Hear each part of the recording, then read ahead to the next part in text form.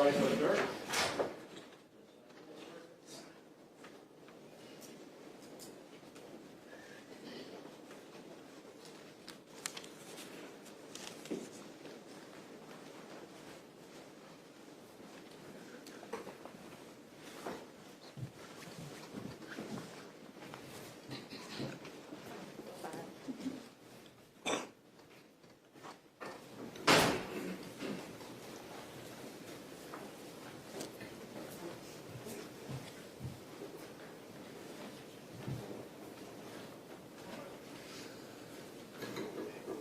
Good morning, ladies and gentlemen. We'll pick back up in the middle of the direct examination of Officer Downs.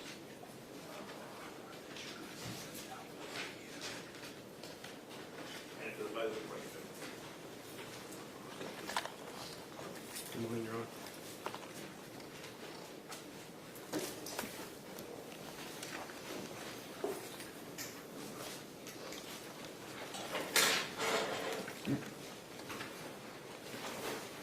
Good morning.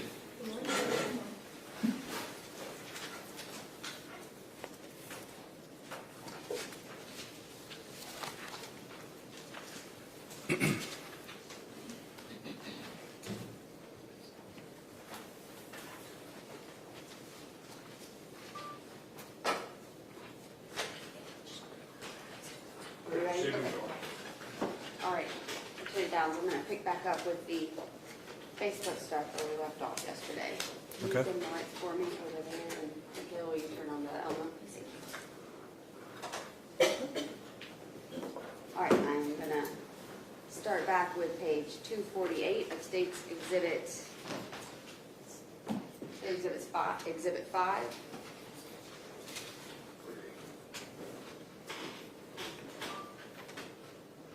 I just did something that turned it upside down.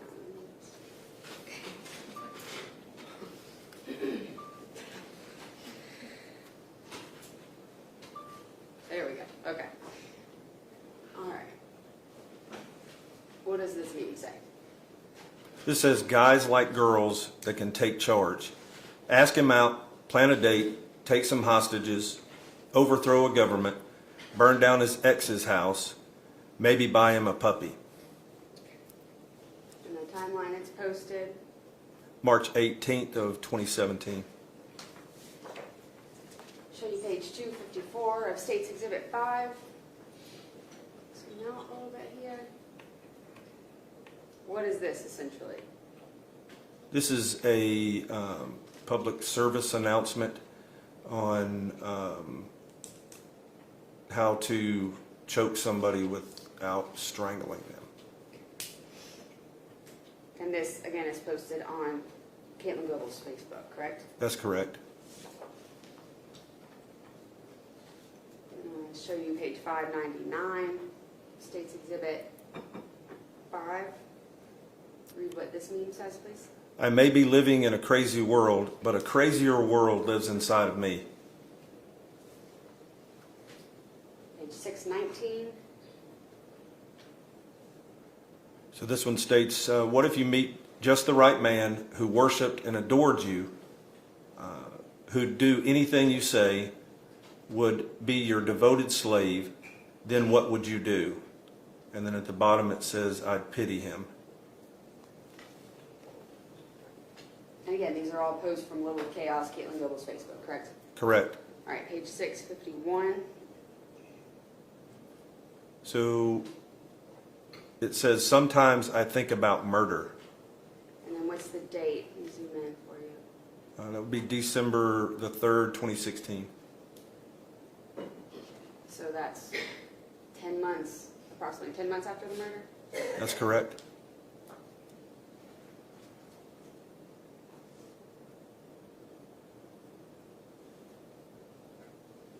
All right, and then this is page 37. We'll take it to the middle here. That says, I'm a rotted corpse trying to make myself feel pretty again, correct? Correct. And what date was it posted? As her status? April 12th, 2017. Okay, about a year after The murder. Morgan's corpse would have been around her. Mhm. And then I'm going to show you page 406.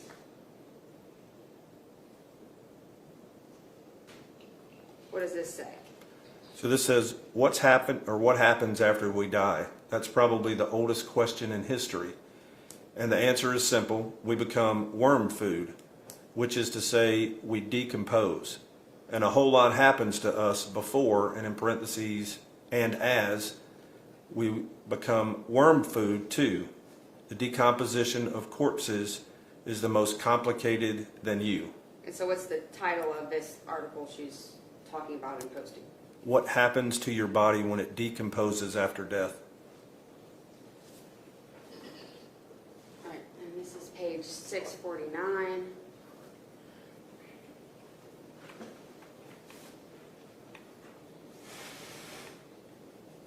What does this say?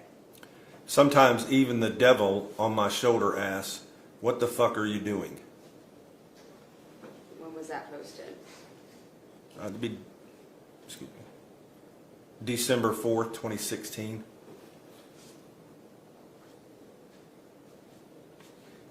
This is page 900.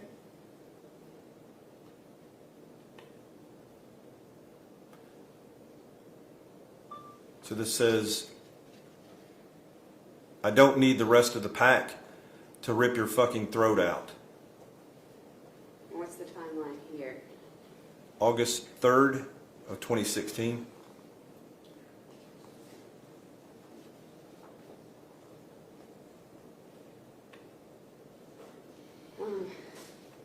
This is page 187.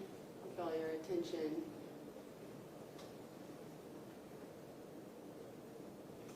To the bottom here. What does this post say? This post says, all those years of people thinking I was a good girl. And what is the date? April 6th, 2016. It's about 5 weeks after the murder. That's correct. This is page 232.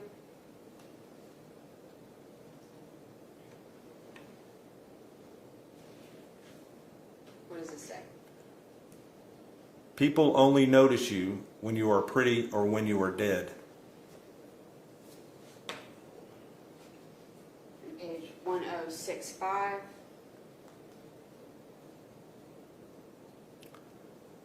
So this says, Mary had a little lamb. Its heart was black as coal. It crept into her room one night and ate her fucking soul. And the date that this was posted. April 10th, 2016. 5 to 6 weeks after the murder. That's correct. All right, and this is, what does this one say? This is page 1074. Innocent looking, but kinky as fuck. When is that posted? March 30th, 2016.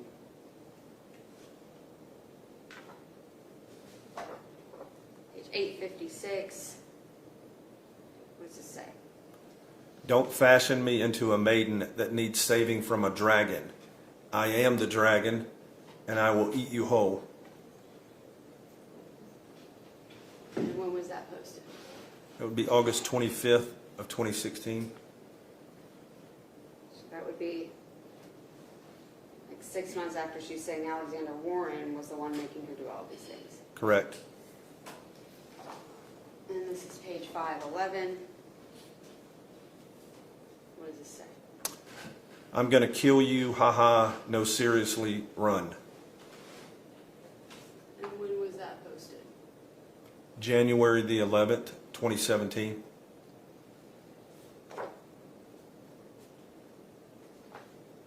Show you page 580.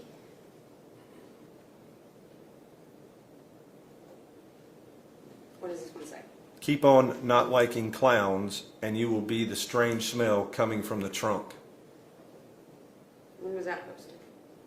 December 22nd of 2016. So about 10 months after the murder. Correct.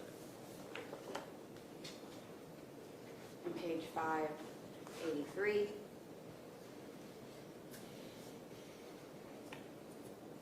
What does this say?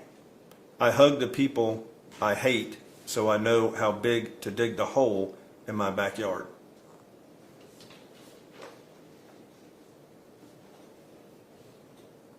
And this is page 4150. Zoom in. And just have you read, or I'll read it. Does this say, Will of Chaos, I'm doing gore modeling too, basically horror themed nude, LOL? Correct? Correct.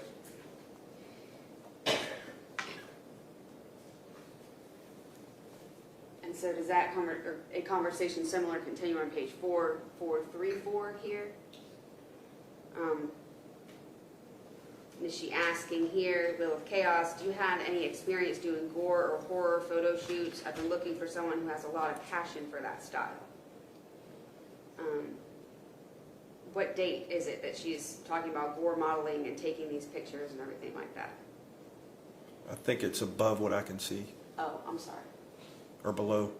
Here it is. Okay, I'm sorry, I was too low. Okay. Do you have experience doing gore or horror photo shoots? I've been looking for someone who has a lot of passion for that style. What's the date? July 7th of 2017. A little over a year, close to a year and a half after the murder. Correct. I'm going to show you page 4240. Are these the actual gore modeling with Katelyn Goble herself, the photos that she took? Correct. Okay, that's some of them. And then I'll go to the dates around the time that these are being sent. What is that date when she's sending them? March 16th of 2017. Page 4506. Is this another one of those photos of her and with the blood on her in the gore modeling photos? Yes, it is. And what's the date this one was sent? March 8th of 2017. Just barely a year after the murder. Correct. Page 4001. This is another zoomed in photo she posted or sent to someone. Yes, ma'am.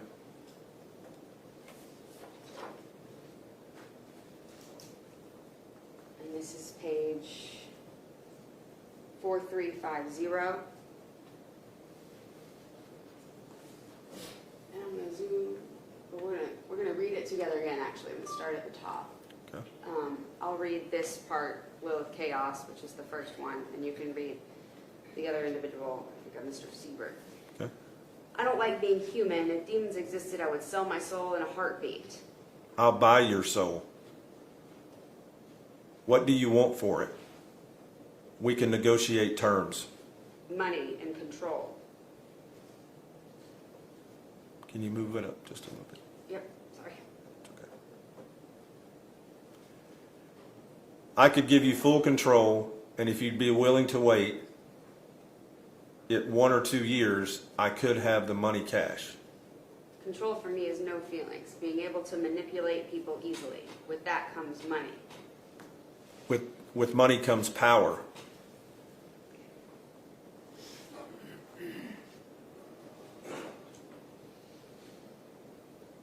And then this is the same conversation with Mr. Siebert, page 4351. And I'm going to draw your attention down here.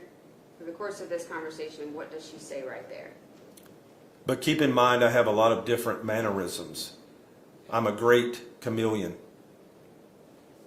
And then what does she say just a little bit below that here?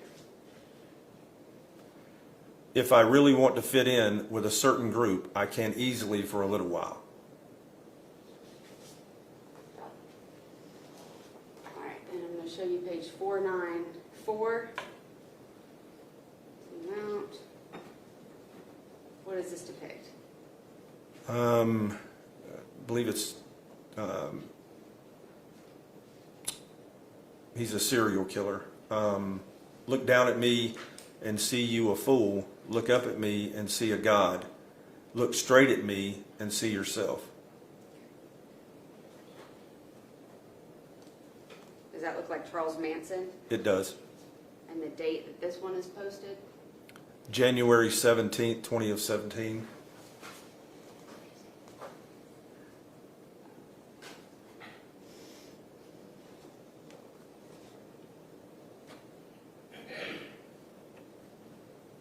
All right, what's depicted here? It's 4 different serial killers. And it says, what women look for in a guy. The first one says, loves Disneyland. The second one says, family man. The third one says, killer smile. And the fourth one says, home-cooked meals. So for Richard Ramirez, it says loves Disneyland. Charles Manson, family man. Ted Bundy, killer smile. And Jeffrey Dahmer, home-cooked meals. Correct.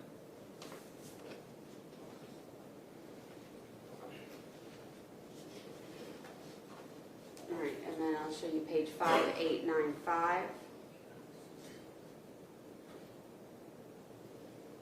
What does this say? I'll try to pronounce it. Hybristophilia, That's correct. which is defined in this meme as an attraction to extremely violent criminals or a person who has committed a gruesome crime. And are these all either gruesome crime committers or serial killers? That's correct. When is this posted? January 20th of 2017.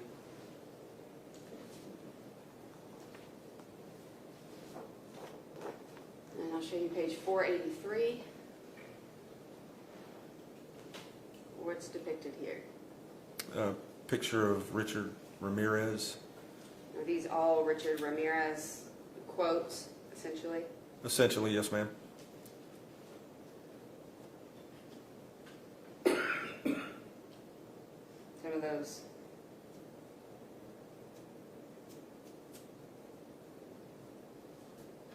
Some of those include this one saying, I love killing people. I love to watch them die. I would shoot them in the head and they would wiggle and squirm all over the place and then just stop. Correct. In page 365, what does this one say? This says people need to start appreciating the effort I put into not being a serial killer. And again, this is one she posted on her timeline. That's correct. And then the date she posted this one, or close to it, I guess, the date of the next post following this one. February 13th of 2017. So before even a year had passed since Correct. Morgan was murdered. And then this is page 507. Is that Jeffrey Dahmer in that photo? Yes, ma'am. All right, does this say, Mr. Dahmer did not feel as though these people were dead because he was still relating to them. He would talk to them. He would cuddle them. He would hold them. He would think about them. He took the skull of somebody he killed and kept it in a locker so he could be close and have companionship with it. Now that's very, very sick, but to him it felt as though there was something warm and comforting happening. Not that he was doing something terrible and awful. It's a quote from a psychiatrist that That's correct. part of his defense. Okay. And what date was that posted? January 13th, 2017. This is page 509. What's depicted here? The same serial killers, Jeffrey Dahmer, Richard Ramirez, and Ted Bundy. And the quote by Jeffrey Dahmer that's posted is, my consuming lust was to experience their bodies. I viewed them as objects, as strangers. It is hard for me to believe a human being could have done what I've done. Correct? Correct. And then the next quote, Richard Ramirez, I love to kill people. The one we just read, I love to watch them die. I would shoot them in the head, and they would wiggle and squirm all over the place and then just die. Correct. And then the one by Ted Bundy says, we serial killers are your sons. We are your husbands. We are everywhere. And there will be more of your children dead tomorrow. Correct.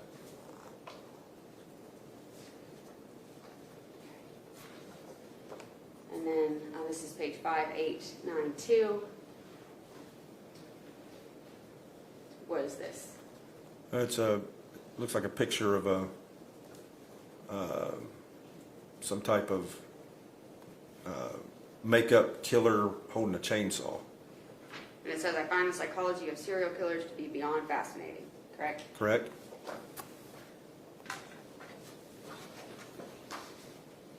Okay.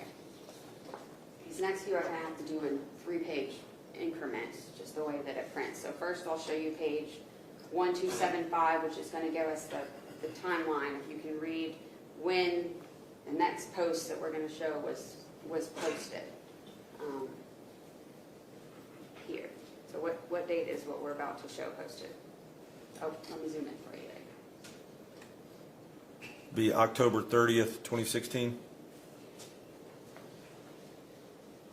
All right, and then just for the jurors' clarity, the next page, it says image, but is it true there's nothing that's actually printed on this page, so we just have to go to the third page? Correct. 1276, okay. So then 1277, what does this photo depict? This is a picture of Katelyn Goble dressed up in gore makeup. With some sort of, probably, hopefully fake, I don't know, item behind her, animal or something. That's correct. And then page 1278, what's the timeline of this one we're also going to show now? What date was it posted? October 30th, 2016. Okay, and then is it true that page 1279 is just a blank page? Correct. The image is shown. Okay, so here's page 1280. Is that Ms. Goble? Yes, it is. Blood, makeup, and things like that. Yes, it is. And then page 1281. What is the timeline here, what we're about to show? October 16th, 2016. And then, I think this one is actually, yes, this is a comment associated with the post that's going to happen now. What does that say? Death looks good on me.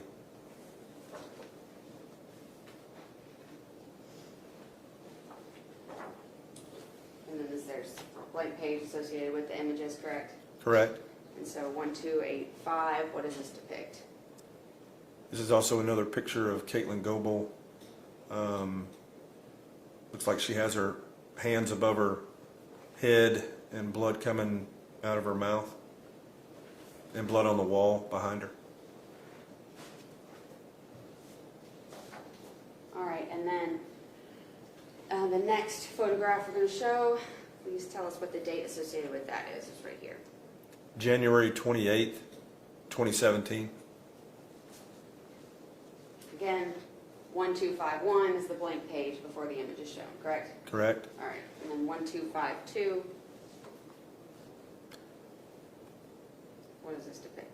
So this is another picture of Katelyn Goble standing in front of a door. She's holding her knife, and she has makeup on her mouth that would depict that her mouth has been sewn shut. And there's also blood on her face there. All right, and does she post a few photos in this posting, essentially? Like there's more than one photo of a similar nature, is that Yep, right? Okay. that's correct. I'm just going to go to those. So page 1249. So this is also another picture of Katelyn Goble.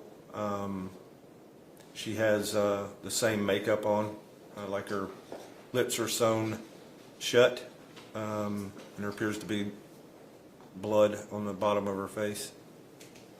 And I'll show you 1243.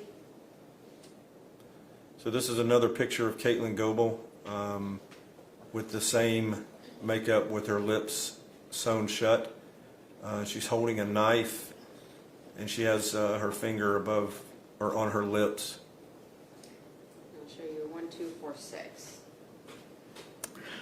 So this picture is a picture of Katelyn Goble, who is holding the knife in an offensive stance, like she's getting ready to stab someone, with her lips sewn shut with blood on the bottom of her face and her dress.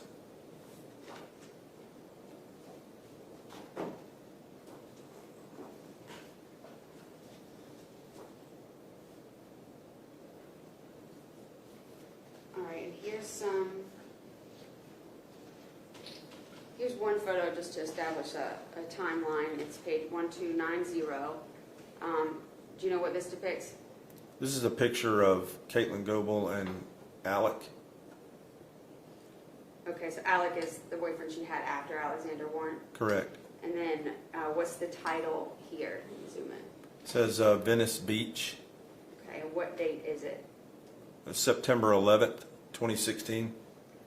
So she's in Venice Beach in September of 2016. Correct.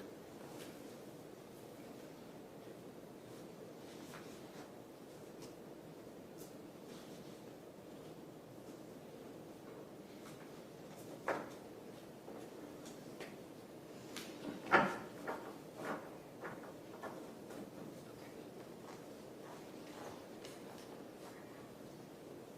right, you can turn the light on, Carl.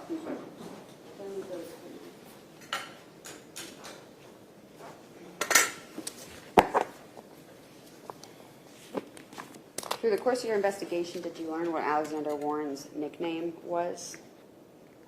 Ball sack.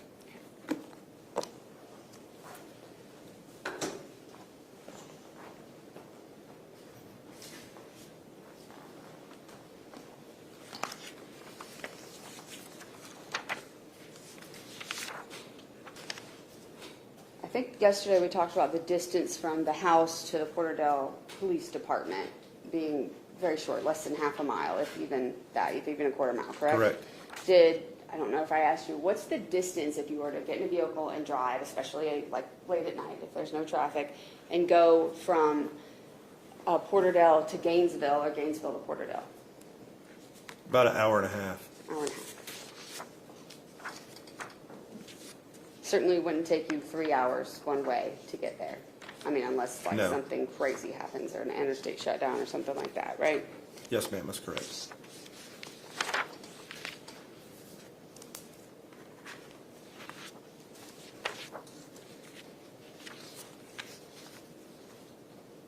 Do you see Katelyn Goble in the courtroom today? Yes, I do. Can you identify what she's wearing and where she's sitting? She's sitting off in front of me to the right. She has brown hair. She's wearing glasses with a black dress suit with a blue shirt. Let the record reflect that the witness has identified the defendant. Let the record reflect that the witness has identified the defendant. Noted. All right. After you conduct these interviews with her in Peoria, what do y'all do in Peoria while you're still there? We also conduct a search warrant. And at her house, did you take in cell phones and computers and things of that nature into evidence? We did.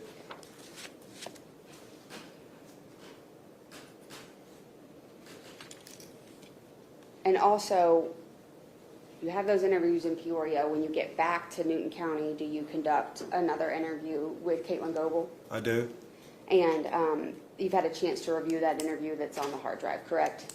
I have. It's on August 16th of 2023.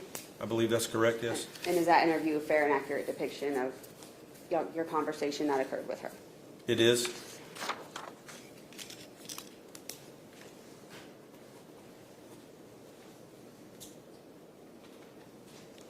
All right, just one moment.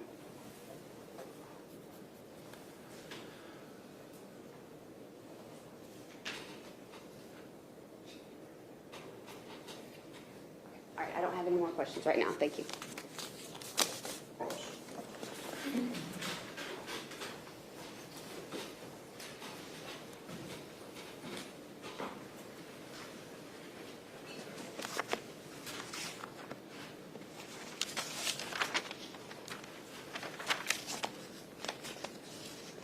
Give me 1 sec. I apologize, sir. Is it Lieutenant Downs? At that time, it was What is it now? I want to call you by your correct title. officer. Officer, okay. Officer Downs, you did a lot in this investigation, correct? Were you the lead? Yes, sir, I was. Okay. And you were brought in at what point? I was brought in on July 12th when I learned from, like I stated yesterday, from an FBI agent that Katelyn Goble had gone to the Peoria Police Department to make a voluntary statement on July 11th. Okay. So the first time you were brought in onto this matter, you were called out because Ms. Goble gave a statement. Not necessarily called out, but I had received information that, yes, that she did do a voluntary statement in Peoria Police Department. All right. And that statement, you were able to review that statement? Yes, sir, I reviewed it twice. Okay. And there was multiple, I guess, statements or conversations that she had with law enforcement to include yourself after that first initial statement, correct? That's correct. Maybe 4 to 5 ballpark? There were 3 total interviews with Katelyn in Peoria and 1 here in Newton County. Okay. And you were present for how many of those? All of them. Okay. Correction, the voluntary statement, I wasn't present. But all of those were recorded, correct? Correct. And you reviewed all of them after you did the interviews, correct? Correct. Okay. In preparation for today, you reviewed them again, I guess, multiple times. I have. Okay. And just to go back, let's the post that the prosecutor. Where are those? The Facebook. The Facebook. The packet's right there. Okay. So that big packet that the prosecutor was going over with you, a lot of, you know about social media now, I'm sure, because of this investigation. You were talking about the timestamps and the way Facebook has the dates and the times. So you're familiar with how social media works now, correct? Yes, sir. Okay, and you know about reposts, correct? Yes, sir. Okay. So majority of those posts outside of a picture of Ms. Goble or her actually going in and writing a status, those are reposts, correct? Yes, sir. And a repost is what? Just reposting something that you've already posted. Okay, so something that someone else made. Yes, sir. Okay, so those reposts were not something that Ms. Goble made, she just reposted it. She reposted them on her Facebook account. Yes, Right. sir. Yes, sir. But she didn't make them, from your knowledge, she just reposted them. Some of them, yes. Okay. And with reposts, or with the stuff on, so someone else made those.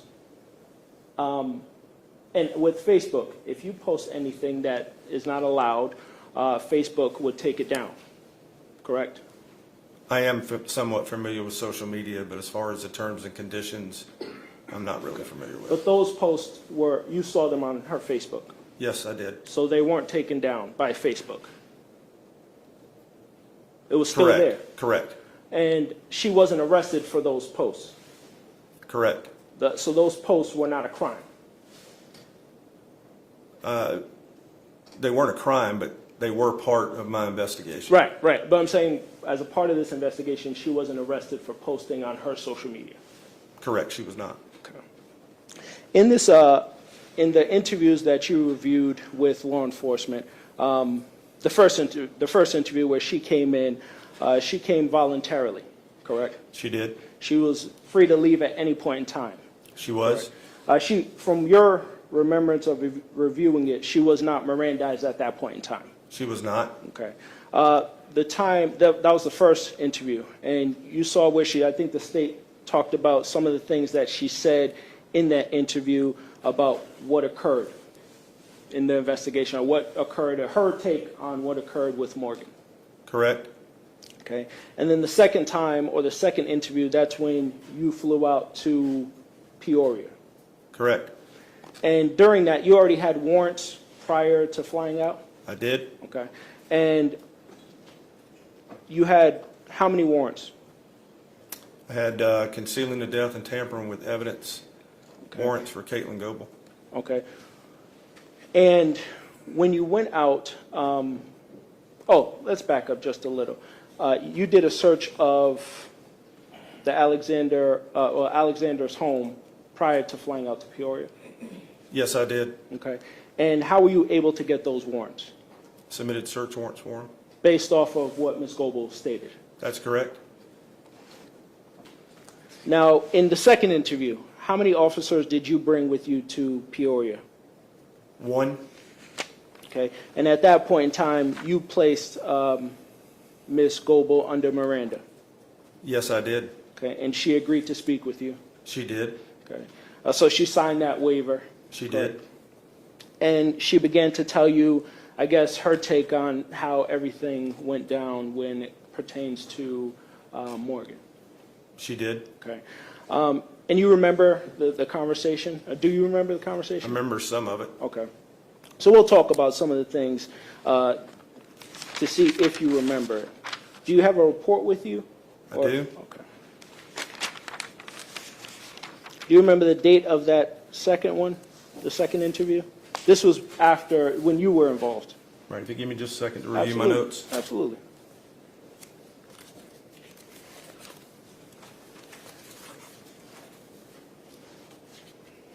So the second interview was conducted August 2nd, 2023. Okay. How long was that interview, do you know?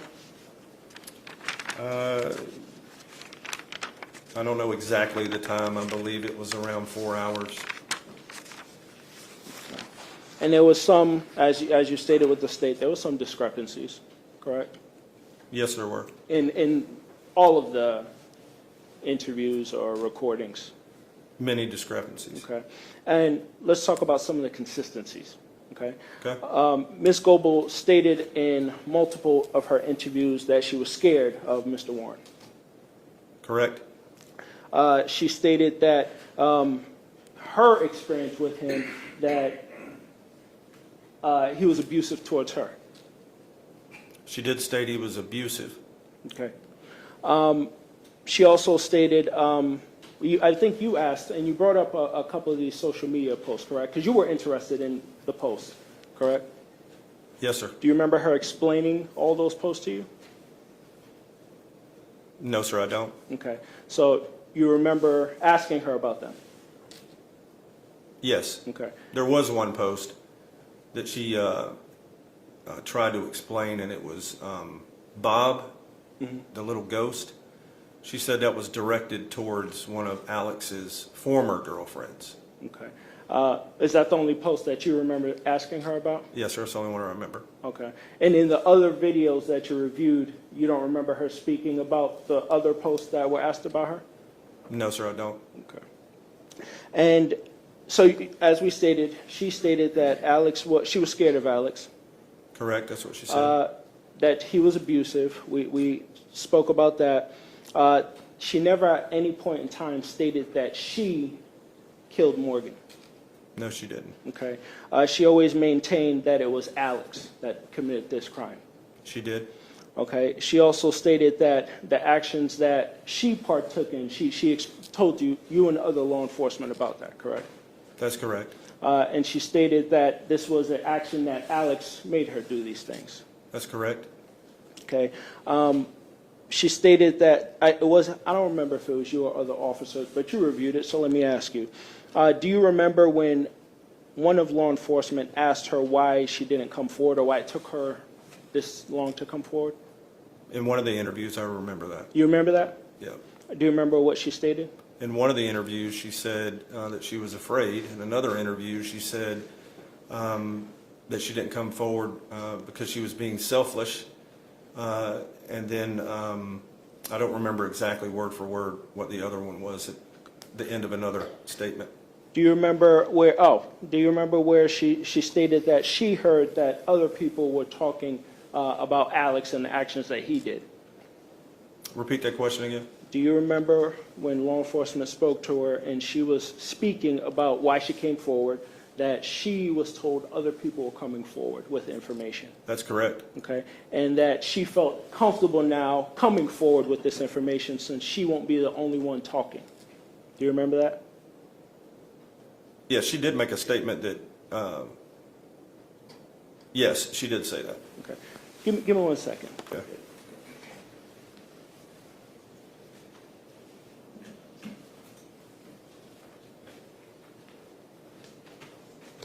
This week. Okay.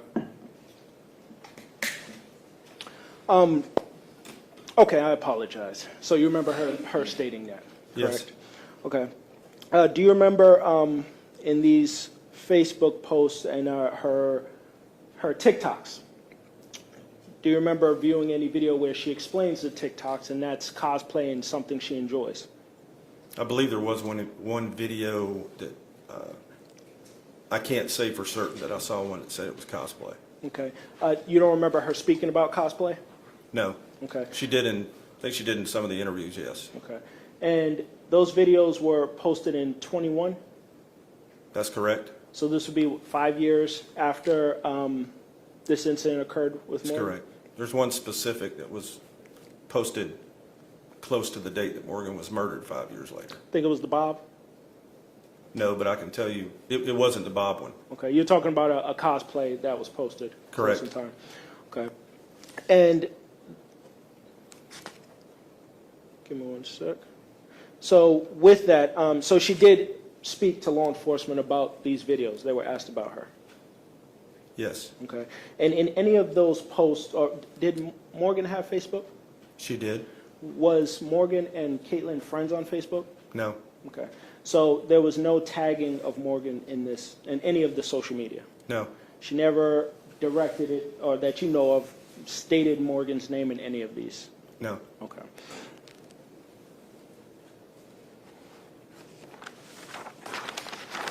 And you were able to find remains, or the remains in Mr. Warren's backyard or the fire pit because of the statement that Ms. Goble stated? That's correct. Okay. And do you remember telling her throughout multiple videos that, you know, you appreciate her for coming forward with this information, correct? Do you remember I that? did. Can I elaborate a little bit? Well, let me finish my question, Okay. please. Do you remember talking to her and stating that you need her throughout this investigation multiple times? I did say that. Do you remember telling her how a family will be able to have essential closure because she came forward with this information? I don't remember exactly saying that, but Okay. Something to the effect you may have something to that remembered? effect. And all these are recorded? They correct? are.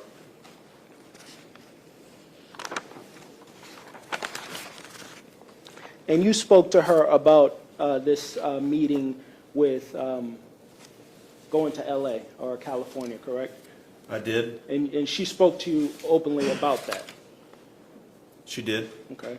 She stated that when her and Alex, because I know there's an Alec and an Alex, but Alex Warren, they were dropped off by the Warrens, I guess at one of the state lines to leave the state of Georgia, correct? Correct. She talked to you about how they ended up separating. Do you remember that? I do. Okay. And she told you that she ended up going back home to Illinois, correct? She did. She stated that's how she was able to get away from Mr. Warren. That's what she said. Okay. She told you how that happened with her grandmother and everything. Do you remember that? She did tell me that. And then from there, she said, I think you asked, did they keep in touch, correct? Correct. And she told you very little. They did keep in touch very little, correct? Correct. Do you remember what she stated about why she kept in touch with him? There was a statement that she made in one of her interviews that she, when I don't know, I can't remember if it was her first or second child that she had, that Alex had called her from an unknown number. That's basically what I remember her stating as far as their last contact with each other. Mm-hmm. And that was years after, I guess. That was. This. Okay. And she stated, let's talk about that. She stated she had a child and she didn't tell Mr. Warren about that, correct? From what she told you. From what she told me. And she stated that randomly he just called her out of the blue, essentially checking up on her and congratulating her for having a child. I believe that's how the conversation went. Do you remember her saying that that scared her? I do. Okay. Because at this point in time, it's been years that she hasn't talked to this individual, correct? Correct. Yet again, I don't know that she told me the date of when this occurred, so I can't tell you yes or no as far as that's concerned. Okay. But she stated by the time she had a child, it had been years that had passed since speaking with him. Correct. Even no dates, just the time period, years. Correct. Okay. And she stated when she went to California, correct? She told me that she went out to California, yes. With, her ex-husband, David Settles. Okay. But prior to that, she went out with a boyfriend. Alec. Mr. Alec. And did you learn from that travel that they never encountered Alex Warren? There was nothing through my investigation that led me to believe that they had met up with him at that time, or Okay. she had met up with him at that time. Okay. And then, I guess, a time period passes, and then she gets in a relationship with David. Is that Correct. his name? David Sellers. And that's the time you said them two go to California. Correct. And that's where Alex sees Miss Goble in California.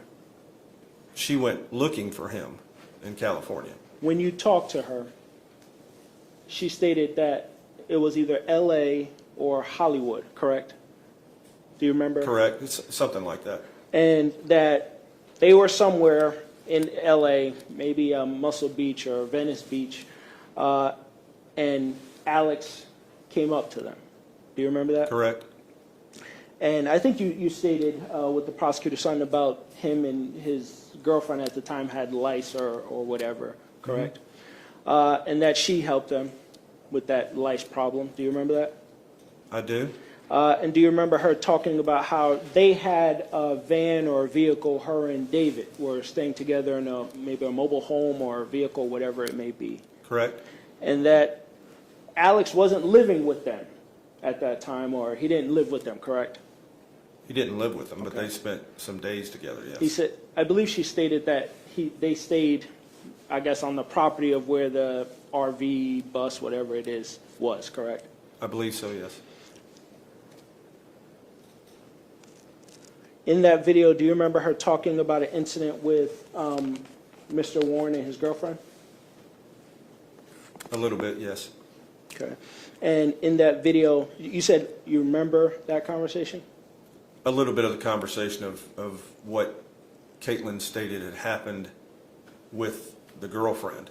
Do you remember what happened? She stated that it appeared that Alex and his new girlfriend had gotten into an argument. She does state in the interview something to the effect that there was a police officer close by.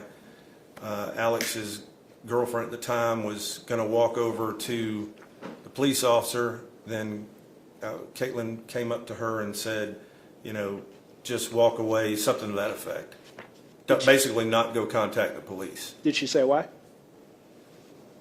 I can't remember that. Okay. You don't remember Alex making a threat towards his girlfriend? No, I don't. You don't remember that conversation? No. Okay. Once again, it's all recorded, correct? It's all recorded. And after that situation, Ms. Goble stated that they left California and she didn't have contact with Mr. Warren for a while, correct? Correct. And that's when life went on and he tried to reach out to her pertaining to her child. Correct.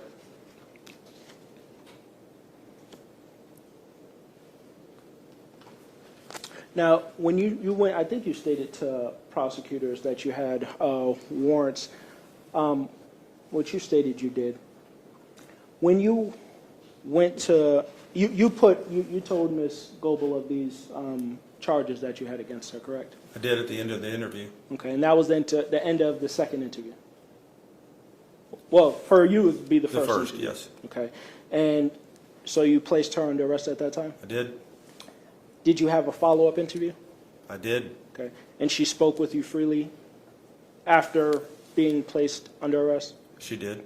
Okay, and she continued to state in that conversation, interrogation, that she was scared of Mr. Warren, She did. that he made her essentially watch his sick acts against Morgan. She did.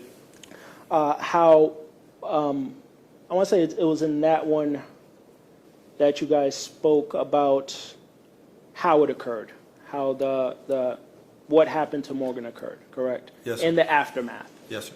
That was that interview, correct? The second one for you? Correct. Okay. And that's when, she went deeper into her stating that, I believe the first one interview, she stated she came home and Alex was telling her to come into the room. I believe that's correct on the first one, the voluntary statement. Right. And then maybe the second or third, because you came the second interview for you, that's where it went more into depth of her actually being in the house. Okay, yes, sir. Okay. And I remember you stated something about she walked into the room, correct? Correct, When he was on top of Morgan. correct, And she stated, from her understanding, she believes Alex didn't see her. correct. And at first, you couldn't see Morgan from her viewpoint. She couldn't see her, but she said that she heard her. Right. And then after she saw what was going on, she left out of the room. After she said that she believes that Morgan saw her, yes. Right. She said that she left the room. Okay. And she said like it was a lot. Essentially, she was panicking. I believe that's what she said. Correct. And then she stated she went back into the room. Do you remember the time frame she went back in? I'm assuming it was right after what she saw. No, when she Oh, went back back in. into the room. I don't remember the exact what she said. I believe it was an hour. That's correct. She said she went back an hour later, and she said she saw Morgan laying there, correct? Correct. She stated that she wanted to get her help, correct? Correct. Do you remember where she said Alex was when she was trying to, I guess, assess Morgan? Behind her. Okay. And when she when she approached Morgan and she said we need to get her help, do you remember what she said Alex did? We're not getting any help. Okay. Something to that effect. Do you remember his mannerisms, his body from what she told you? I don't. Okay. As far as being able to describe that, I don't. Right. Would you remember if I told you she stated he leaned up against her and said we're not getting any help? That sounds correct. Do you remember her saying that she was intimidated by that? Mm-hmm. I do. Do you remember she did state that she tried to distance herself from him in the house?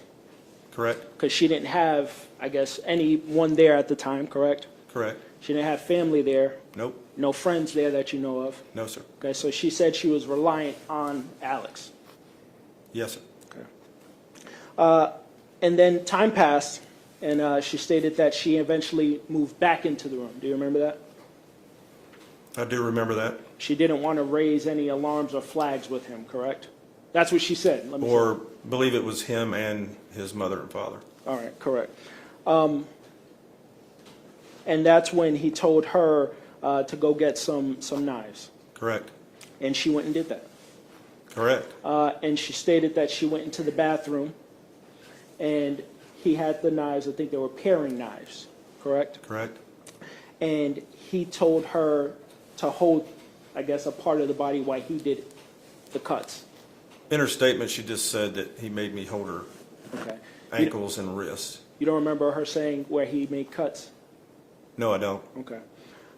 Later on in the statements or through all these recordings, you reviewed them all, correct? I did. You don't remember her stating anything about him making cuts? Oh, the way that Morgan was dismembered, I do remember that. Okay. And she stated he did that.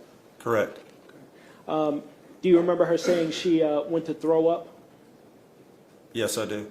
And do you remember what she said Alex said? Get yourself together, I believe. Get your shit together? Yes. Essentially. So throughout this interviews and investigation, the thing that she held on to was that she was scared of him, correct? That's correct. Do you remember her saying that he did put hands on her, he did get physical? She made a statement that Alex did slap her, but not so bad that she had to go to the hospital. Right. But he put hands on her. From her statement, yes. Okay. And then there was things that he made her do that she didn't want to do, correct? From her statement, yes. Okay. And those things she said in multiple of these interviews, correct? She did.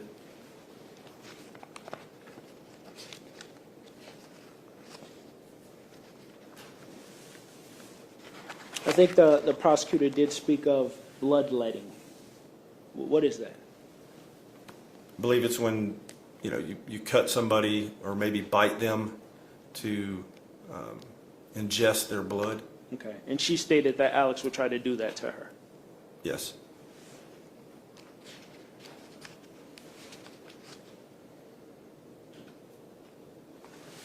From your investigation, there was no between Morgan and Alex. Did you see any text messages, any communications, anything of that nature?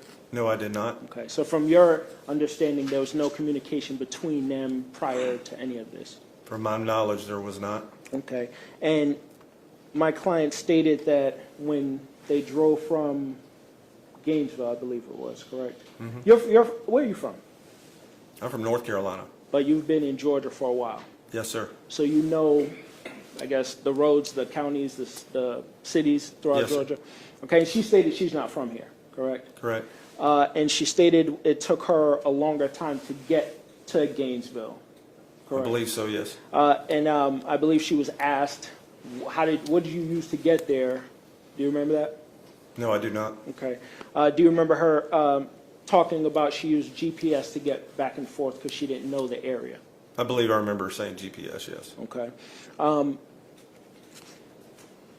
Give me one sec. When it comes towards the suitcase, she stated that it was Morgan's suitcase, correct? Correct. She stated how Alex lined the suitcase with trash bags Correct. and how he filled the suitcase up Correct. and how he made her go with him to this fire pit in his backyard or side yard. Correct. She stated how he started this fire.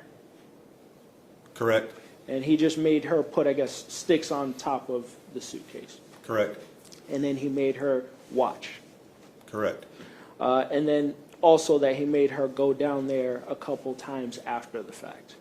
That's what she stated?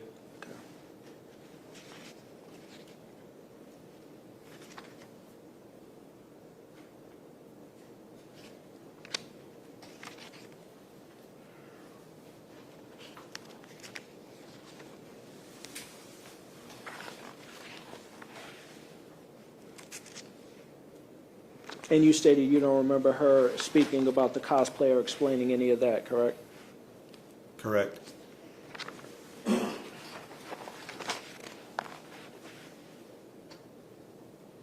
And she showed you the location when you spoke to her about where this fire pit was on the property, or tried to? She didn't show me, she showed the investigators law in Peoria. enforcement. Okay. Right. But that was confirmed in your It investigation. was? And throughout this investigation, you brought warrants against her and Mr. Warren, correct? That's correct. Were you able to encounter Mr. Warren?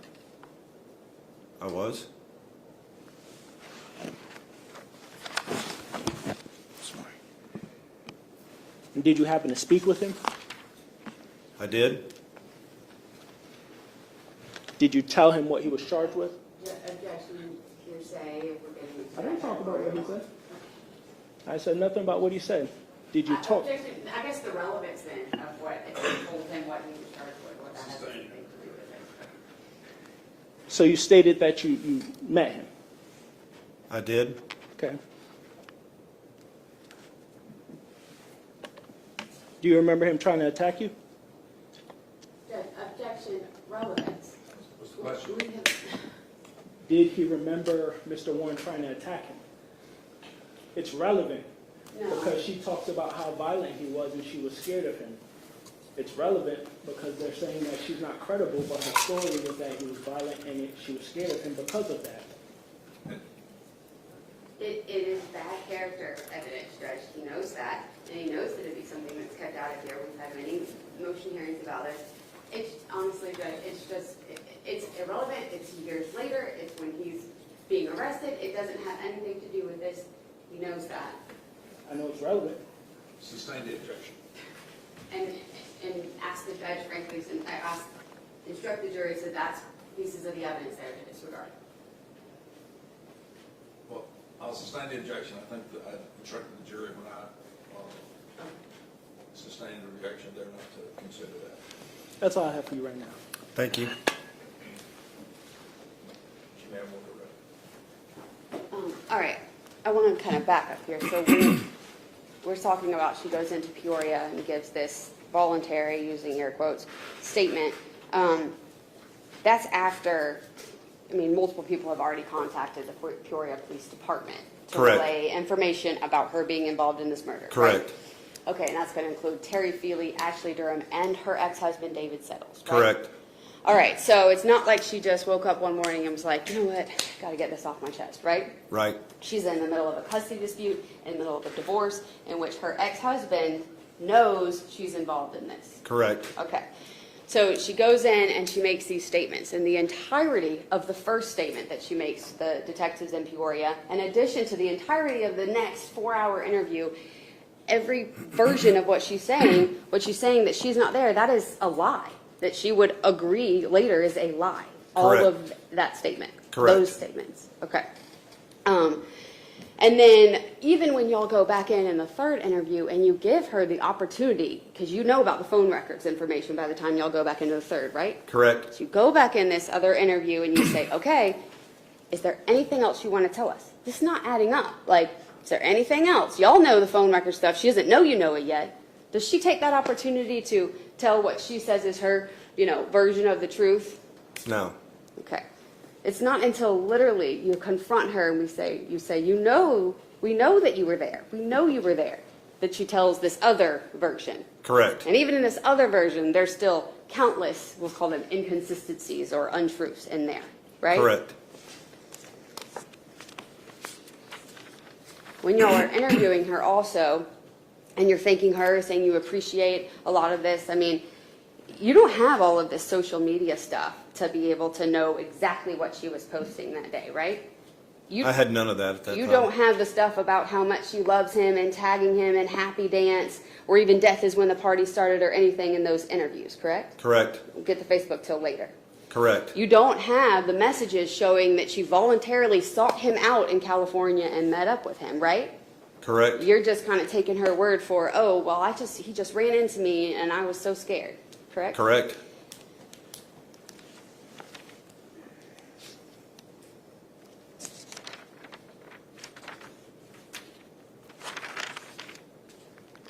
You know about Bob and a couple other things because they were things people had discussed before, right? Correct. But you don't have the actual documents, search warrant records you get from Facebook. Correct.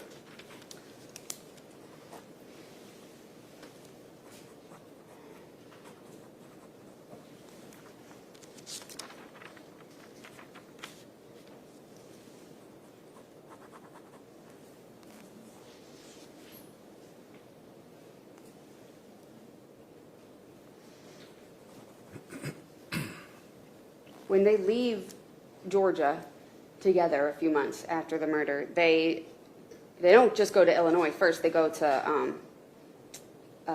Arkansas first, correct? Correct. And do you know who they stay with there for at least a little bit? I believe it was some family members of hers. Of hers. Mm-hmm. Okay. And then when they go to Illinois, who is it that they stay with when they get there, at least initially? They stayed in a tent outside of her grandmother's house.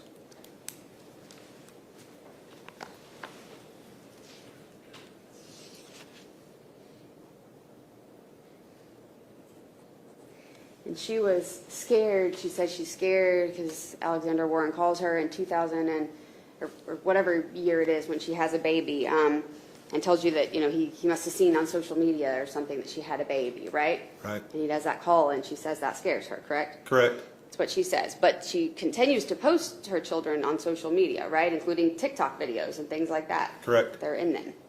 Okay, a few of them at least, or at least one or two of them. Okay. She's saying she's scared. She thinks that's how he knows she has a kid. She's still posting them. Correct.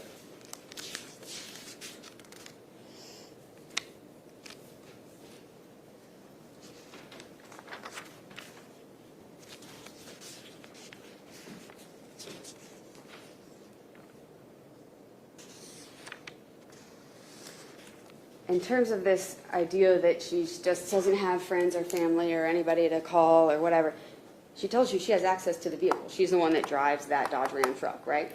Correct. Correct. Yes. Do you need to elaborate on that? Because Alex did not have a license. Okay, that's fine. But she's driving the car. She's driving to and from work to Atlanta and back Correct. after this happens, Correct. right? Okay. So she She can get in that car, she could drive where she needs to go, she drives to Atlanta. Correct. And she comes back home to Alex. Correct. Drives to Atlanta again, comes back home to Alex. Correct.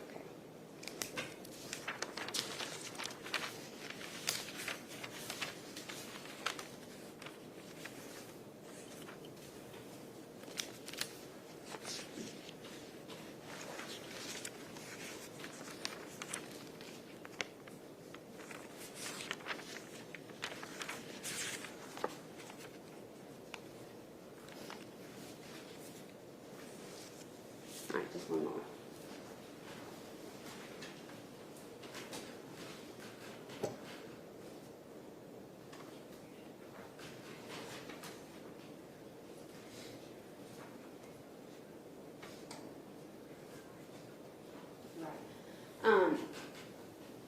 She says she's afraid of him. She never makes her Facebook private, right? No, she doesn't. TikToks are public. Correct. All of that. Okay. All right, I don't have anything further. At this point in time, you didn't know if Ms. Goble or Alex was friends on social media when she stated that he contacted her about her children, correct? You didn't know if they were friends or not on social media? Or she said they weren't. Do you remember that? So you're asking me if Katelyn Goble and Alex Warren were communicating on Facebook? Friends on social media, Facebook, when she stated he reached out to her about her children. She stated, do you remember her stating they weren't friends on social media? I do not remember her saying that. Okay, so you don't remember her, she doesn't know how he contacted her because she essentially canceled him out at that point in time in her life. I just remember her saying he called from an unknown phone number. Okay. And the vehicle, that wasn't her vehicle, correct? No, You learned in your investigation that vehicle was given to Alex, correct? it wasn't given to him. Well, it was his vehicle to use. It was the family vehicle. It was a vehicle for them both to use. Okay, but that was, I guess it wasn't her vehicle. No. Okay. And whenever she left the house, you were here when his family spoke. Alex was with her. So it's not like she left and came back to him. He was with her whenever she left the house.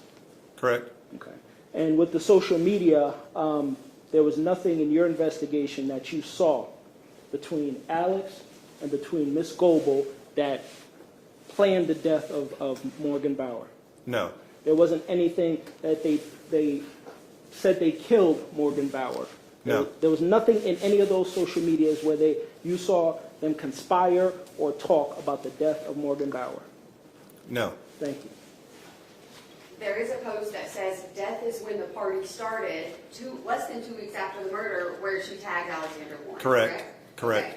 Okay. And she does talk about in her interviews where sometimes Alex wouldn't go to the strip club with her, that there had been problems with him in the parking lot, so sometimes she's going alone, sometimes she's not. Correct. Right? Okay. I don't have anything. You can come down. You can,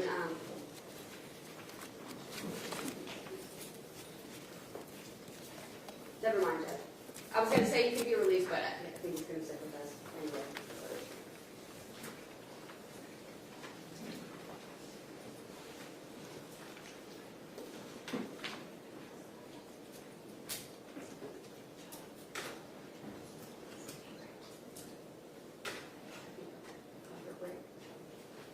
Can we take a break, Your Honor? Okay. All right, members of the jury, this jury room, I'll just time this in 25 minutes. Don't discuss the case among yourselves. Permit anyone to discuss it with you. All right.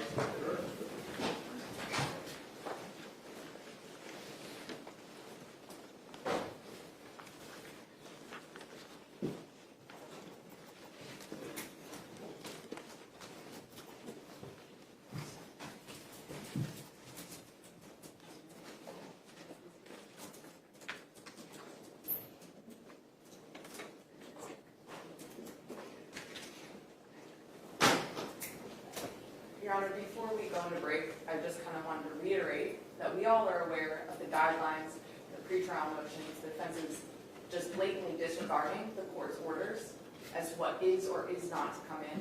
Clearly, any interaction between Investigator Downs and Alex Warren that the defendant was not present to see, had no knowledge of at the time that they committed these murders.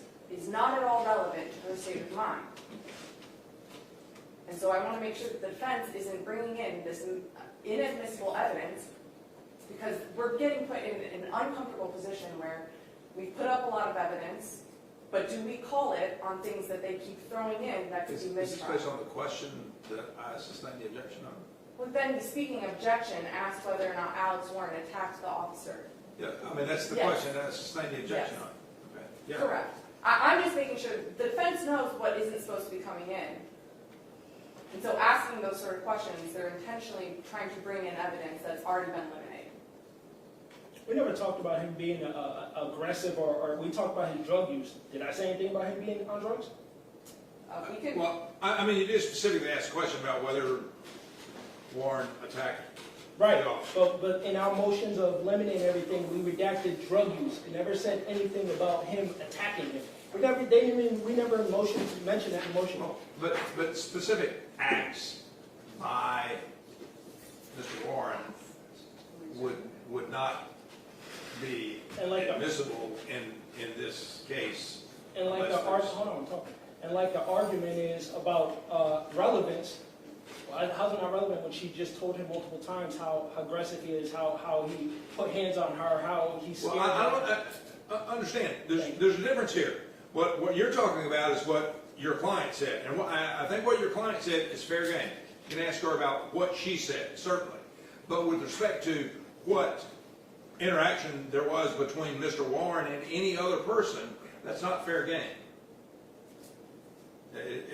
It's not, unless, if you think it is, then what you need to do is to alert the court and say, Your Honor, there are some matters that I want to go into because I believe the door has been open under the motion in limine. And I'll be glad to hear that. But at this point, you haven't done that. At this point, I don't think the door has been open. And what the prosecution is asking is to stay away from any interaction between Mr. Warren and any other person with respect to a specific act. But he's the last witness. Again, you're fair game as far as what your client has said.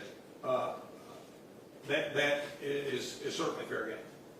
I mean, you can ask her about it. She can, if she testifies, she can testify about it. If she's spoken about it in statements that have been admitted or will be admitted, then you can certainly ask about that. Your Something Honor, else. I respond briefly. I just provided the defense a copy of the motion that we've already discussed. Headline A specifically says, specifically refraining the defense from introducing any alleged prior incidents of violence by Jonathan Warren. So I just wanted to be sure that the state anticipated this may become an issue, filed it. They had no objection to that motion. Well, hopefully we're clear on acts. Well, that's the only witness that he did acts it by for. Mr. Warren. And I think that the state There are- will, It's not appropriate to question any witness about acts by Mr. Warren unless and until the door has been opened and there's a ruling by the court that the motion in limine, either part of it or in its entirety, is no longer in effect. We'll approach Your Honor next time. Last time we tried to approach, they complained that we approached too much. So we'll approach next time. Okay.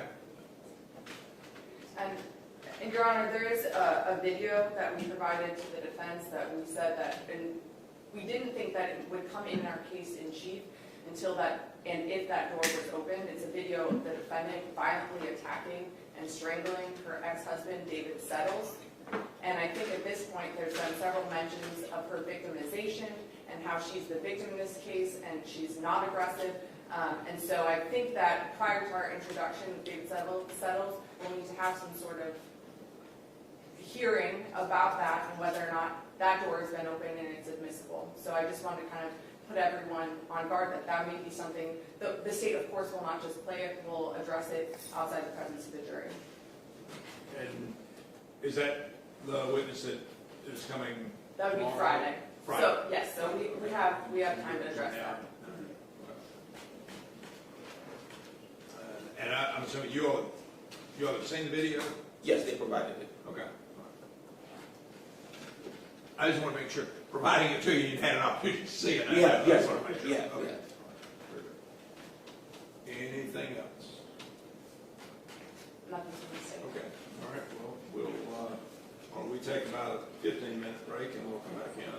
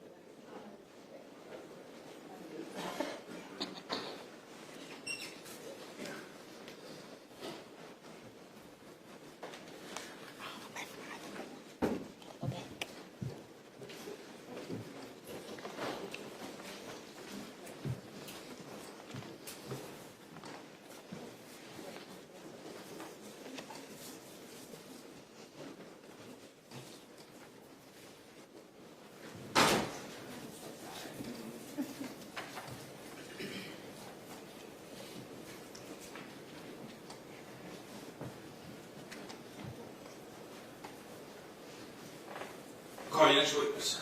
The state calls Terry Feely.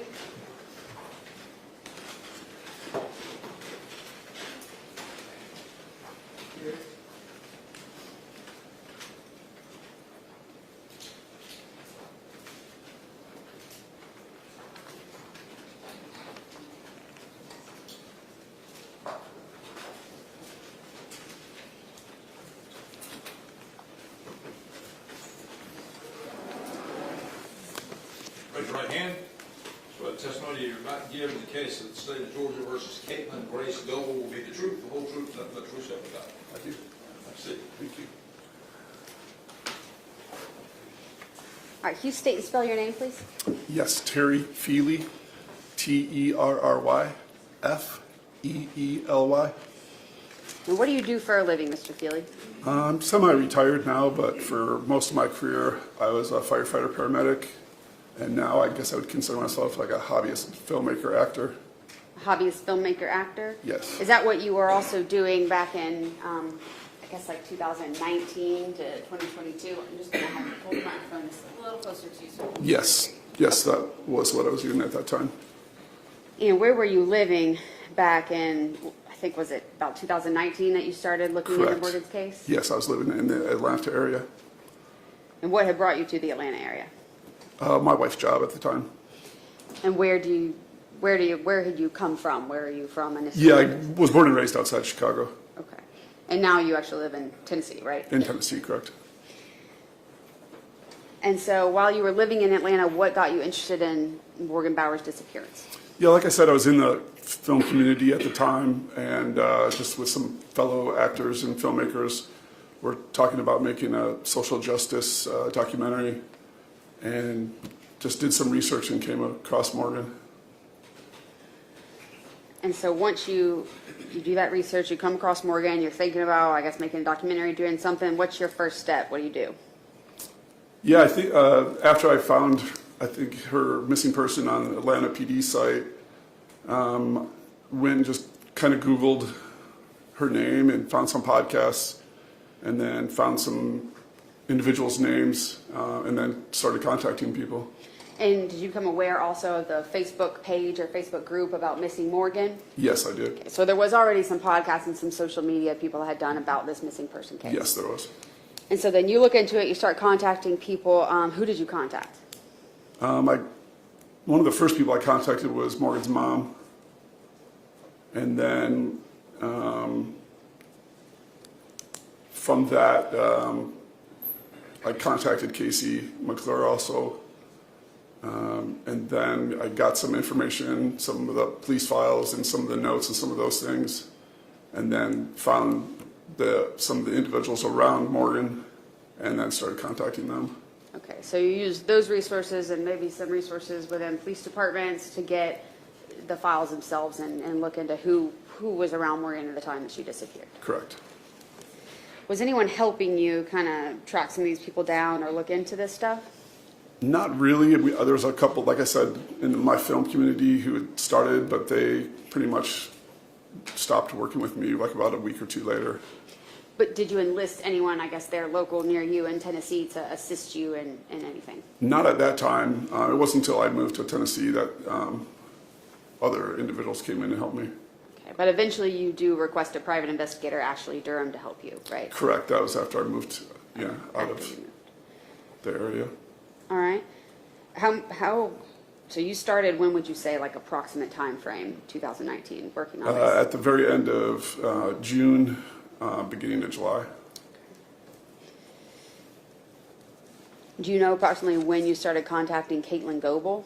I believe it was on or around July 1st of 2019. And why did you contact her? She was in some of that documentation, one of the last people who was with Morgan. And when you say contacted her and talked with her, was that Facebook messages, social media messages? Correct. Almost everything, all my contact was through Facebook Messenger chats. There was only a few phone conversations that I had with people. And you actually saved those messages and downloaded them and sent them to us, correct? Correct, yes. All right, I'm going to show you State's Exhibit 94. Do you recognize this? Yes. And how do you recognize that? It's a copy, a little bit different format of the Facebook Messenger chats. These are your Facebook, some of your Facebook Some of Messenger mine, chats yes. with Ms. Goble. Correct. These are all through one of her Facebooks, and then when there was another Facebook account, you have a different Correct. conversation. And are these fair and accurate depictions of that conversation? Yes, they are. Tender states 94 antagonist judge. No objection, Your Honor. Submitted. And I'd like to publish to the jury. I have copies for everybody to follow along. Mr. Feely as well.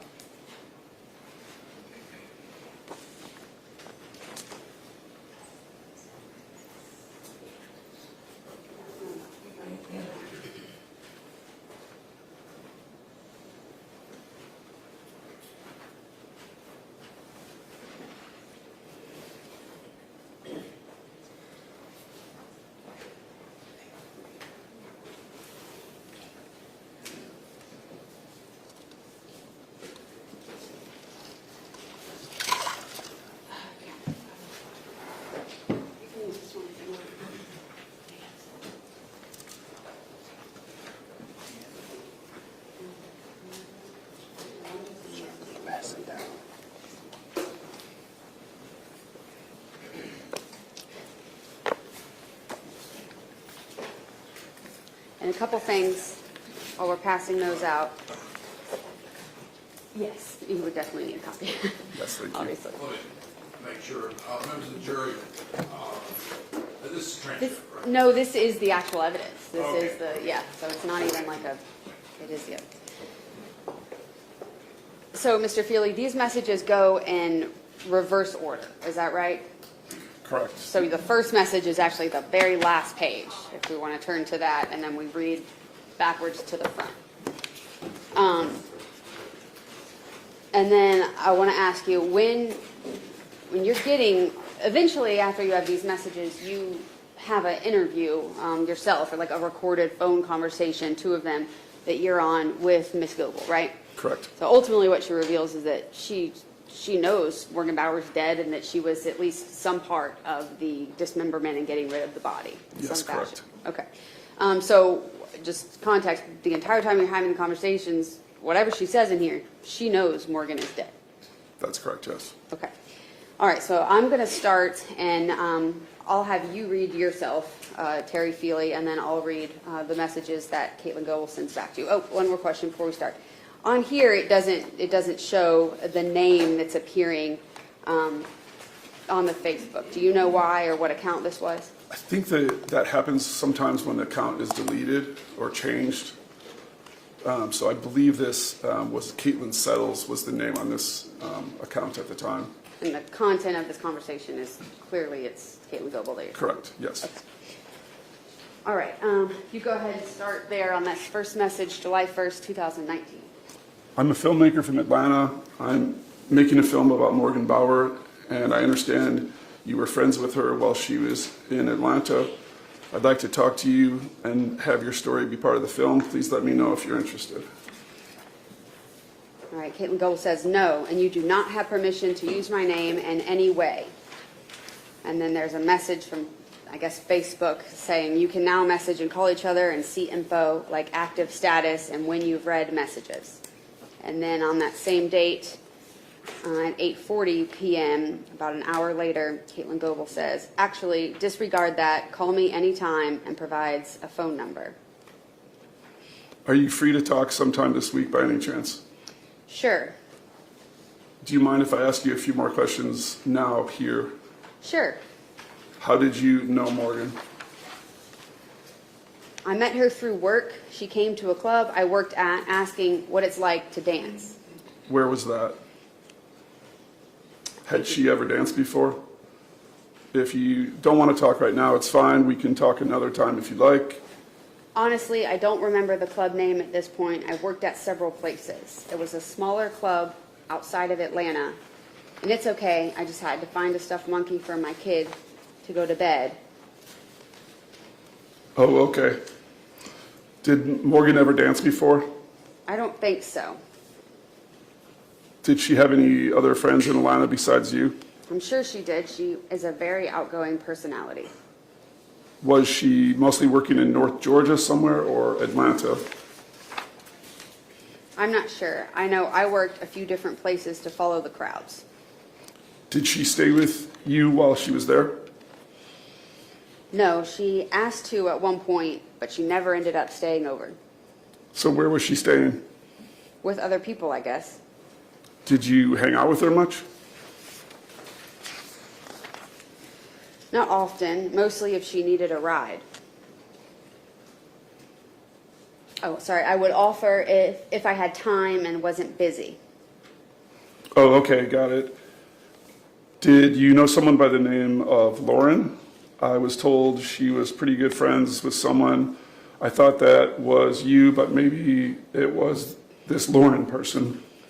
No, I didn't. We were friends, but not super close. Do you remember anyone's names? Someone maybe loaned her money to stay, but I meant to say stay in a hotel for a few days to help her out.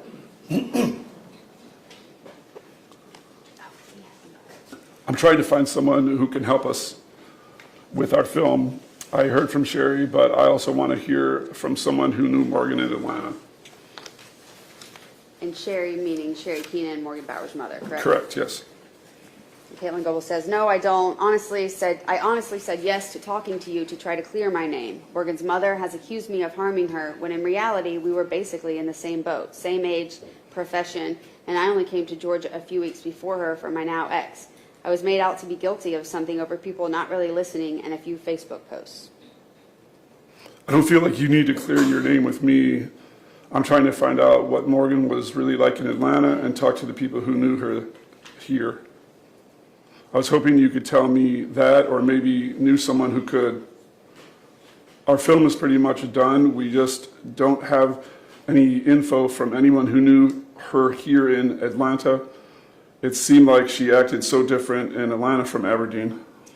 I know she liked flirting with guys and smoking weed. We went to a few rave clubs together. I know she had asked to stay at my place, but never messaged me to pick her up from whenever her guy friend stayed, and all of a sudden cops were asking me if I knew where she was. Oh, okay.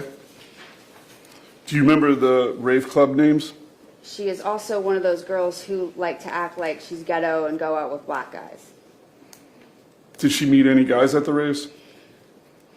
Those I do know. We went to Iris once in Catamageddon, like Armageddon, only with cats. Everyone meets guys at those parties.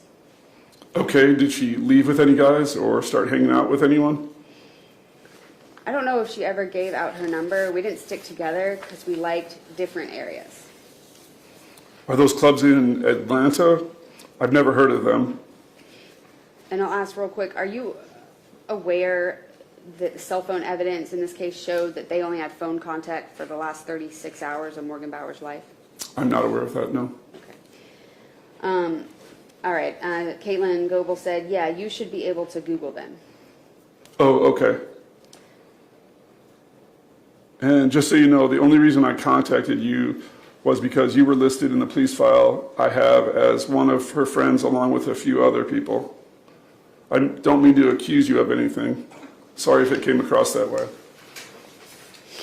I know I am, and I know that. I talked to officers and detectives, and if I knew something, they would know. Like I said, I'm trying to understand what Morgan was like in Atlanta because it doesn't fit what people say about her life in Aberdeen. I just feel like crap because Morgan's mom literally accused me of hurting or killing her daughter. That's a huge accusation to say to someone. I have a baby girl too, and just knowing someone thinks that of me was a low blow. I'm sure. I can't even imagine. Morgan seemed to have serious issues with her mom. She had told me her parents were meth heads in prison. That's weird that she would say that. The way her mom seems, I still believe Morgan just genuinely ran away, and because she's an adult, just doesn't want to be found by family. I get that feeling kind of too sometimes. I just have no idea. Nothing seems to make sense. So besides Lauren named in the file, there's a picture of some older man in the file too. Any idea who he is? Maybe a customer from one of the clubs. Dancers always talk about getting a sugar daddy, LOL. have a picture. Okay. And then I think, is that maybe where a picture was sent that we can't necessarily see? Correct, yes. Okay, all right. And then Katelyn Goble says, he's not familiar to me, but doesn't look like the well-off type. No, I agree. How about DJ Minx, a woman? I never worked with any female DJs. Maybe Top's day shift DJ? Was she a DJ? Was she a rave DJ maybe? I wouldn't know. You don't pay much attention to those details at those places. Do you recognize this girl? A lot of DJs promote on Facebook. Give me a sec. That was another random picture in the file. I typed the name in Facebook. It's hashtagged ATL. Oh, very cool, thanks. And other names of people you can think of that were her friends or people she hung out with? She has a Twitch stream too. Okay, I'll check that out too. I only really met one dude. That was Plug. I never knew his name, and she labeled him Plug in her phone.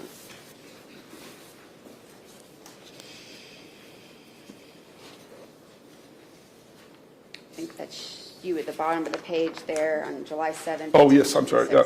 That's all she called him was Plug? Or dude. He was a weird type, but most plugs are really weird. LOL. How was he weird? White guy or black guy? Dudes like that only want you to call at certain times and never really text them because they are always worried about being busted, or wanting you to hang around because they think they have a better chance with you once you're stoned. Black guy. That's her type, though. Being busted for what? By their other girls? Selling weed and other crap. Oh, okay. I wasn't sure if you're familiar with that term, but a plug is a term for a drug dealer. No, in Chicago I never heard that term. I never heard it before Georgia. I never heard it before until Georgia. Do you recognize that other girl in that pic? No, I wasn't even sure if the DJ on Facebook was one of the girls in the picture. This pic? Yeah. This one? Could it be an old pic, or is that what Morgan looked like? And I'll just pause right here. So you're sending her pictures of people you think maybe could be Morgan, under this idea that hopefully Morgan really just disappeared and you know, Yes. isn't dead. Yes. Okay. And she's engaging with this and looking at those Correct, pictures and yes. seeing, yeah. All right, I think it's an older pic because I remember Morgan was heavier.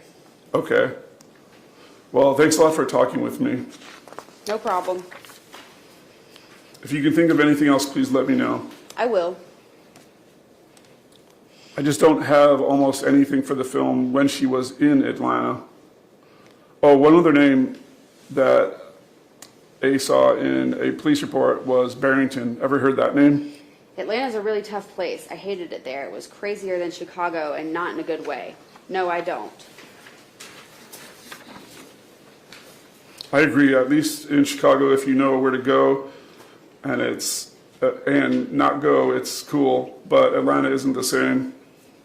Yeah, yep, I stay in the south suburbs and don't roam far from there. And it's not so damn hot. This past week was pretty bad, though. It's crazy here. Way too hot. I wouldn't go back to Atlanta for any amount of money. Really? I just do my thing and it's all good. Stay with my friends and chill. Really? Someone could say, hey, I'll give you $1 million to go spend a day in Atlanta, and I would laugh them away. That bad, huh? Because of all this Morgan shit and other stuff too? Because now you're making me worried about making this film.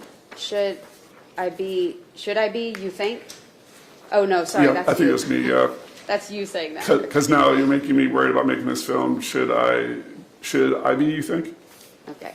It's a nasty place. And the time I lived there, I had a druggie jump in the back of the truck. I was in at a red light and have to be pulled out. I was mugged. I had a window of my friend's parents' truck smashed out. And a shooting happened in the parking lot of a club I worked at. Luckily, it was a day I went home early. Holy shit. If you're not familiar with an area, don't be lost. Stay with people who know exactly where they are. Don't accept cigs or anything from strangers. Anything will be laced. And don't go downtown by the industrial areas late at night. Damn.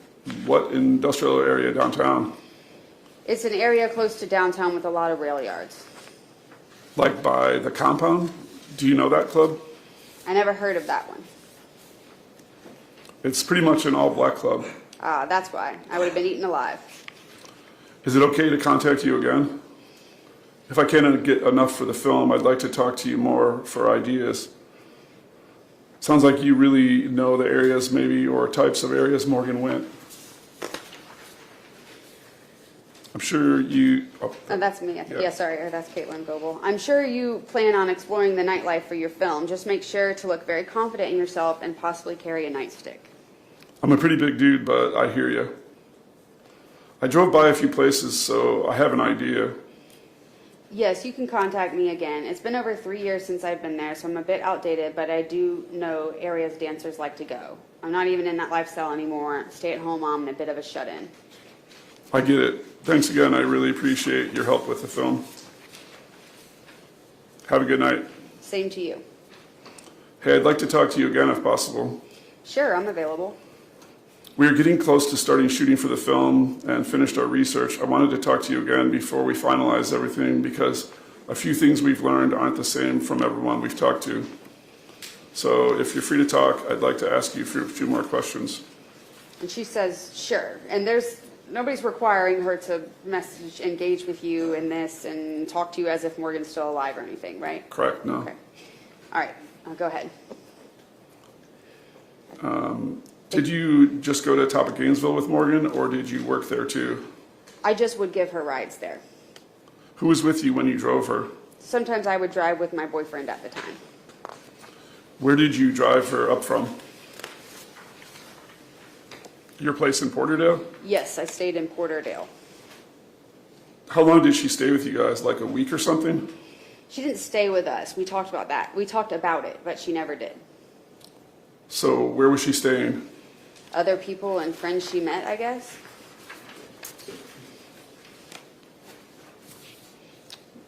I think that's you at the bottom there. So where did you pick her up from? Wherever she asked me to. You have asked these questions before, you know. Was it the Georgiana Hotel?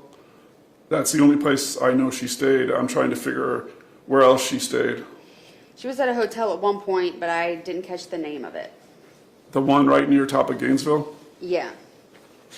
How about the other times you picked her up? Outside a Walmart when she had a few things to pick up, and once at her friend's house.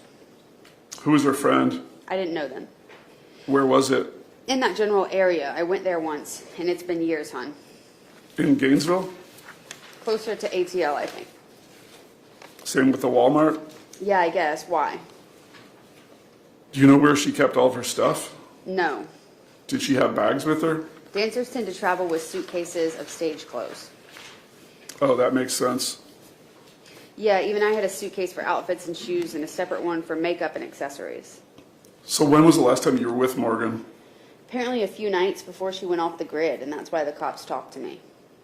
I dropped her off to go hang out with a dude she knew and didn't hear from her after that. Did you pick her up at Top that night? Yes, I did, and this is all stuff I told the detective and police, and the stuff that got confused between her mom and another woman she hired. Then you went to your place for a while, and then you took her to meet this guy? We stopped by my place, I think, because I needed to grab cigs. I had left, but she had me drive her over to meet up with her friend after that. We didn't hang out much that night. Where did you take her? Some gas station for the guy to pick her up. I don't even know which one at this point. Where was she going to stay that night? I don't know. She was supposed to hit me up in the morning, but she never did. What did she do with all of her bags? She took her work stuff with her. Was she still staying in the motel? I don't know. I just picked her up from her job. What did she do with her bags? She didn't have other bags with her, so I don't know. I wasn't her babysitter, dude. Here's the issue. I'm trying to make a film about real life events and be true to all the people who with Morgan. Okay, question mark? I've been able to get very clear answers from others I interviewed, but with you, it's not as clear. which leaves me putting in the information I'm getting from others in the film and not what you are telling me. I'd like to tell your story too, but it's very difficult. I was dancing at the time, drinking excessively. I'm sorry, my memory isn't the most reliable. I wasn't the most in tune person. Well, like I said, I don't want to make you look bad, but you're not helping me tell your story. I'm aware being unable to remember a lot puts me on thin ice at the time. My personal opinion is I don't think you did anything, but it looks like you are protecting someone else. I think you were a victim too. I wouldn't risk my ass protecting someone else. Didn't you move there around the same time Morgan did and go through some of the same shit she did? I did, and I got away ASAP after figuring out how bad Georgia was. That's why I assumed she did the same. This film will potentially reopen the case. There are already beginnings to that now. I want to know you can tell me anything you remember. If you do, if you're worried about others, we can help you too. As of right now, the film ends with you being the last person ever to see her. Which I know doesn't look great for me. But you've never even mentioned Alex. Could he have done something without you knowing? He's my ex. I mean, he was pretty weird, but not like snapped kind of weird. You know, people think you two know what happened to her, right? I know. I told you her mom straight up accused me of knowing. There's many other people too. Look, I'm a writer. I look for the truth. Everyone has their own shit and reasons to say stuff. That's why I talk to everyone. I understand. My only fear is an angry mom threatening to hurt my own babies. I agree with you. That's why I want to protect people who have done the right thing. I have a really good instinct, intuition. I believe you didn't do anything, but you are protecting someone. I have a 1-year-old girl. Morgan's mom actually contacted me after her birth and a boy coming in October. If I knew something, I would say it. But I'm also not going to point fingers at someone on a whim to save my own image. If I could say, yes, I know who did something, I would. I'm not going to be, I think this person did something because they are different from me. Are you talking about Alex or someone else? You mean by they are different from you? No one. There is no reading between the lines with me. Have you heard of the West Memphis 3 case? Yes. That's the problem too. The police didn't interview anyone. Then you know why I'm not going to point fingers at anyone unless I knew 100% they did something. But no one has ever been really interviewed. This is what happens when police don't do their job. And the real victim, Morgan, is either dead or missing, and so the story still needs to be told. I thought officers did interview people. Nope. Were you interviewed? I talked to Porterdale officers and some detective over the phone after I moved, but I was never, brought in for questioning. Exactly. When was the date? I don't know. When did you move? After a few months, me and Alex broke up, and I decided to go out west before coming home to Chicago. Why did you break up? Do you know how I can get a hold of him? His drug and alcohol habits. I haven't really talked to him since. And she's referencing that's why they broke up, right? Correct, yes. And then she said, I haven't talked to him since. I met my fiance July 2016, and we got together October 2016. And I haven't had any reason to talk to Alex. Most likely, he's some homeless drug addict. Okay, well, thanks. Yeah, sorry, I'm pretty useless. If you remember anything else, let me know. We have until September to make some changes to the film. Is my name being used? Right now, I can't answer that for sure. Like I said, I'm only really worried about my kids being put in danger over some witch hunt. No, I understand, but you were the last person to see her, and that needs to be in the film as of now. I will say this. After being made the bad guy through Morgan's mom's speculation, after meeting with her and being as forward as possible, after her and even yourself saying my own children's safety doesn't matter because I must know something, and my biggest fear being someone hurting or taking my children because I must know something, I really and truly wish I had never met or offered to help Morgan. When she finally decides to show her face to her mom, I may find out if I can personally sue both of them for defamation of my character and the stress of wondering if one of her mom's followers may try to take police matters into their own hands. I believe if the cops saw me as a suspicious person, they would have brought me in. So she is threatening to sue Morgan, who she knows is dead. Yes. All right, I tried to be helpful and understand to her mom when Morgan first fell out of contact, and it bit me in the ass by making me the last person who saw her who's actually come forward. I did learn a lesson from this, though. I don't offer to help new dancers, and I sure as hell don't offer rides to anyone. I believe there's a $25,000 reward now for information. Okay, if I had information, that would be awesome, but I don't.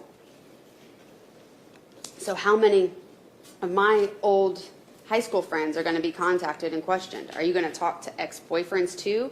I can give you my mom's number, even though I haven't spoken to her in a year. Just saying, since it's a bit weird having a friend I haven't spoken to in quite some time pop up asking me what's going on. Okay, so after talking to a relative, here's how this is going. I've given you all the information I have. I understand it's not as much as you want, but that is what I know, despite your and Morgan's mother's personal beliefs. Now I've spoken to the detective and officers in the past, and if I were a person of interest, they would have followed up with me. But I haven't heard from either in 3 years. If I were a viable suspect, I would have been taken into custody and interrogated. I can say if my identity is used in your film, it becomes a defamation or character and possibly libel, as currently everything being used to point blame on me is circumstantial and speculation done by Morgan's own mom. I do believe Morgan ran away from her mother. I can see why she did. I have a right to protect my own family and my reputation. So as my relative's advice, if my name or image is used, I have the right to sue for defamation, since that could affect aspects of my life, like work and renting. So here, she is saying, see this one did in there, that she thinks Morgan, who she helped put on the fire pit and burn, just ran away from her mother. Yes, and she's threatening to sue me now too. You too. I stayed out of the way for so long because, as her mother made clear, she believes I'm guilty until proven innocent. All I will put in the film are the facts of what happened and what was said. It will be only facts, so there will be no legal issues. That is fair. I'm sorry to seem irritated, but after being treated like I'm guilty of something by her mother and being told my name may be used in a way that makes me a villain, I'm just done. I don't need my own reputation damaged to the point I can't even get work because an internet search connects me with a missing person case. I don't need someone hunting me down and threatening my kids because they will feel they will get some kind of vigilante justice or something. Even though that seems paranoid, it's my thought process. So I don't trust people's intentions. And then she says, my life is just as valuable as Morgan's. I get it. Just remember when I asked you how you met Morgan, where you picked her up, where she stayed, what your relationship was, you haven't given me answers. The real information you offered to me was that you went to a couple of dance clubs, but you seem unwilling to tell me anything completely. So because of that, I have to go on what others tell me and the research I've done. Unless you want to give me complete information about the events like others have, what else can I do? The facts you have gotten from Morgan's mom are from 3 years of speculation and focusing on the wrong people because I was the last one to come forward and say anything. And if something did happen to her, Morgan's mom has focused all her time tracking my life, telling me she knows where I live and who I'm with, when my own daughter was born, that Morgan's case had gone cold. I've been accused not by law enforcement, but by a distraught, erratic mother who wants an easy scapegoat. I appreciate that you're the first media to even bother contacting me. Like I explained before, I can't be confident in a lot of details, like times or exact places, because I was a severe alcoholic at the time and didn't have many nights where I didn't drink to the point of being unable to function. I have told you what I can. It's not much, and I'm sorry it's dissatisfying. Maybe you can help us figure out some of the other people Morgan was last seen with. If you want to talk again, let me know.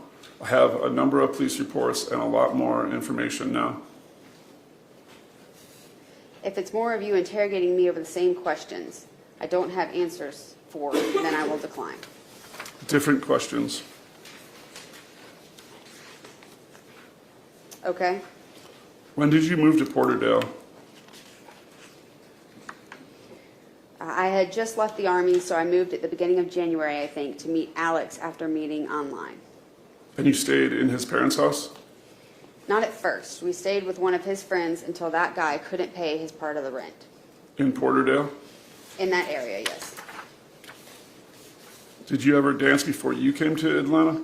No, Alex had suggested it to me as a way to make money. Did you ever stay in a camper trailer? Yes, that was with his friend. Where was that?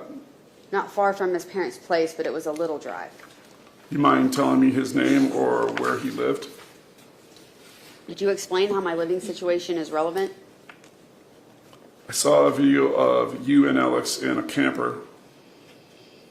I want to talk to anyone and everyone who might remember anything about Morgan and where she was. That makes sense to you, right? Okay, we had moved out of there before I met Morgan. Where to? Alex's parents. Did they ever meet Morgan? No, Was Alex living with his friend when you met him or his parents? maybe his parents, then he moved out or got kicked out before I moved to meet him. Did he ever live with a girl? Not while I was there. Before you, though? I never asked. Wasn't he married? No. Not that I knew of.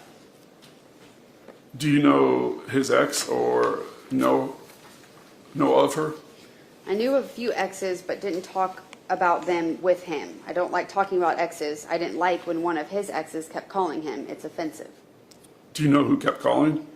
That was one of the Facebook posts about kicking a girl's butt was over. And no, I don't. I just knew it was his ex and she was flirting while we were dating. That would tick any young woman off. But you didn't know her name? No. Do you know a guy named Courtney from Atlanta? No. How about Deshaun? No. Desire? No. Have you ever picked up Morgan from the top with anyone else other than Alex? No. Do you know there's a video of you leaving with Morgan and a black male from there? A black guy? Are you sure it's me? Yes, positive. Can I see a screenshot? Because I didn't drive any black guys around. It wasn't a blue Dodge truck, but it wasn't a blue Dodge truck. Did you drive anything else? No, I didn't. Wanted an easy scapegoat, and I was her easy target. Oh, sorry, let me go read it from the next page. So y'all have been looking at another female in a different vehicle with a black guy and assuming it was me. Wow, great, good detective work. No wonder there haven't been any more leads, because like I said, Morgan's mom wanted an easy scapegoat, and I was her easy target. You told me you never worked at Top, but they confirmed you did work there. Can you explain that? And left with Morgan and this guy a few times.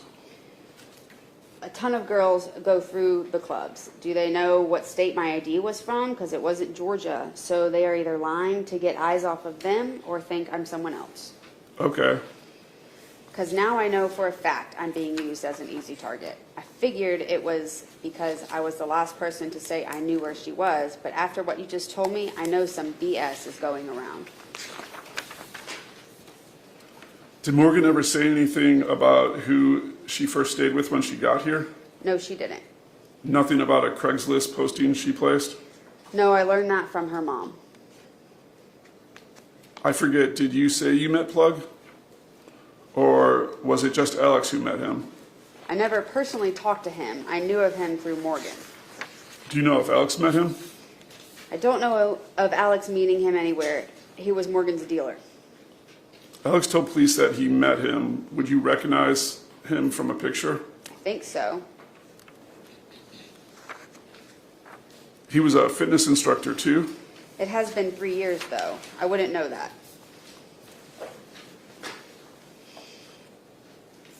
Oh, and then I guess you sent a picture. Yeah, or I sent a something. picture Okay. there. You seem under the impression that I knew people well. He looks too old to be the guy I saw, but I could be wrong. I remember him, another picture was sent by you, and then I remember him as a young skinny dude, more like the second picture. Do you know where Alex would have met Plug? At a sex shop, as he told the police? Do you know anyone who drove a white pickup? No. Thanks for talking to me again. I'll like to talk to you more as I learn more, if you don't mind. The only reason I'm bothering to talk to you is hopefully protect my family from Morgan's mom. After he accusing me and threatening me, after her accusing me and threatening me, I was ready to go F yourself, but I don't want her followers showing up at my door. Thank her, not me. I'm hoping to tell your story too. I just need to understand a few more things. Thanks again. I'd like to ask you a few more questions if you don't mind. There's a good chance I've located Morgan. Okay. So obviously, the person who you really did think maybe you located someone, Yeah, someone right? had contacted me and Okay. I guess there's some people on the internet sometimes that yes, unfortunately. do unfortunate things and pretend to do that. So obviously it couldn't have been Morgan, and obviously she would know that, right? Yes. Okay. And she says, though, that's awesome. Have you gotten in contact with her? Yes, if it's really her. I hope it is. I would like to know what happened that night and why she went silent all these years. What did she ever say to you about getting away from her mom or friends? She had told me how her mom was controlling and mentally abusive to her growing up, and she told everyone how her parents weren't around anymore because they were in jail for meth or something like that. Which was true. I thought her mom said she had never been to jail. Nope, I found evidence she was in jail for meth and bath salts distribution. I feel bad now for thinking she had been lying. It happens. Everyone around all of this has been so confused because of all the misinformation. The whole time I dismissed her because I felt like she had lied and left when we had plans to work together and do better than any boyfriend could. I'm really good at keeping it separate and just trying to follow the facts, but it's been so difficult in this case. I have some evidence that her phone got damaged and couldn't contact people, and then started getting harassed by her mom about it. That's when she cut everyone off. Then Katelyn says, but she's safe and okay? Started working in a few underground clubs in Atlanta and then left the state when wanted billboards went up. If it's really her, then yes. That's awesome. I hope it's her. Have you told her mom? No. No way I'm doing that. I wouldn't either, to be honest. She would probably ghost out again. You're the only one who knows outside my team. Why me, though? Exactly. This isn't about Sherry. And I'll just pause right there and ask this.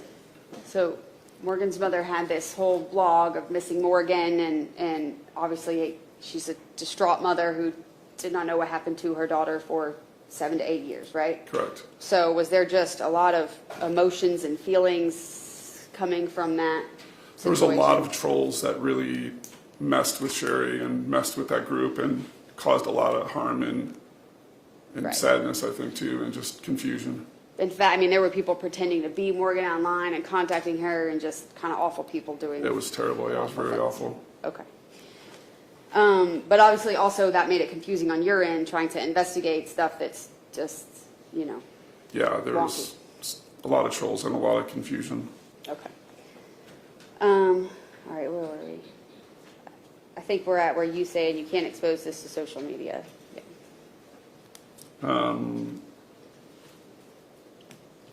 I wanted to ask you if she said anything about leaving or doing this.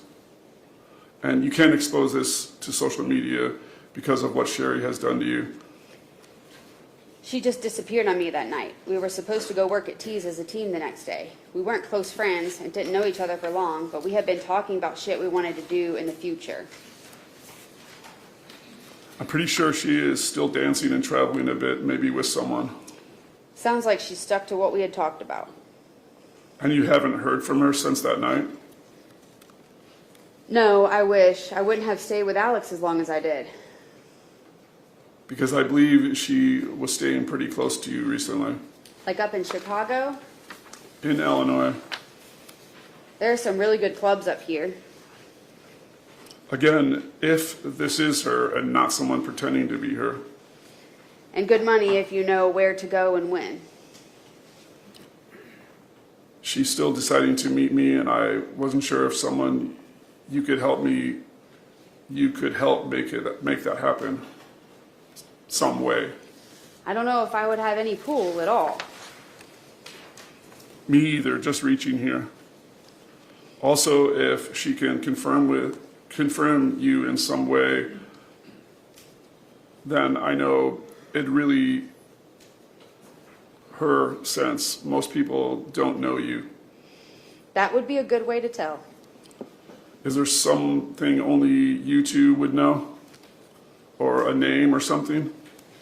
Only you two would know? Actually, would you be willing to call or text her and talk to her? And Katelyn Goble says, I guess. I mean, if it is her, I do want to know she's okay. So she's offering to call the girl she knows could not possibly be Morgan. Correct. All right. Let me see if I can get her to do that. How should I refer to you? As Kate? And Katelyn says, as Lilith. Okay. I'll have you pause there for just 1 second, real quick.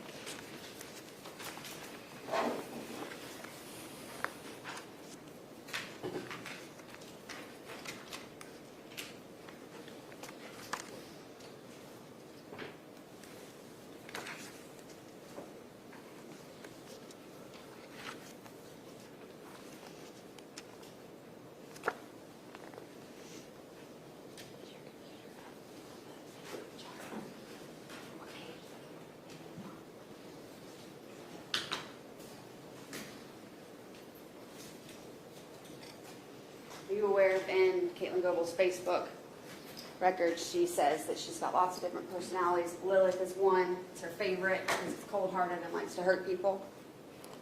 Yes. Yeah, I've seen a number of her different aliases in her Facebook and as she describes herself. Okay.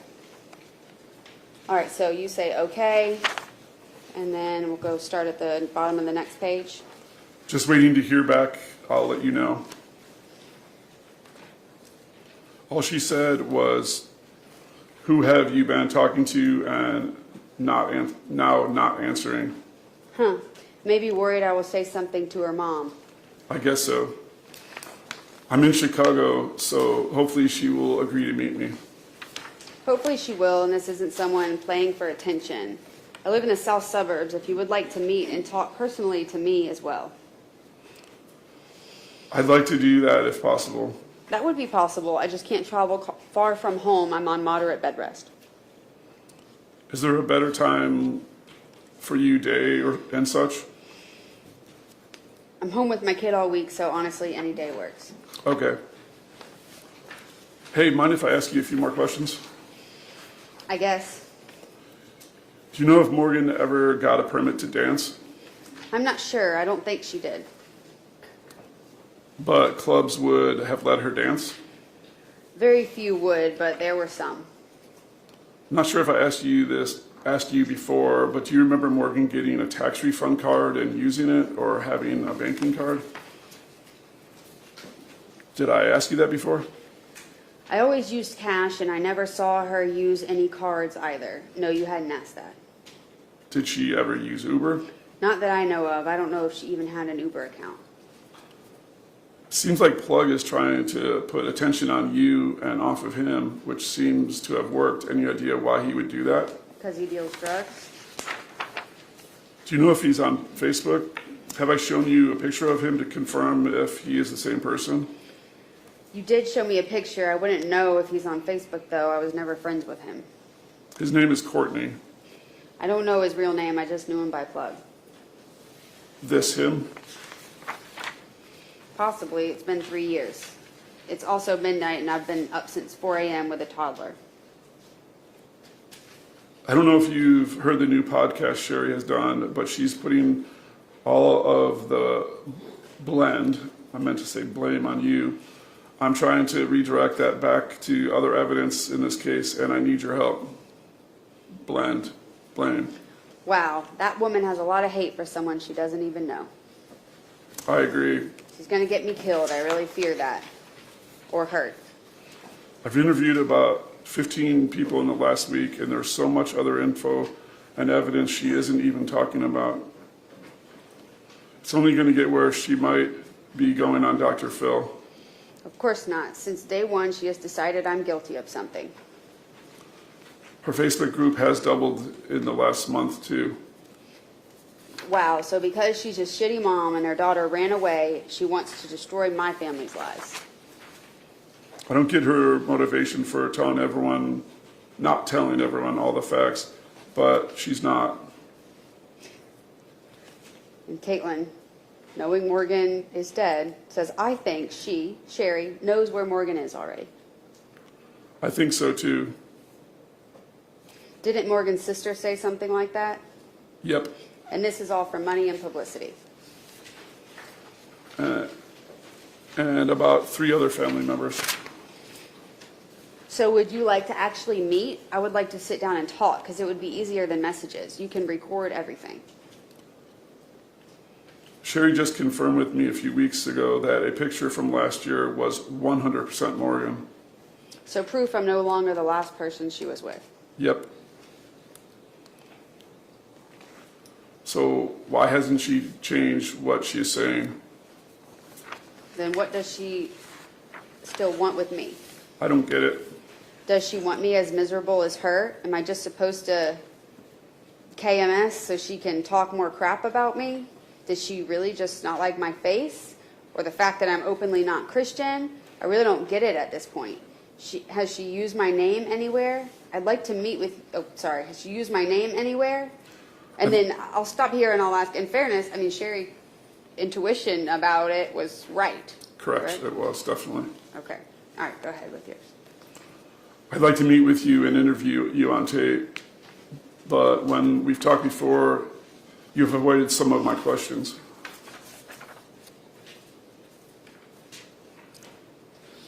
No, she hasn't ever stated your name. She's been very careful about that. Maybe because she knows in her hurt that it is true. She told me when I first tried to her that I had to promise not to ever use your name. Talk to her.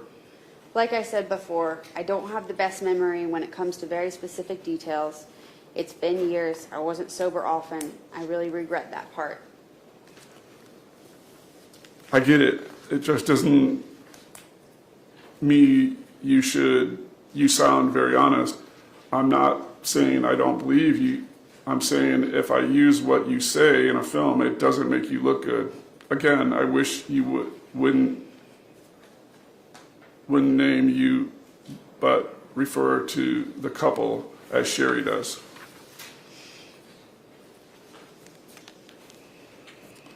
A lot of film right now is about cutting.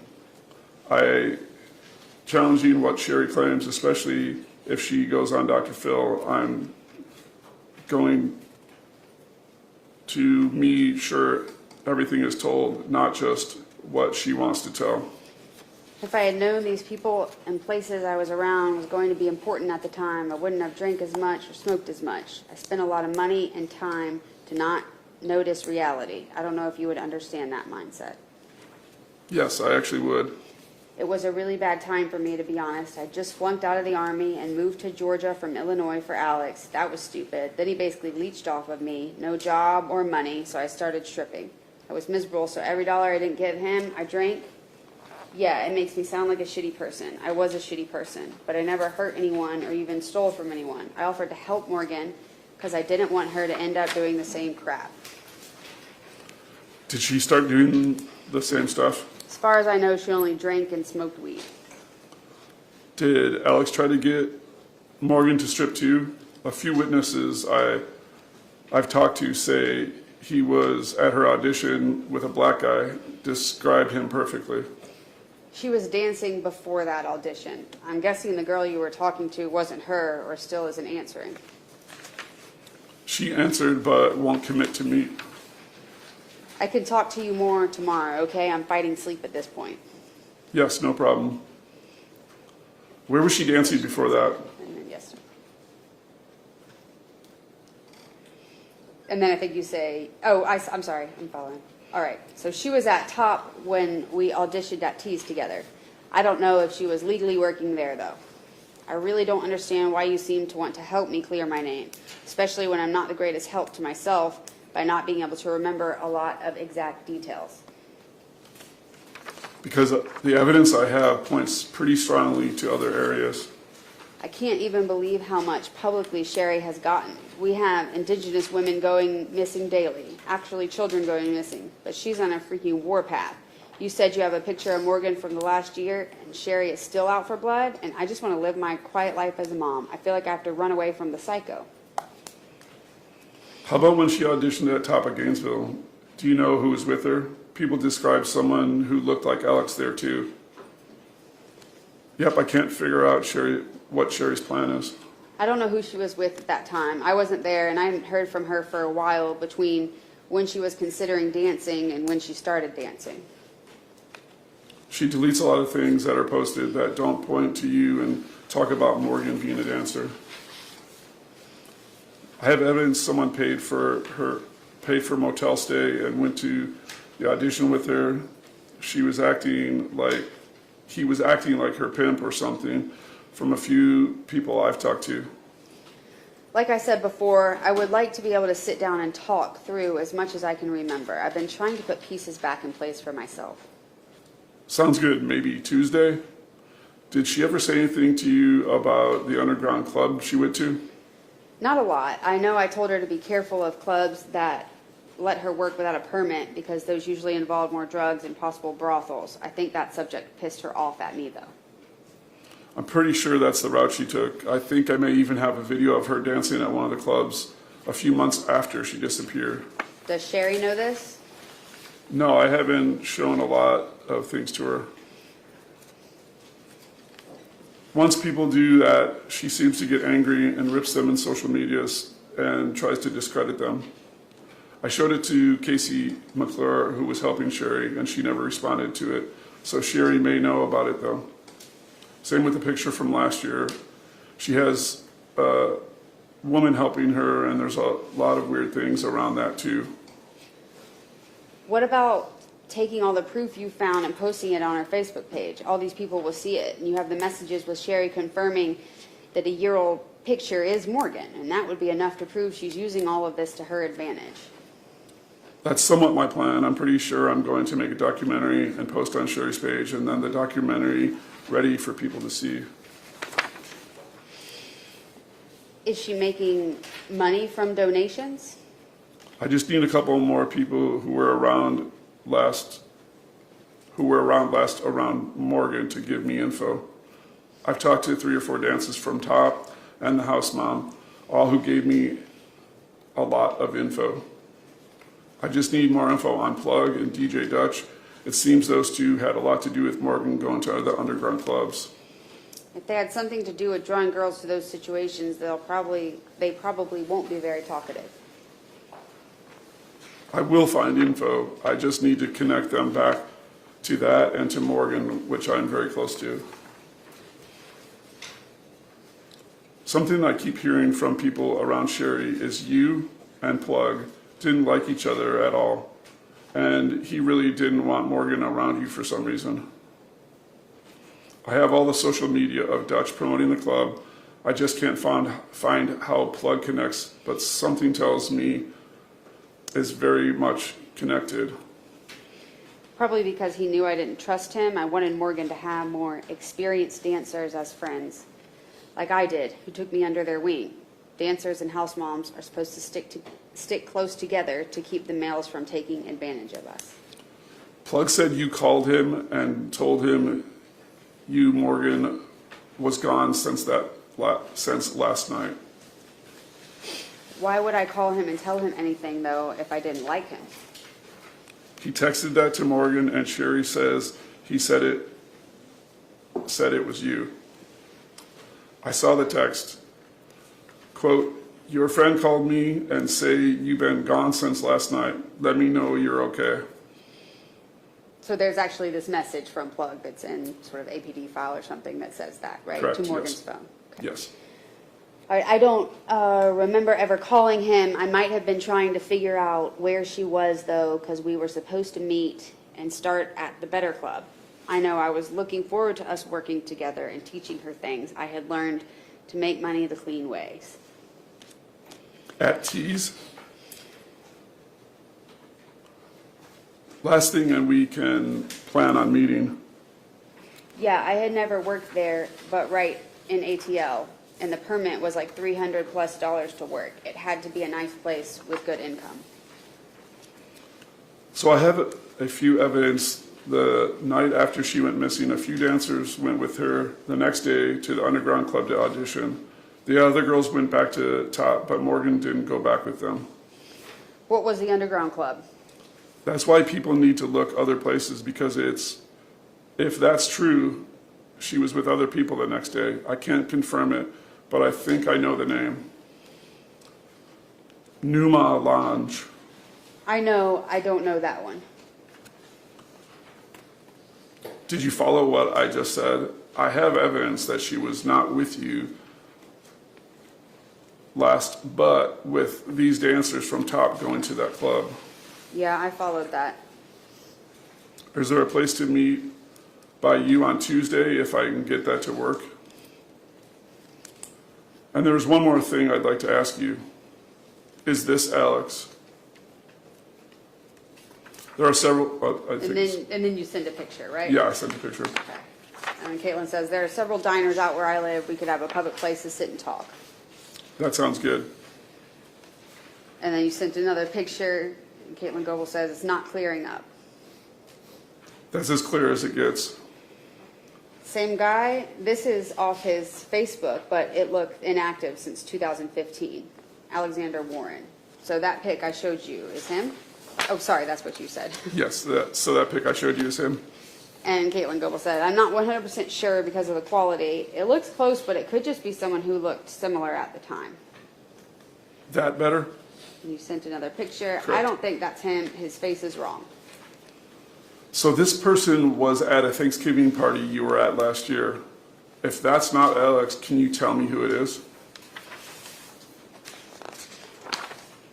That's either Joey or Tony Wuko. Not Alex. It's Tony Wuko.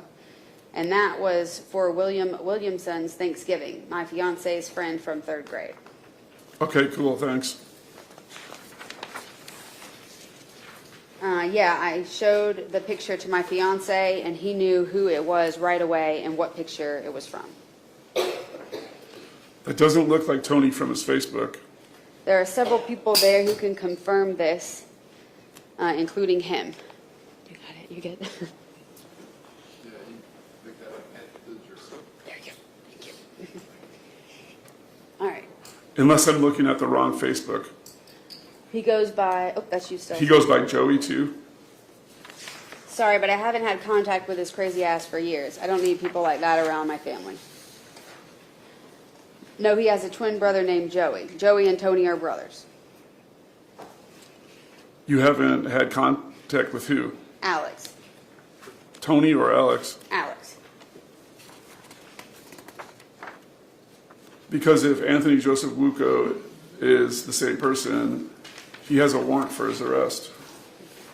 And just real quick, so this is in August of 2019 she's having this conversation with you, correct? This Yes. part of the conversation. Correct. August 18th of 2019. Are you aware that her daughter was born in 2018?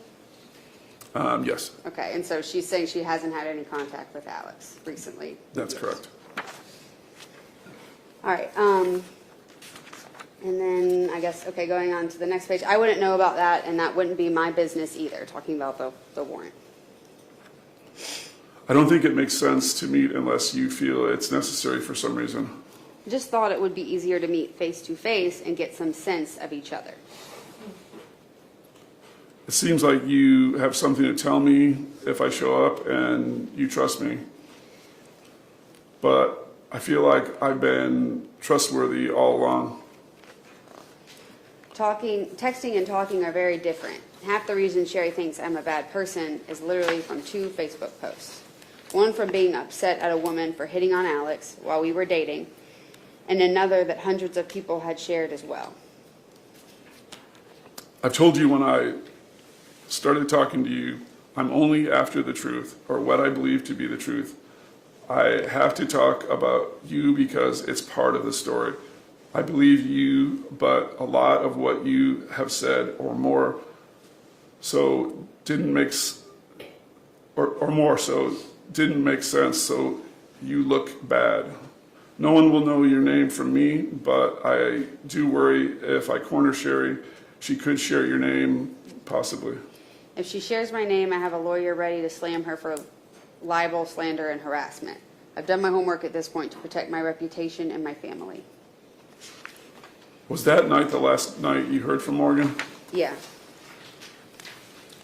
Do you remember where you were coming back from that night? Do you remember if Morgan ever got a license to dance? I'll check back with you in a couple weeks before I release the film in case there's something you might want to add or make some statement. If I send you a video, could you tell me if you think it's Morgan? And knowing Morgan's dead, Katelyn Goble says, sure. Do you think it's her? Given the lap dance off to the side, it kind of looks like her from the side of her face, but she would have had to put on some weight. It was from July of 2016, so about 4 months later. Sherry keeps changing her story. I really, really need your help to prove that she keeps changing her story for some reason. What do you need from me? I need to know where Morgan was the last night she worked at Top of Gainesville and who she was with. Sherry keeps saying she was with you and a black male and then left in a truck. She also says you left Tees and went to Top of Gainesville. She says Courtney Plug told her that. If you haven't seen it, there's a Facebook Live video where she says all of this. That night, I picked her up from Top and we auditioned at Tees. We were planning on going to get our licenses and she was supposed to stay with me but changed her mind and wanted me to drop her off with a guy friend of hers. So I did. I didn't hear from her after that. Was it just you or were you with Alex or someone else? Alex was with us when we auditioned, not a black guy. So you picked her up at Top with Alex and then you went to Tees and then back to Porterdale? Yes, I dropped her off with her friend after the audition and went home. Did she say anything to you about going to a house party or underground club to audition the next day?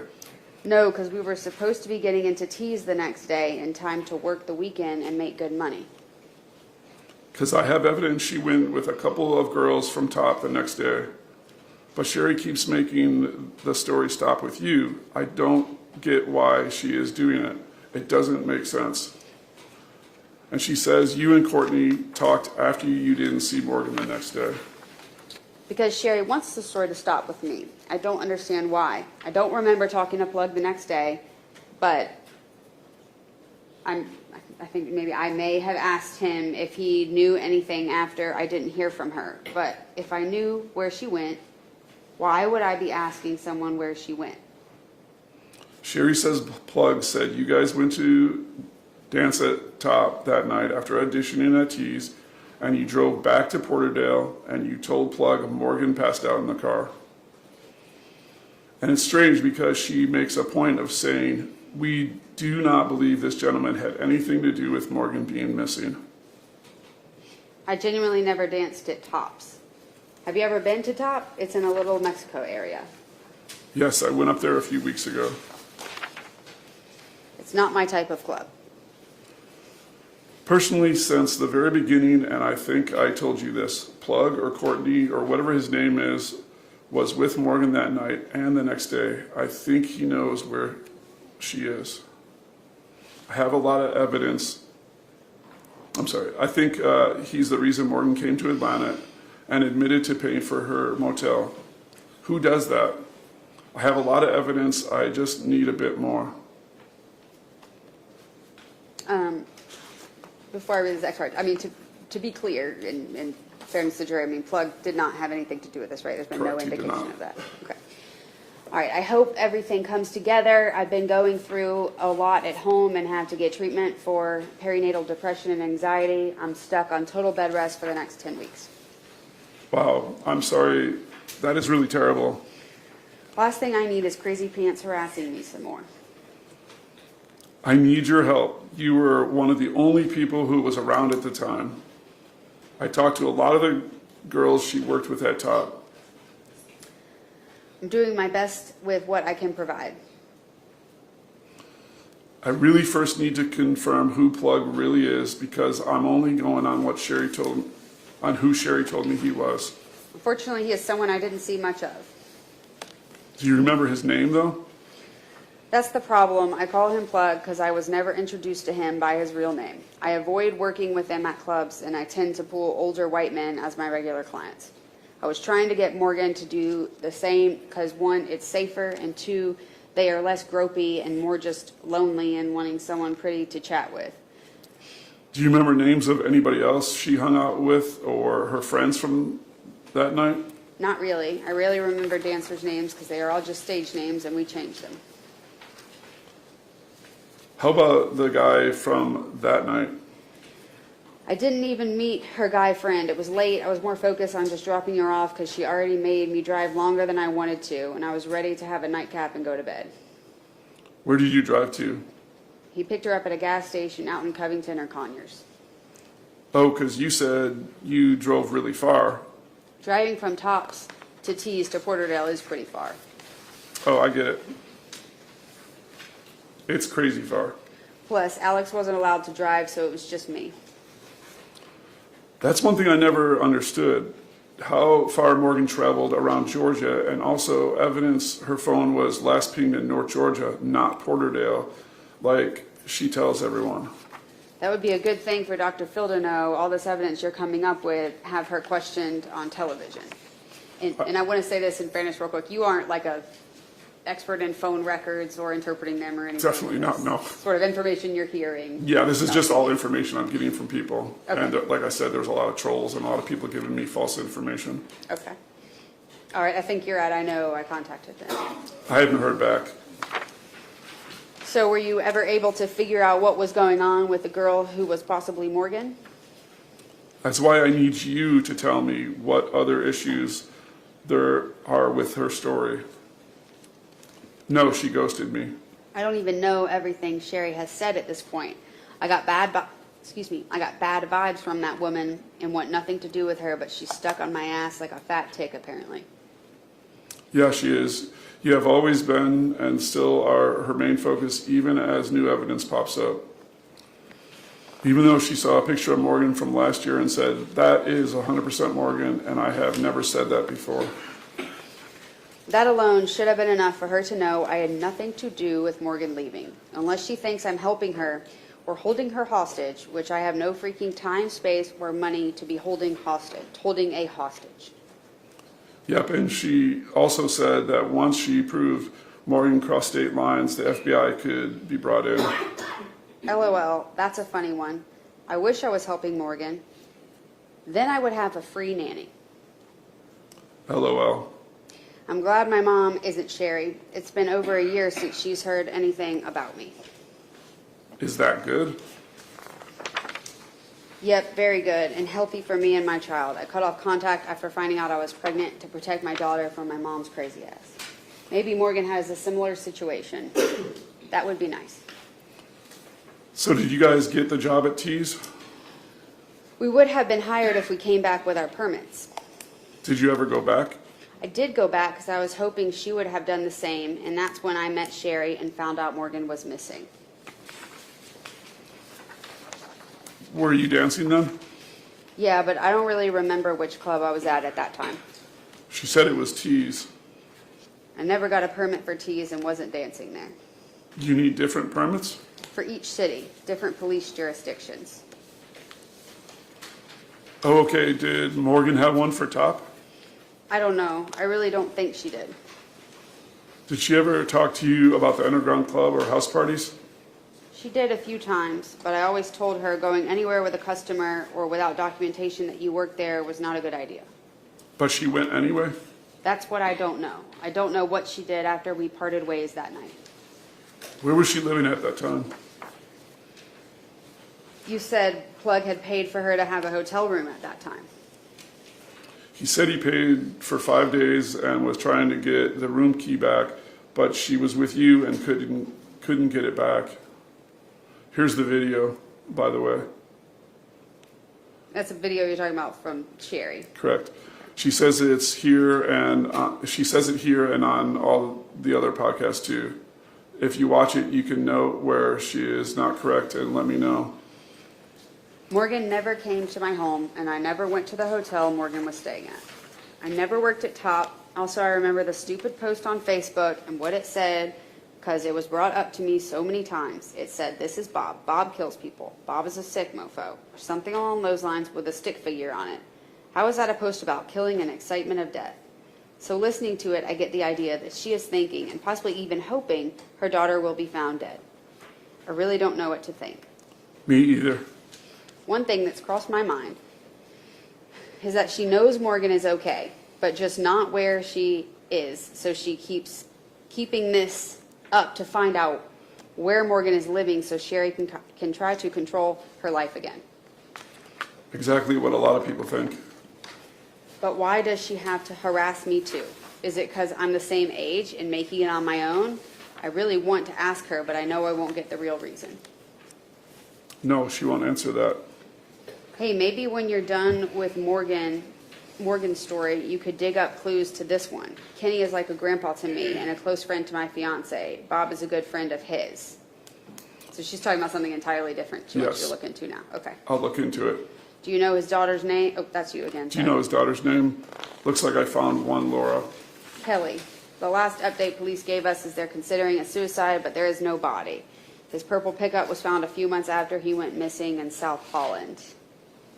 Do you know if the family has police reports? They most likely do. Bob's ex-wife's name is Debbie. She works as a police dispatcher. Okay. Like I said, maybe after you wrap up Morgan's story, you can see what you can find out on Bob and maybe help his family find him or get some closure. Do you have Kelly's Facebook page? Let me get permission from Kenny and he should be able to help with that stuff. Okay. Only thing is, he said they wouldn't be able to afford it. I don't charge anything. So you just do this as a hobby?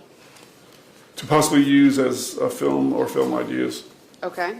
And then I think we're back to Morgan's Yes. case now. Okay. Have you ever seen the Instagram posts from Morgan with a black guy in the background and a black car? No, I have an Instagram, but I hardly ever use it for anything. So the guy who Sherry tells me is Plug says he doesn't know Morgan. Now he's saying he doesn't know her at all? Yes. Shaking my head. How would I know her? Huh? I'm confused is exactly what he said. Selling her weed, possibly other stuff, taking her places, renting her a hotel room, buying her stripper outfits. Do you know he did all those things? You told me he rented her a hotel room. She had told me he had her weed and bought her outfits. Yes, I did about the hotel. I didn't know about the other things. I don't know how much she said was truth, simply that they were close. For him to deny knowing her at all, WTF. I'm liking this whole thing less and less. Yep, I'm paranoid as hell about Sherry, and it doesn't feel misplaced. I totally agree with you.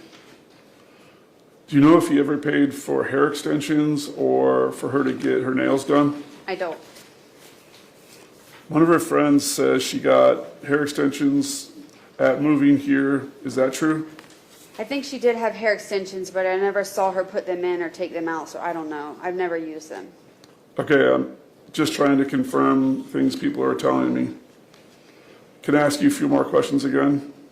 I was talking to a woman who Alex was married to and wanted to see if I can confirm a few things. Okay, he was married? Yes, and she says Alex and Morgan came by her house in December of 2016. And this information, is this another troll talking? So Yes. Alex is and Morgan were together and came to the house? Okay. Correct, yes. All right, so that's after she supposedly went missing, right? And after I left Georgia.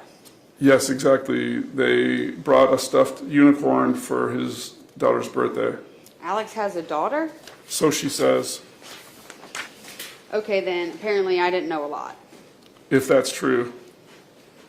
Fuck if I know. I wasn't ever told he was married or had a kid.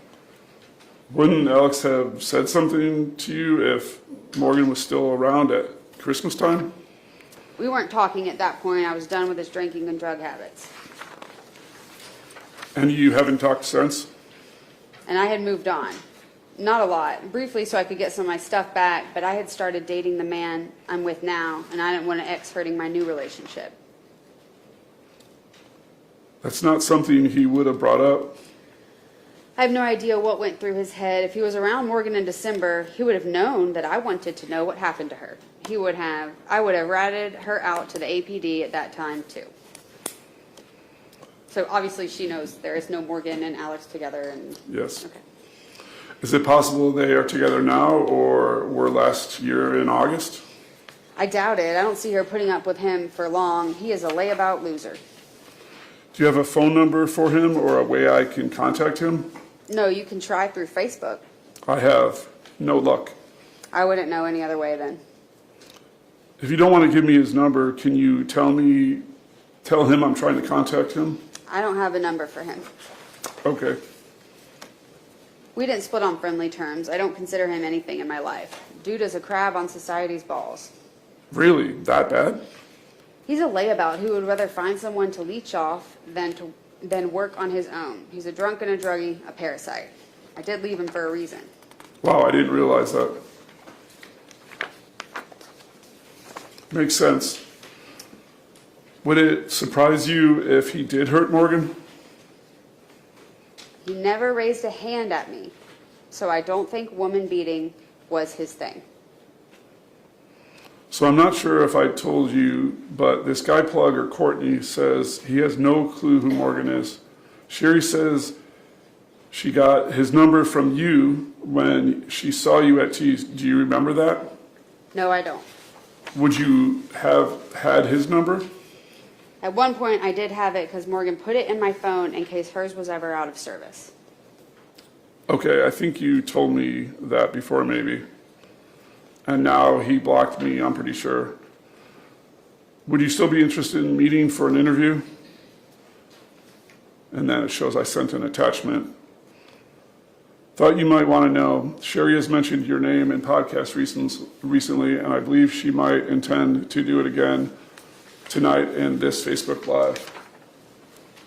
Not really anything I can do about it, though. Just wanted to let you know. Hey, can I ask you something? Sure. I just learned something new about Morgan and wanted to get your thoughts. I just talked to someone last night who saw her leave with a guy from the V Club the last night she saw her. Black guy with dreads named Jesus. I wouldn't know. But weren't you one of the last people to see her? But if she disappears at a different time. One of the last people who actually came forward about seeing her. True.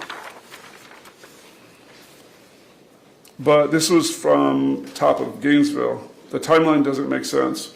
I don't know what she did except for when she asked to carpool with me. The other thing is her phone last pinged in North Georgia. Do you know if she knew anyone up there? North Georgia? Yes. Oh, sorry, that's you. Yes. Near Woodstock or Cherokee County, possibly a guy named CJ. I'm not familiar with counties, but I pretty much stayed in one area during the time I stayed in Georgia. Have you heard anything from Alex? No. Do you think you'll never heard from him again? I don't expect to, and I wouldn't respond if I did. And I want to be clear, so have you heard anything from Alex? And no, that's in 2020. Correct. A couple yes. years in after. June, at the end of June in 2020. Okay. I think both of her children would have been born by then.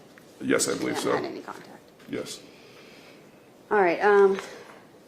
I don't expect to. I wouldn't respond if I did. From what I can tell, he's gone dark on social media. Yep. I'm really good at finding people, and he is nowhere to be found. Who knows? He's probably under a bridge somewhere. Did he do meth? Or just saying? He did anything that was offered when I knew him. What was he doing to make money when you knew him? mooching off his friends and family. Did Morgan ever give him money? Not that I knew of.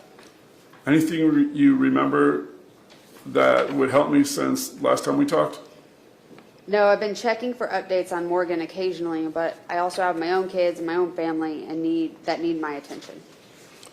How'd that go in? It must be a crazy time to have two small children with everything going on. We've been taking walks on bike trails for fresh air and watching lots of Disney, LOL. LOL. I can quote Moana word for word. Oh, dang. It's my daughter's favorite movie and Brave. If you're interested, I'd like to create a very detailed timeline of the last few days anyone saw Morgan, if you can help me. I'll help if I can. I have a pretty good one now, but there are some gaps that don't make sense. I'll be as much help as I can. I just hope she's okay somewhere. Like where she was exactly the last few days. I tend to think she's okay somewhere, but I can't be certain. I don't have much info past what we've gone over. I apparently didn't even know Alex as much as I thought, since you said he may have been hanging out after I had left. May have been hanging out after I had left Georgia, and that he was married before, I believe. But you did say something about his daughter, though, right? Yeah, that one was a slap to the face. And no, he didn't have any kids as far as I knew. I thought he was infertile, to be honest. Yes, he had a kid with his baby mama. Says Morgan came with him one time to drop off a birthday gift. Well, shit. Yep, that's what I thought. People who know her getting crazy pissed when I start... Oh, that's still you, sorry. Oh, people who know her getting crazy pissed when I started asking about him too. Like, started threatening me, kind of pissed.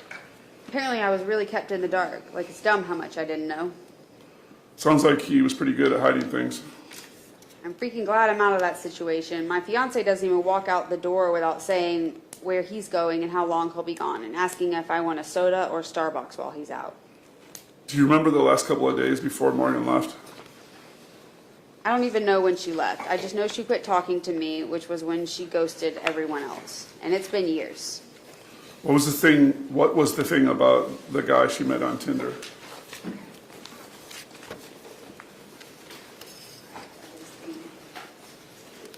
End of States 94.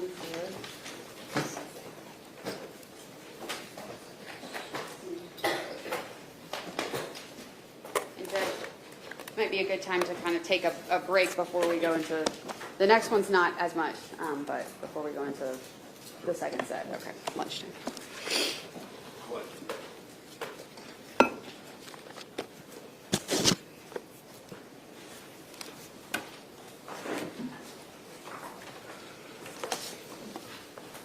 Ladies and gentlemen, it's a little bit after 12, but we, yesterday's time frame worked well, 75 minutes. Okay, why don't we be back in the jury room at 125. Okay, y'all just step in, drop your notes off, and everybody in the courtroom just remain where you are. Let the jurors exit, and when they have exited the courthouse, we will exit.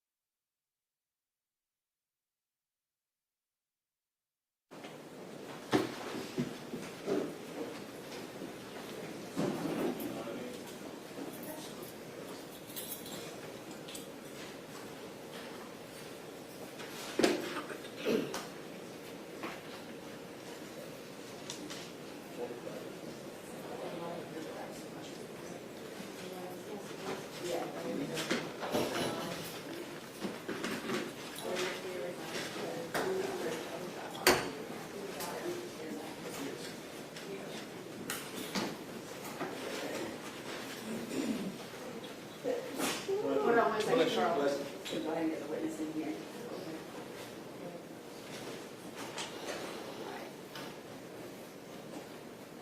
Go ahead.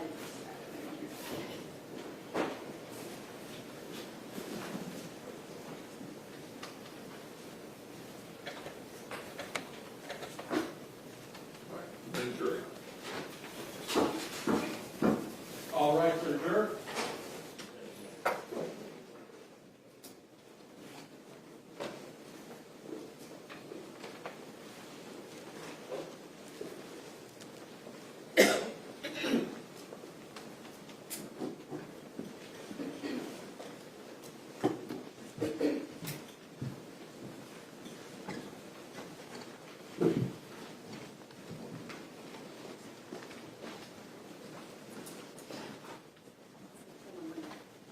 Just got one in the restroom.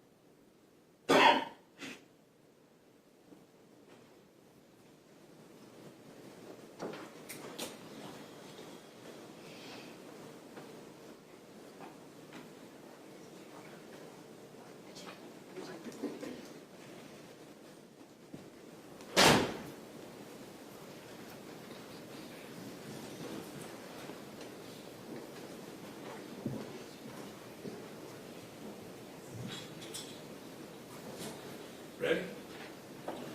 Yes. Sit, sir. Thank you. Proceed.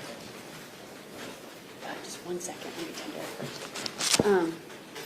All right, Mr. Bealey, after you have that conversation with her in that time frame on Facebook, do you continue to communicate with her on a different Facebook account that she has? Yes, Is that under the name Lilith Settles? that's correct. All right, I'm going to show you State's Exhibit 95. Do you recognize this? Yes. How do you recognize that? My name's on there, and then also Lilith Settles. Is this a copy of the printed out copy of the conversation you had on Facebook with her? Yes, that's correct. Is it a fair and accurate depiction of that conversation? Yes, it is. Tender State's Exhibit 95. No objection, Your Honor. No objection. Okay, it's admitted. And it's just same kind of thing, so I'll just ask that we pass out some transcripts and, well, not really transcripts, the evidence to the jurors.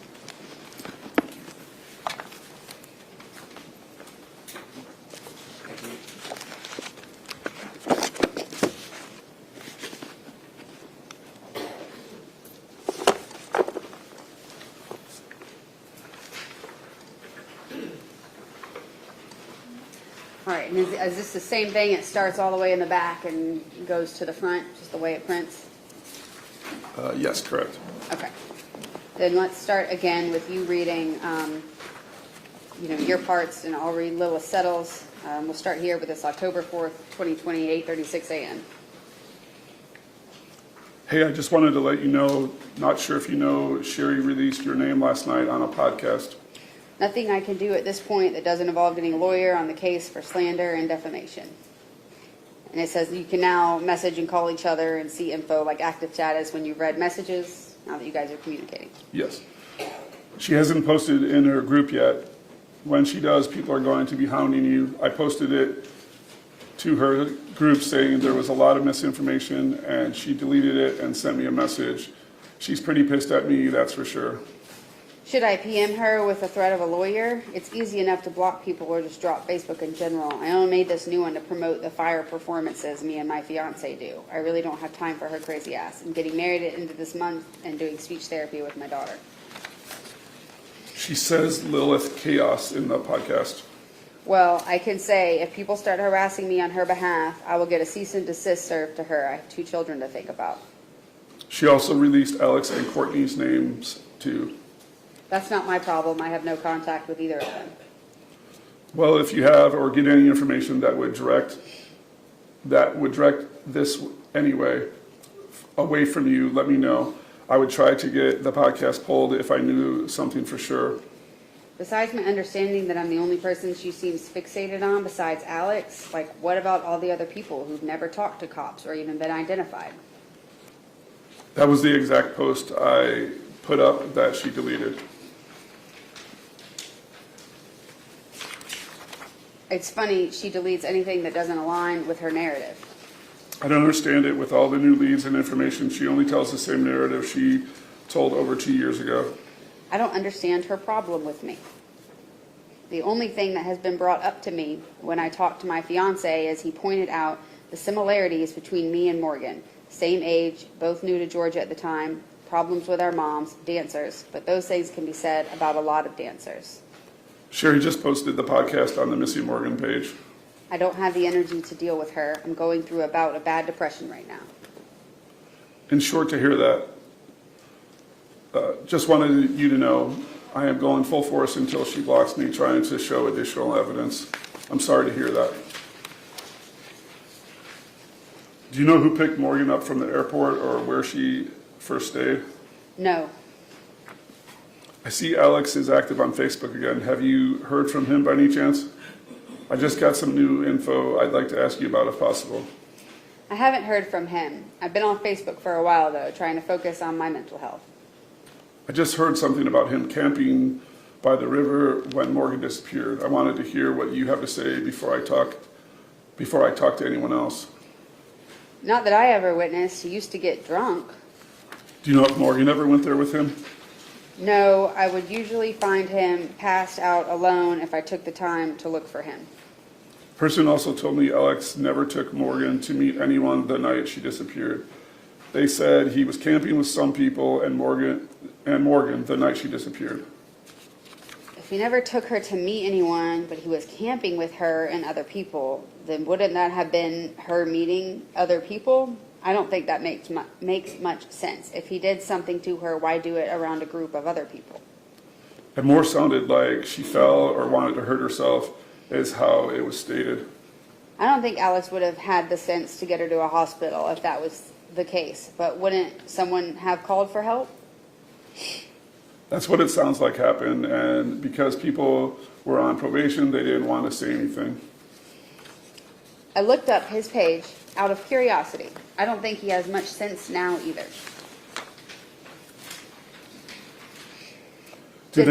Sorry, I think that's a little subtle. Oh, yes, yours. Okay. Did they say she was just left out in the woods, probation, or not calling an ambulance won't get you in trouble with the cops?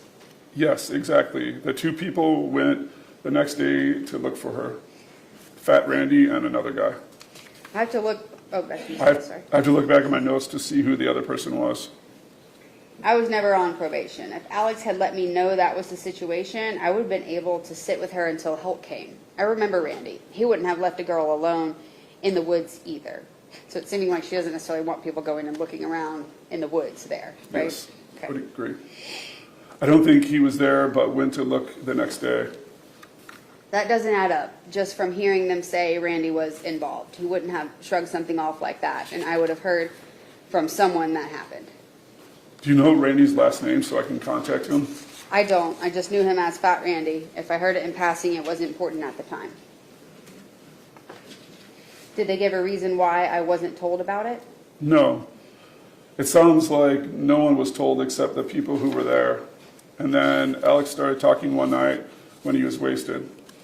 That sounds shady and stupid as hell.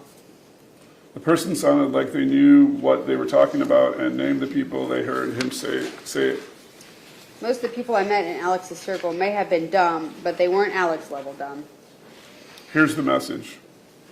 If you haven't spoken to these people yet, they're all people who were either there the night or night of the conversation or were close to Alex.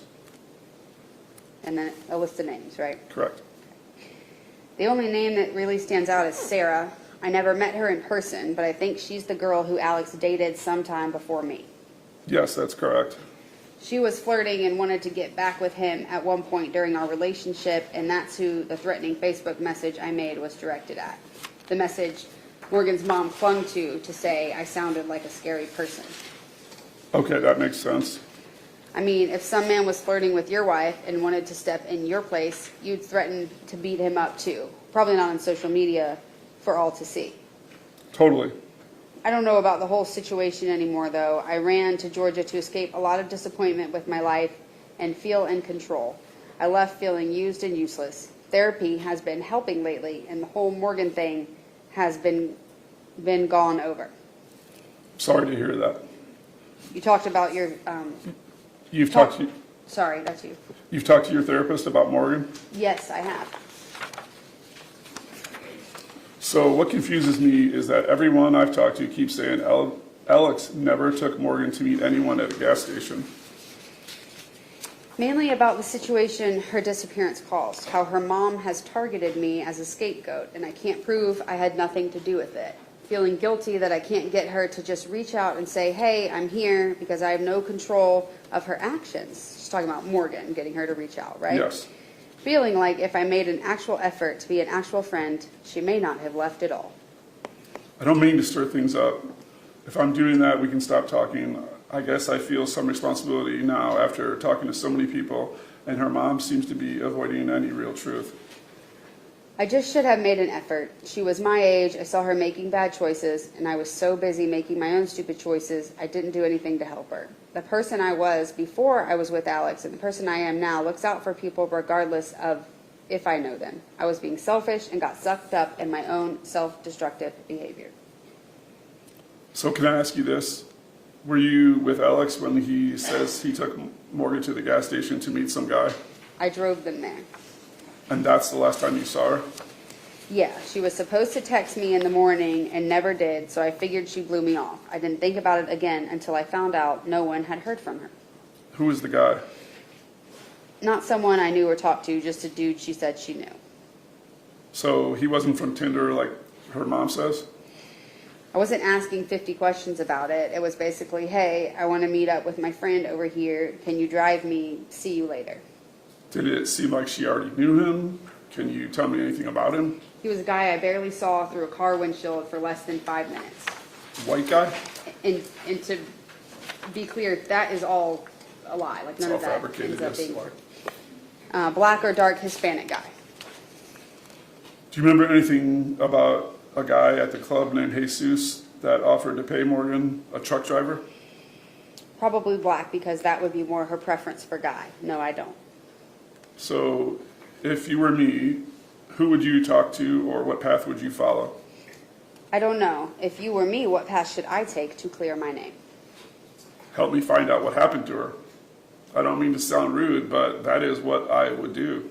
How can I do that? I want to help. I just don't want Sherry sending an angry mob after my family. I've even signed the petition for Atlanta to do a better investigation. I don't deal with Sherry anymore. If you tell me anything you know to figure out what happened, it seems like Sherry had almost given up. I don't have any more leads than you do, or any way to dig up information the same way you can. Hell, you've told me things about the dude I was dating that I didn't even know. Sometimes the smallest bit of info can help. I've always thought that Plug knew something. If there's any way you can help me trace the path and the people she met along the way. After talking to you about Alex, I realized I didn't know anything about him. I didn't even know Plug on even an acquaintance basis. His Facebook posts Yeah? recently, Yeah? which account? Under his first name, Jonathan. And then I think there was an image sent there. An image, and yeah, that one. The last post I see was from February 22nd. Maybe I can't see them all. That's all that I see too, but it's gibberish. Yes, it is.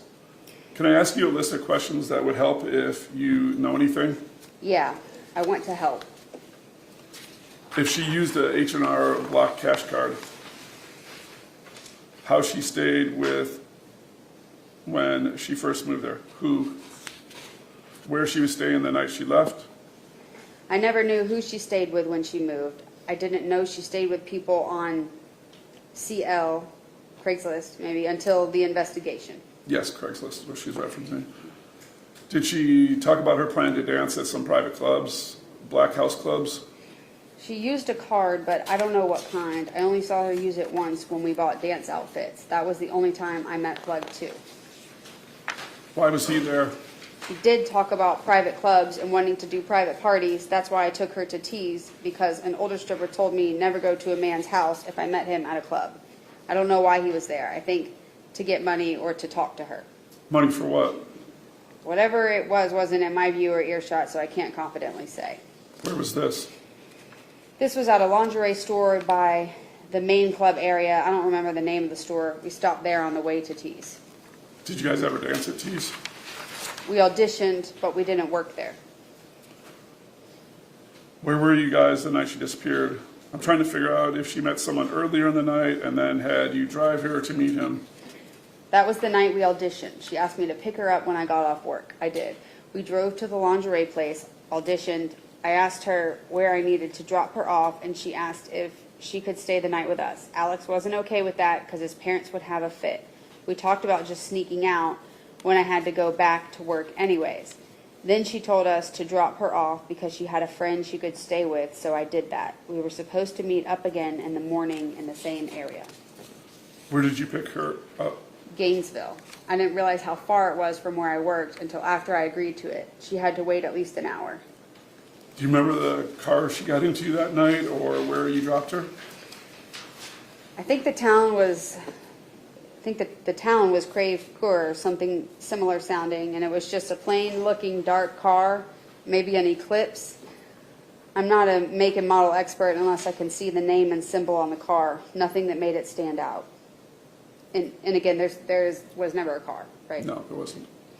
I still use GPS where I like now, and I'm assuming means live now, and I've been here for 2 years. Did you drive from Alex's house?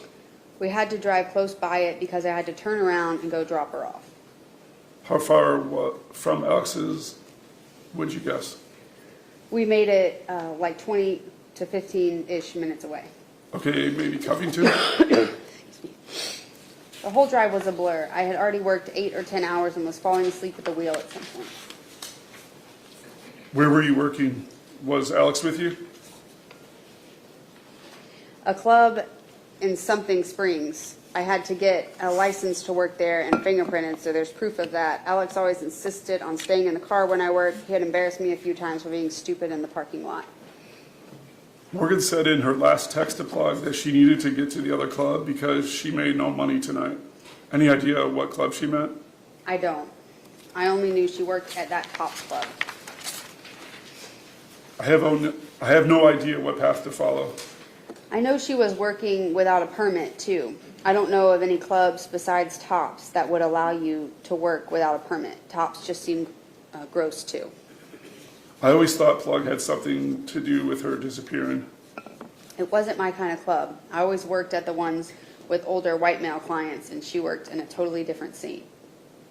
Maybe Plug had a connection to the guy I dropped. Yeah, The well, guy. maybe Plug had a connection Oh, sorry. to the guy I dropped her off with. I think that's right. There's a Snapchat of the car and the guy. Pence, question mark? Have you ever seen it? I haven't. I have felt so shitty over this whole thing. I can't believe in confidence that she just ran away anymore, and that's heartbreaking. I could have been the one who just let her walk away with some dude who hurt her. She may be doing it willingly too. Doesn't mean I didn't have a chance to change things, but I was up to my own ass to see anything. Maybe you could help now somehow. I'll try to think of anything else. If anything else think might help. Trying to that blank- might have been, Yeah, that might have been you, sorry. Okay. That's all right. I'm trying to think of anything else Trying to think of anything else think might help. Drawing a blank right now and very confused. A scary thing that was pointed out to me was I could have ended up in her place. This person telling me about Alex and Morgan by the river seemed very convincing. Yes, you very well could have. You got out. It would have been better if I had, though. No one would have reported me missing. At least I wouldn't have been missed. That's what happened to her. So, in your opinion, should I not bother following the lead about the river? She does have people looking for her, though. Even if her mom is a psychopath, Morgan has close friends and a little brother. I don't think the river thing makes sense unless Alex stayed in contact with her after she stopped talking to me. Her friends have no idea of the life she was living. I don't think they were really her friends. They couldn't tell me anything. People she worked with gave me more info. What does her mom think happened to her? She continues to point to Alex. And myself through proxy. Yes, I guess so. I asked her to talk about other people when she mentioned your name recently, but she already made up her mind, I think. I was really holding out the story that she must have got pregnant and ran away with her baby daddy. Could be. She would have come forward by now if that was the case, though. There's a person I've talked to over the last 2 years that says she talks to Morgan every few months. She said she was in Chicago at one point, then last in Colorado, that she was with some guy. That would be the happiest situation to this whole fucked up case. Are marriage records easy to look up? Yes, but you have to know where to look. Obviously, she knows she's not married somewhere. Correct. Because if she changed her last name, then her old one wouldn't pop up if she got a job or filled out taxes, right? Yes. It's wishful thinking, but, well, she says not impossible. I have her social security number. And that hasn't been used? I don't have a way to trace it. Oh. I think there might be a way. I'll have to look into it more. That's the best case scenario I can think of. Tracing her social security number might be a good lead. If she's dancing and not claiming what she makes, though, she wouldn't be filing taxes. So maybe finding a way to trace a marriage or legal name change. Yeah, I thought that might be the case. You have to go through paperwork with the IRS for name change, though. I actually know that because I had to do it after my wedding in October to get your social security number card updated. Yeah. Do you know if the name change route has been looked into?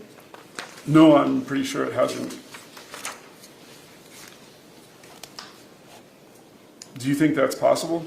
Like I said, it's hopeful thinking, but not entirely, she says, not entirely impossible if her intentions are not to be found. Did the police flag her social security number countrywide or even in Georgia? I don't know.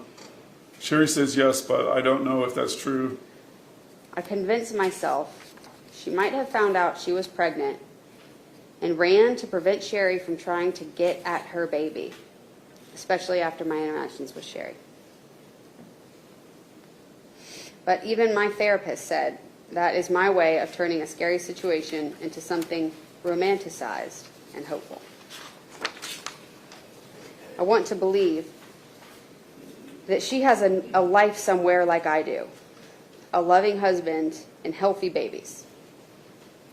It does make sense.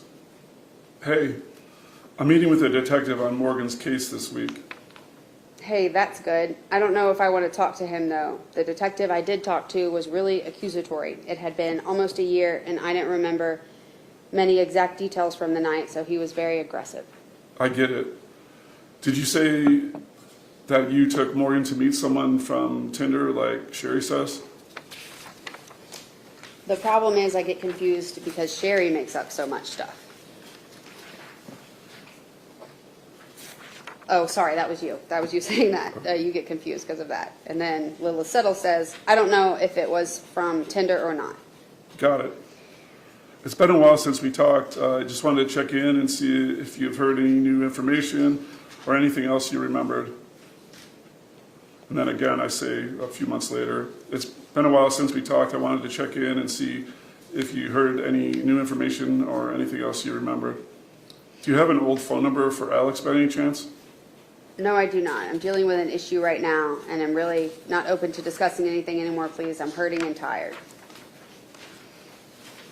I'd like to ask you a few questions if you don't mind. At this point, I'm trying to figure out why Sherry has lied so much and why so many lies included you.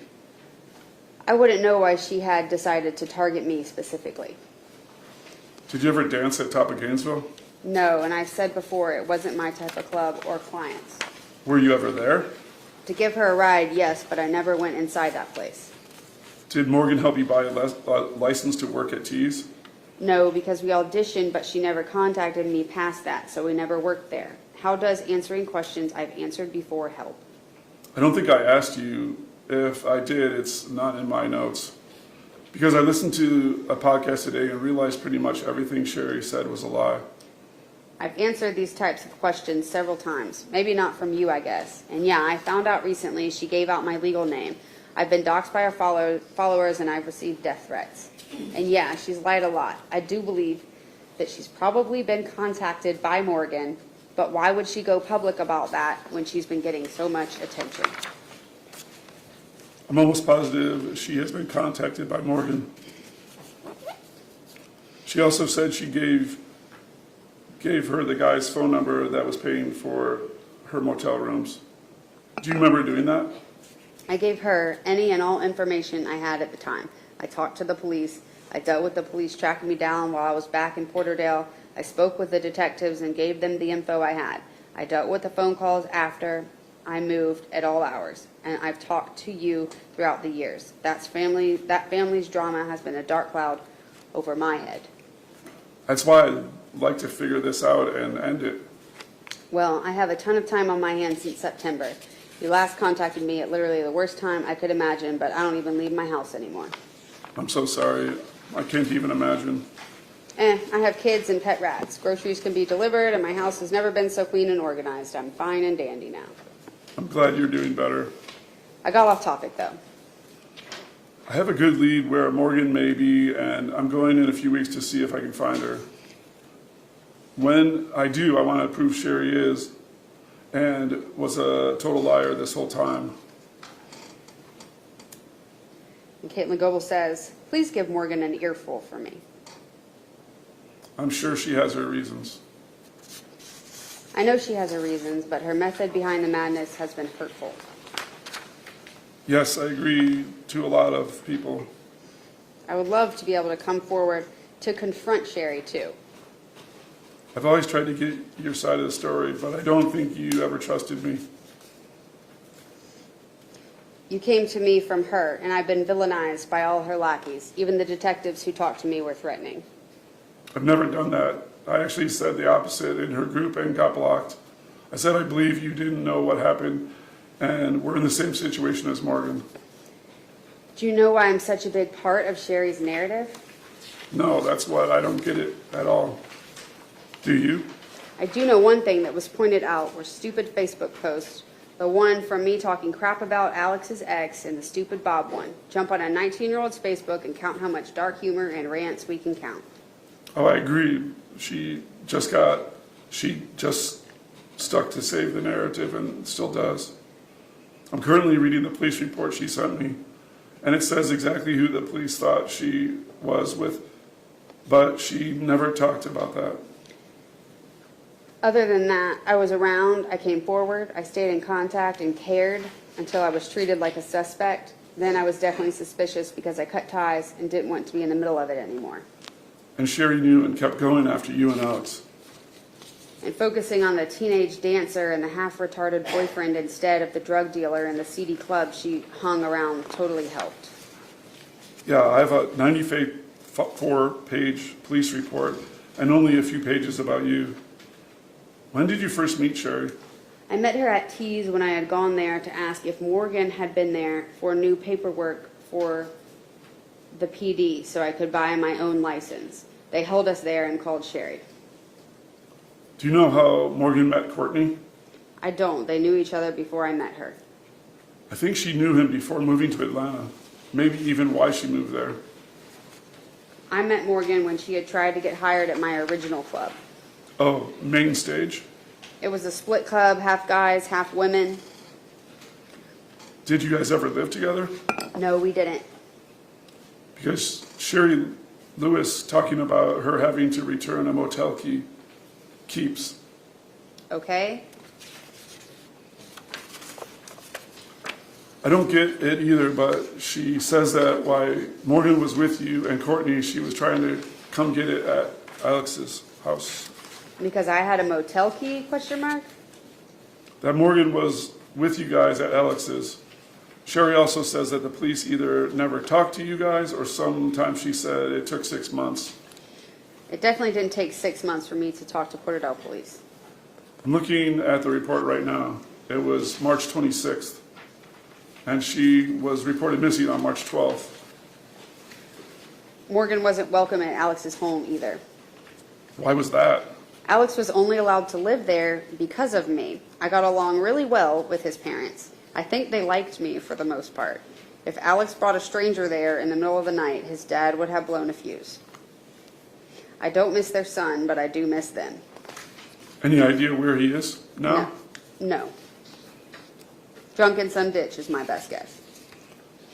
Man, the more I reread this police report, the more I see Sherry sabotage the case to find Morgan. Did they try to bring up any leads that she shot down? Yes, at least 5 different ones, and I brought another 5 or so too. And then when I did, I was blocked from the Facebook page. Why did you end up blocked? Just for not agreeing, or because you talked to me? Because I said I believe there was other leads the police hadn't looked at, and that they had talked to you and Alex, which Sherry denied. Sherry doesn't believe I've been interviewed. She knows you have because she gave me the police report, but she tells every podcast that you haven't been interviewed and you haven't been cleared as a suspect. Does she want the whole 48 hours TV show interview with a metal table, single light bulb, and one-way glass she can stand behind while pretending to cry? I feel like she wants me to be some crazy TV psychopath. She's hiding something. It just sucks for me that everyone is hearing only her narrative. I'm the villain. I'm trying hard to come that. I'm considering going back to all the podcasts and showing them everything I have. Maybe start a Facebook page. I have no way to speak out without painting a huge red target on my family's back. You won't need to show everything. I have to the podcast. Even better if I find Morgan. I'm really hoping you do. Rereading the reports and listening to all the podcasts on my way back home from Chicago have convinced me she is a huge liar. And Katelyn says to Morgan's mother, or about Morgan's mother, it will be awesome the day all of her crap sees the light of day. I would so love to make her publicly apologize to my face for every accusation for all of her followers to see. I doubt I would even get half an apology, though, to be honest. I just don't know why she's doing it. I have a really good guess. Which is?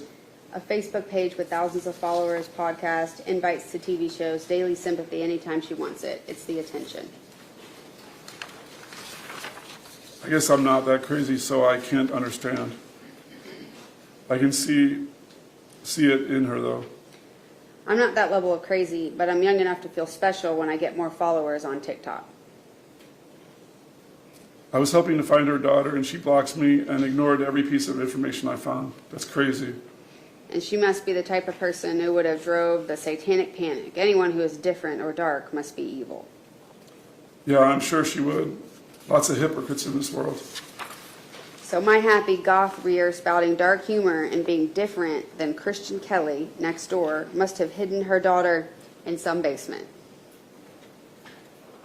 I just want to enjoy things like my rats and other spooky stuff without being seen as evil. People like Sherry need to get perspective. She never will. Others may, hopefully. Thanks for talking to me. Sorry about the rants. Thank you for being the only person to reach out for my side. You're welcome. Do you remember the last night you were with Morgan? Where you picked her up and where you went? Okay. And that's the last communication then that you have in terms of Facebook messaging, I think, or at least where there's a That's correct, yes. All right. collect those.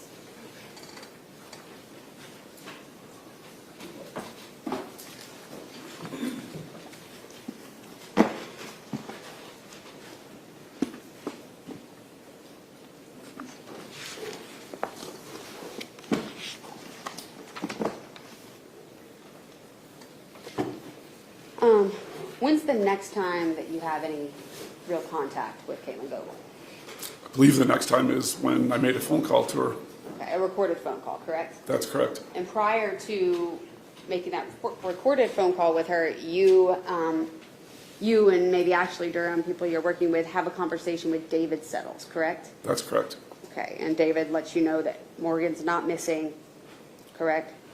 He never would come out and exactly say, but he said she's not missing. Okay. And at least implied or said that Katelyn knows what happened.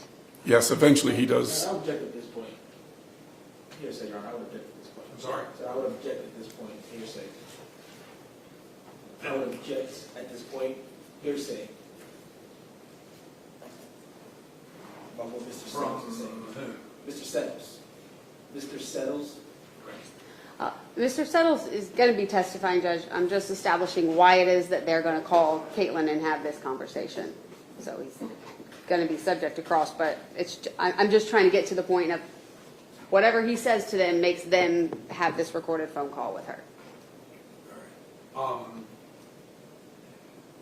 What I'll do, at this point, I will overrule the objection based on your representation that Mr. Settles will testify and he'll testify about this conversation.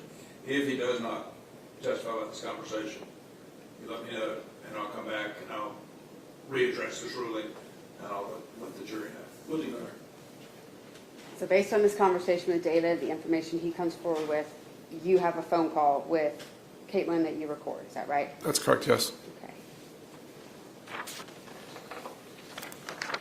And then you're also present on a second phone call after that where you and Ashley Durham talk with Katelyn. Yes, I believe I called Katelyn back, and then we three-way conference called, and then I stayed quiet and actually spoke with her. Okay. But is her story consistent or inconsistent throughout the course of that interview with you and then going into the one with Ashley Durham? Yeah, I'd say it's pretty inconsistent. Inconsistent, okay. Initially with you, she's still maintaining that she does not know what happened and things That's like correct. that, right? Okay, and you've had an opportunity to review that statement, correct? Yes, I have. All right, and is that recording that you review, is that a fair and accurate depiction of the conversation that you had? Yes, it is.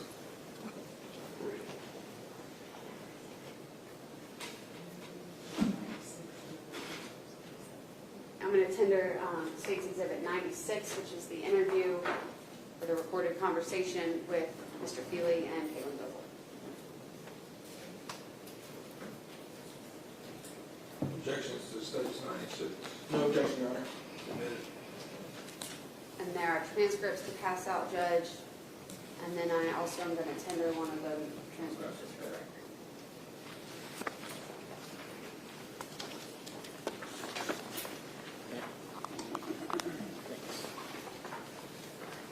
Thank you.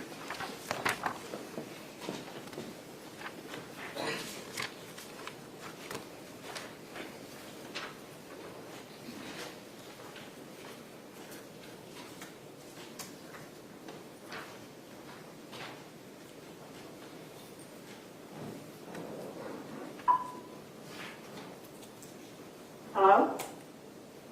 Hello, is this Caitlin? I'm sorry? I was trying to reach Caitlin. Yes. Hi, Caitlin. This is Terry. I'm not sure if you remember me. I'm the filmmaker who was working on the Morgan Bauer story. Yes, I remember you. Yeah, I've been trying to get a hold of you. We really need to talk. I don't know if now is a good time to talk. Yeah, give me just a moment.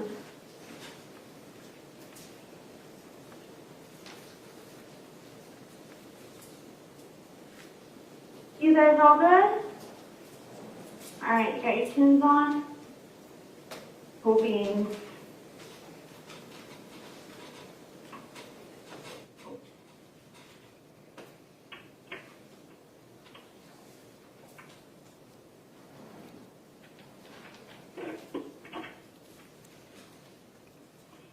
Okay. Yeah, I would imagine this is probably going to come as a surprise to you, I guess, maybe not. But a number of individuals have come forward and explained exactly what happened to Morgan. What happened? And they are saying that Alex was involved and that you were partially involved also. I don't understand what happened. I guess part of the reason I'm calling you is because this is catching up with you very soon here, and I kind of wanted to give you a heads up and let you explain how you were or weren't involved. But I mean, we pretty much know everything that happened.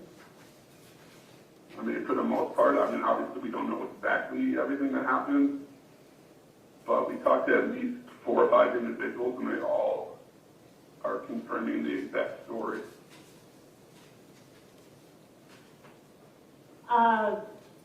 So I'm not sure what's going on. I know my ex-husband, who I'm going through a divorce with has threatened to try to implicate me in something. Yeah, the people that we've talked to are more Alex's friends from Porterdale area. And I'm pausing it here at 2 minutes and 50 seconds in. So you talked to David, and you had talked to some people with some hearsay sort of information in Porterdale, but is it fair to say you're bluffing a little bit with her about sort of the depth of knowledge that you have to kind of see what she's going to come up with? Yes, definitely a little bit. There was some very significant things that people told us from Porterdale, though, too. Okay. All right.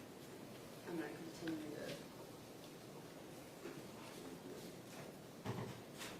to... And I didn't know any of those people very well. Okay. I guess the easiest way is maybe you will know some of the people if I name them. Fat Randy was one of the main people who has given us information, and his mom, Angie, or Angela. There's about 3 other individuals also that I'd rather not name, but those 2 individuals, I mean, pretty much have confirmed a number of things with us. They aren't the ones who have told us directly. I guess the easiest way, and I'm sure that, like I said, I don't mean to just throw this on you. I know, I'm sure you've been having to deal with this a long time, and I'm sure it hasn't been easy. And this date, coming at this point right now, I'm sure it's kind of crazy to deal with. But I guess the only way for you to understand that I really know what happened is to kind of tell you what we've been told. And like I said, we confirmed this story with a number of individuals. Okay, because I'm still really confused on why, I'm even being brought up in this. Well, because everyone Let's said that everyone said that you were there and that you possibly helped with some things, and that you definitely know what happened. And like I said, I'm trying to bring this to you, and that maybe you can help the police and not be the one who's taking the brunt of this, when it sounds like Alex was the one who did everything and you were a victim of what was kind of going on, is what it sounds like to me.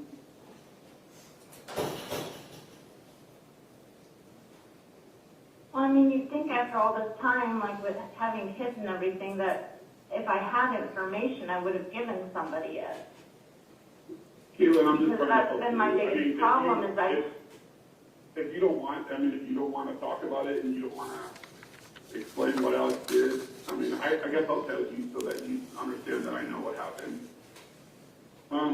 Pretty much every single individual told us the same story, that something was happening with Alex and Morgan, and he wanted to have sex with her or was having sex with her, and it went wrong one way or another, and he choked her and killed her. And then to dispose of the body, definitely he did, and possibly you helped with the disposal of the body and spread the body around. Oh,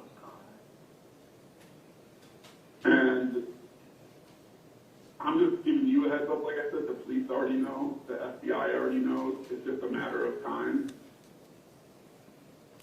And like I said,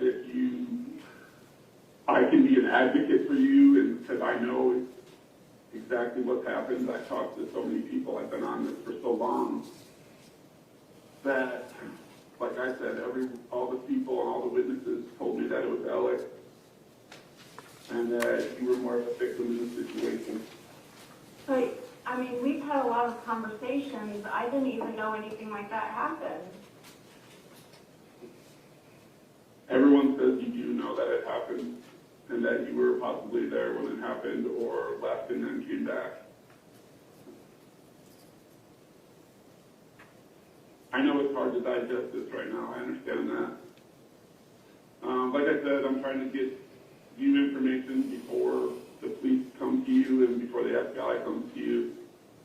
Give you a chance to tell me the story of what Alex did, and then go from there. I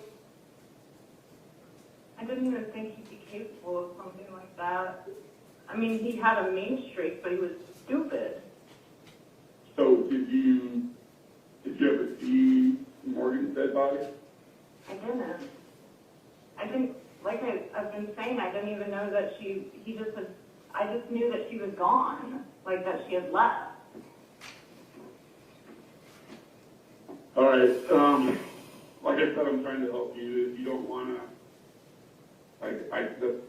we can just leave it at that. But like I said, if this was just one person telling me this story, then it would be different. But like this is like 5 people who I've interviewed separately on separate occasions over the last year and a half now, and have confirmed. They told me the same story of, and like that many people can't tell you the same story if it's not true. And people who aren't even related to each other. Like don't even run in the same exact circles as each other. I understand where you're coming from. I mean, don't you want to get over this and like be done with this? I mean, I'm sure carrying this around with you for all these years has been terrible.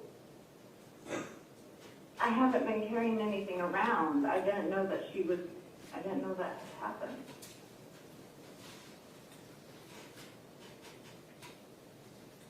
Well, there's also a woman who was possibly Alex's girlfriend while he was in California, who said that she heard you and Alex talking about it in California. I had asked Alex if he had heard anything from Morgan when I ran into him in California. No, she said that you guys talked about some specific stuff. And you guys had, yeah, she had heard you guys talking about more stuff than that. And Alex had talked about things in front of her too. It's not just one situation, Katelyn. Like this is like a number of situations where people have heard Alex talk about it. Alex has talked about it a lot in front of a number of different people. Has anybody been able to find him? Yeah. He's going to get apprehended here pretty soon, probably. Okay. I mean, there's even some other stuff that people have told us that we haven't been able to confirm. It's only been like 2 people have told us. So we haven't been able to confirm that 100% too, but Alex talked about cannibalism and other things in front of these people also. Oh. I mean, I been following this for a long, long time, and there was a period there when I was talking to you that I really believed some other people did it. But over the last year and a half, like talking to this many people and the stories all matching up, I'm 99% positive that exactly how I've been told is how it happened. You can help yourself a lot right now too by I didn't know that he had anything to do with her going missing, though. Katelyn, it's all gonna come out that Alex did this and that you were there or adjacently there when it happened. Like all these witnesses have said that. I was living in the same house as him.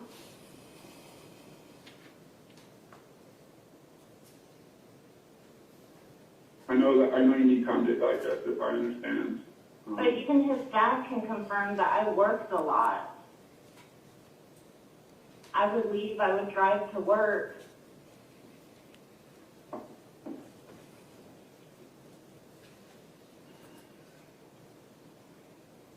And I went The back other thing this morning.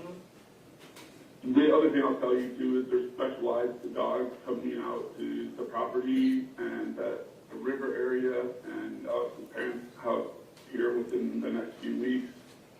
They're specialized dogs who look for their cadaver dogs, and they're going to find something. We have some pretty good locations that we know where to look. So that's gonna make things even worse too once they find remains. Honestly, from the way that it sounds like everybody assuming that I knew something, then it just sounds like no matter what happens, then I'm fucked for dating the wrong person. Well, every single person, every single witness says that you knew about it after the fact, for sure, at least. So, if you, I don't know how else to say it, but to protect yourself, what did Alex ever do for you? Like, why are you protecting him? He sounds like he was not a good human being. Like, he, pretty much took advantage of you, it sounds like. He took advantage of a lot of people and just shit on a lot of people. Yeah. And, even his parents, it sounds like he just always keeps taking and taking and taking from them. Like, they're always sending him money. He's always just spending it on drugs and shit. And, I'm pretty open to, I understand people have shit in their lives and stuff, but, Alex didn't know and doesn't know when to stop. He's taken from everybody. I think I know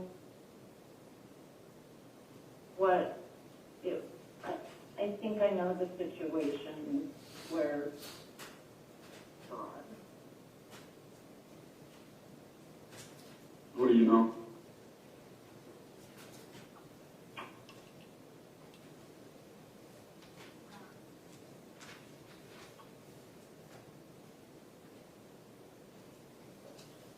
I'm telling you right now, they're going to be going after Alex.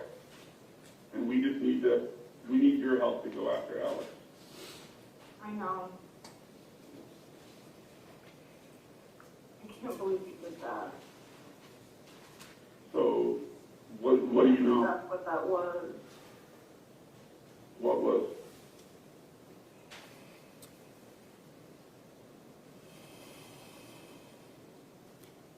Did you help him spread some stuff around? No,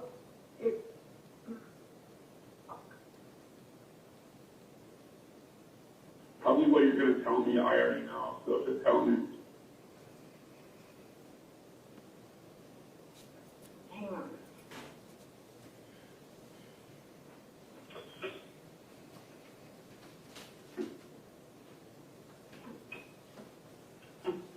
Did you lock the door?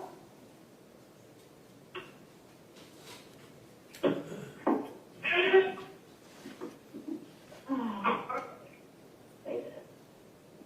Honey.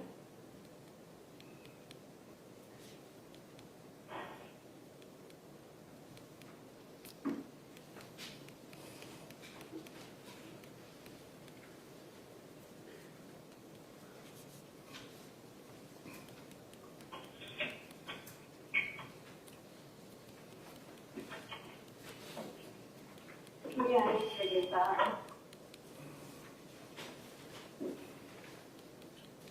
What's that? Hang on, I'm talking outside.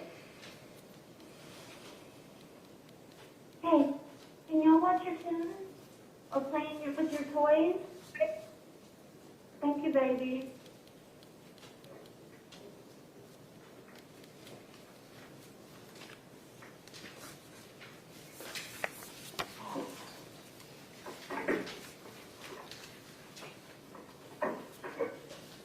Looking back, I think I know something that seems weird and off, but I don't know if it's something I should talk to you about or if it's something I'm just going to have to talk to the police or about.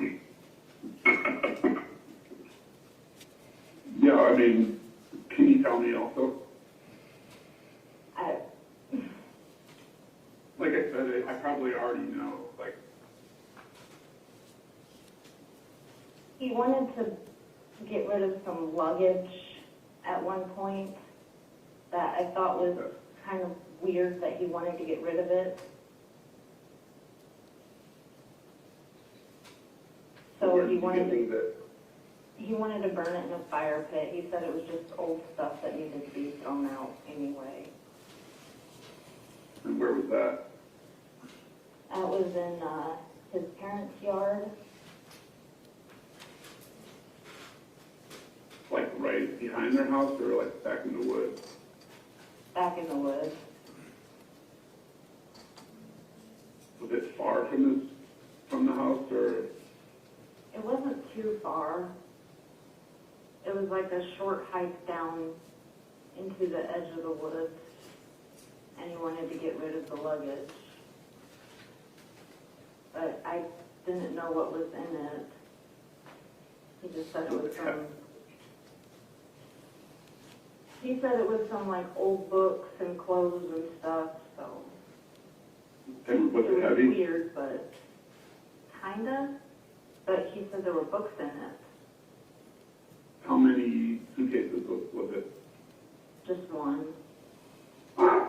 Like how big, you know? Like the regular size? Like something that you would put in like an overhead bin on an airplane or bigger than that? Something that wouldn't be a carry-on. It would probably be like, you know, that you would run through the, what are those? Yeah, like that you would check the bag or whatever. Yeah.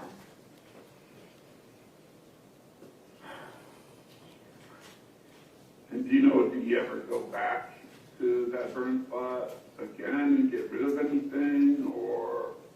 I don't know if he went back to that burn spot or not.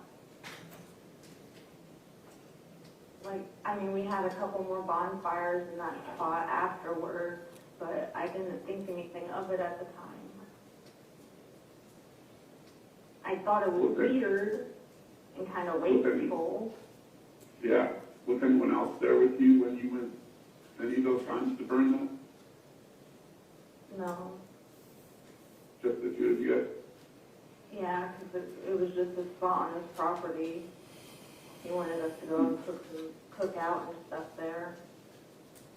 So do you remember how many times afterwards you went back and had bonfires there? I don't know.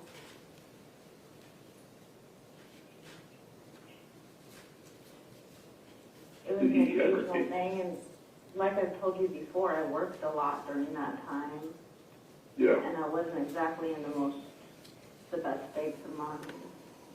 yeah. Was there any other spots that he ever took anything like that and like burned it or anything else? I don't think so.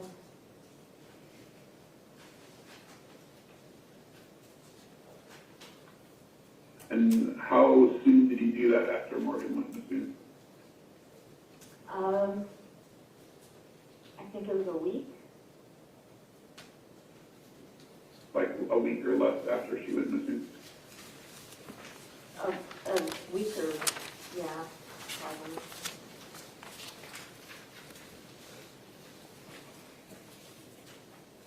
You know, where he would have been keeping that until he went to burn I I don't know. There's nowhere that I could think of that he would be keeping something like that that wouldn't have alerted me or his parents. I mean, at the time we were sleeping in the same room. Who was sleeping in the same room? I was sleeping in the same room as Alex. Gotcha. Where was that? Like did he have a basement room or like?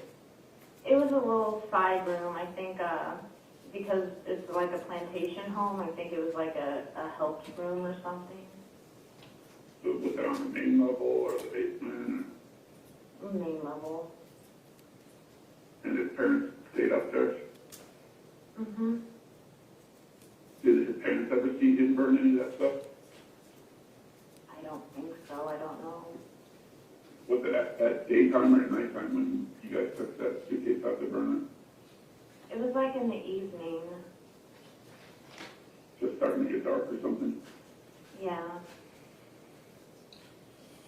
That's one of the reasons the bonfire didn't really trigger much in my mind. Should So his I was parents, like, okay, you know.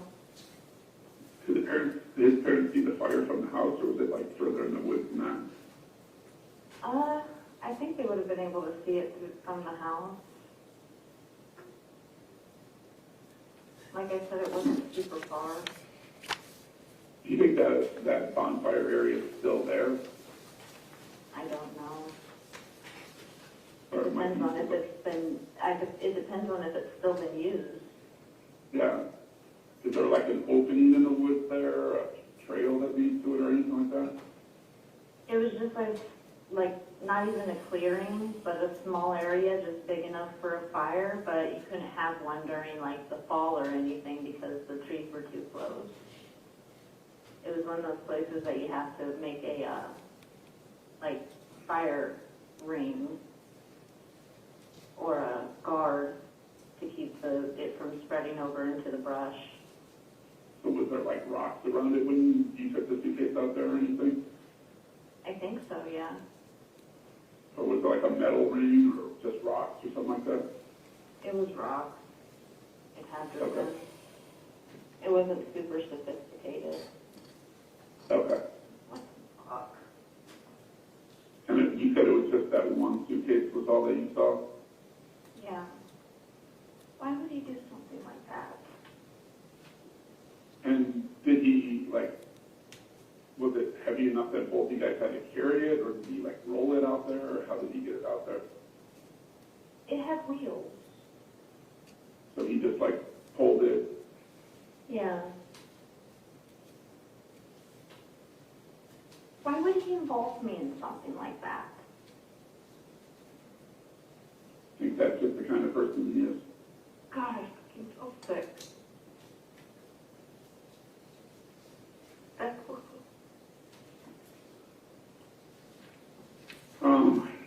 Yeah, I mean, Oh, this poor baby. people are gonna probably be contacting you in the next couple of weeks or so. Like I said, depending on when the dogs can go search, we've been waiting on them. They were gonna do it about a month or so ago, but they had to be called out of the country to do a search in Guam or something because there's a typhoon, so they're getting back in town here coming up, and then they're gonna go search that area. I swear I did not hurt her.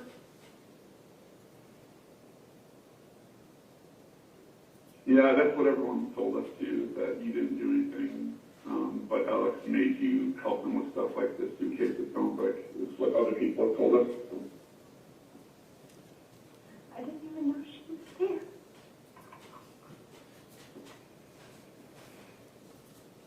I understand, Katelyn. I think you did know, and you were just in a shitty position at the time. I know everything that was going on at that time was crazy. There's a lot of drugs. There's a lot of stuff going on. I think you got into a situation just like Morgan did. Like Alex used the people and used you and used her, and just he was messed up too, and probably still is. I mean.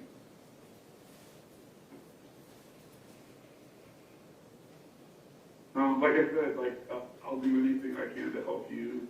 Because like I said, I think you're a victim. Two, you just,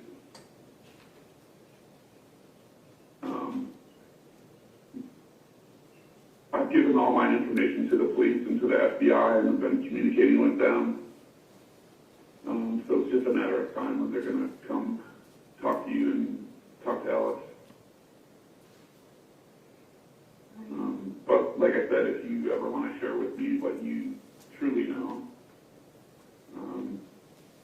just let me know, and I'll pass that information on to the police and the FBI so they understand that, like I believe, that you're a victim in this situation. I mean, the witnesses that told me that you know about it, you know what happened, Alex told you what happened, or you saw what happened, and I know that's hard for you to just even comprehend right now, but I mean, obviously you know what happened, you know what was in this case, you know.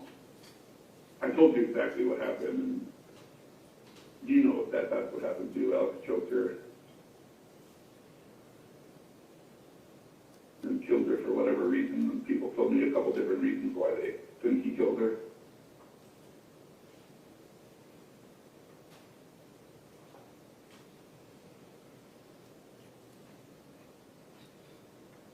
Why do you think he killed her? I really don't know. Because he didn't get his way or something? That's pretty much what everyone told me, exactly what happened.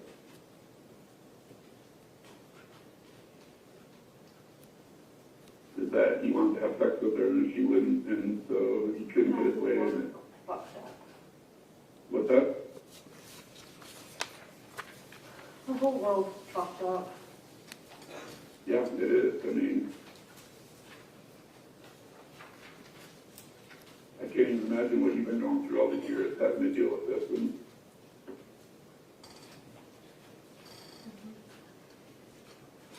And I'm sorry that that's happened to you.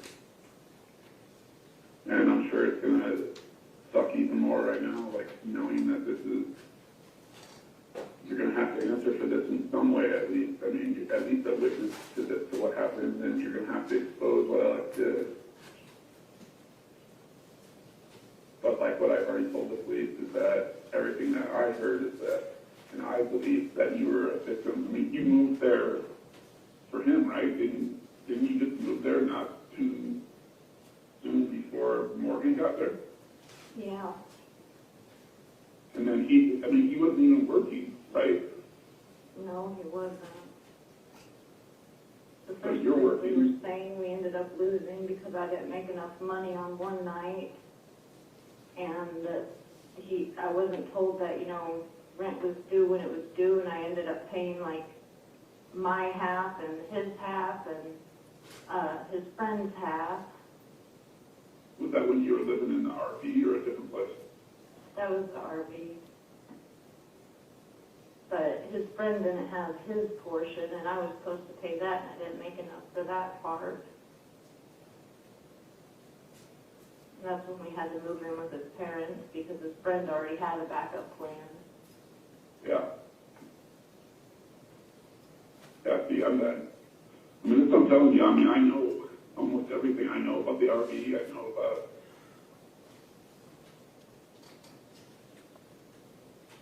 know about all these things. I wouldn't have called you like this if I didn't know what was happening and what was going on. This is not a call that you want to make to someone, trust me. I believe me. I'm sure it's not a call that you want to get.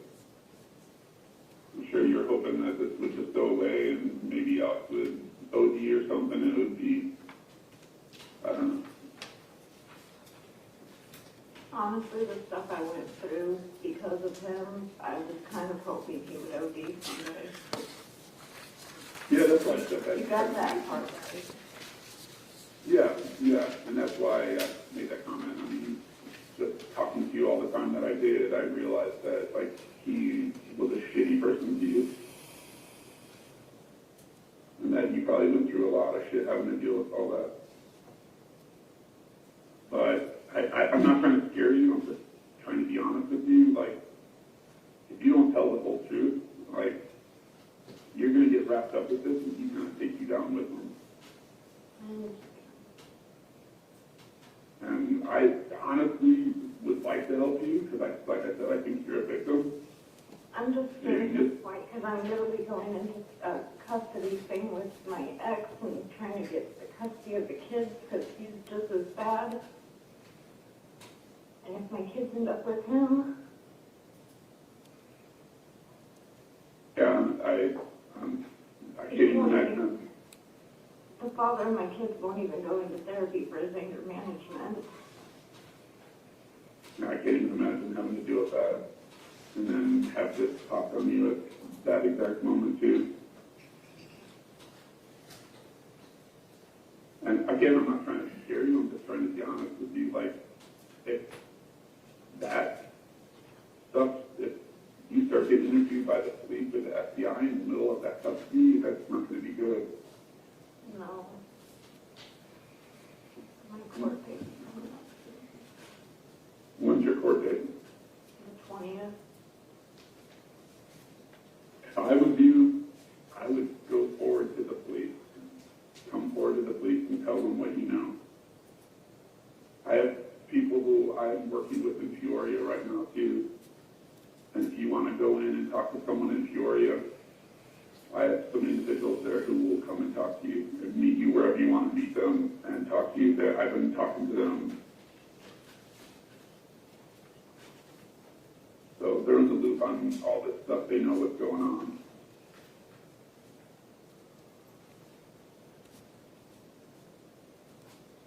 Yeah. So it's either they're going to come see you soon or you're going to go see them. And I'll tell you, if you go see them, Text me any of their names and numbers. yeah, as soon as I get off with you, I can contact my people and have all that coordinated if you want to go in and talk to them. Yeah. You're going to have to give me some information so that they know that you're. I know I'm probably going to get wrapped up as an accomplice and suffer just as much as he is. So can you, without telling me too much, can you just tell me, I mean, I already know it. I mean, you know what happened, right? Yeah. And you can tell the police enough information that they can go after Alex and question him and tell him that they know exactly what happened, right? Yeah. And where it happened. I also know that if he ever gets out, then he's probably going to come after me. He's not going to get out. And if you know where he is, we think we know exactly where he is. We're just waiting to go after him. But if you know any more about where he possibly could be, that would be helpful too. I don't know where he's at, and that's the When most was- serious thing. Where was he last that you heard? The last time I heard about where he was out in California. I think, out of curiosity, a couple times I've tried to look at his Facebooks, and I think one of them said something about Texas, which made me kind of nervous because it seemed like he was coming back east. Okay. So will you be able to give the police like information, like what day it was that it happened, where it happened, and then what he did with the body and stuff after that? I would be able to. I don't know exactly like where or the time that it happened.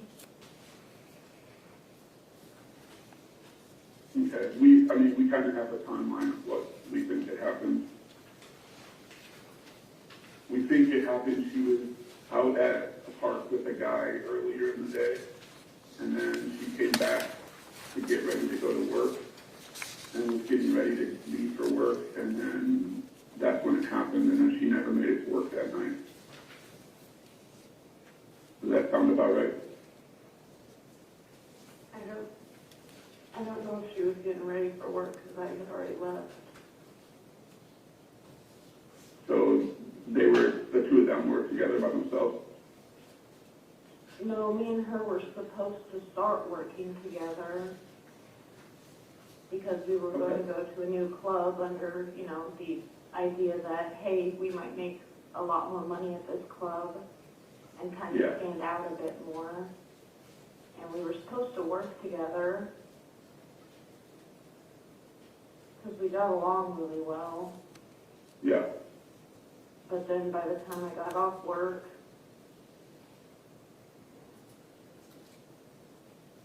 So you got off work and you came home and what?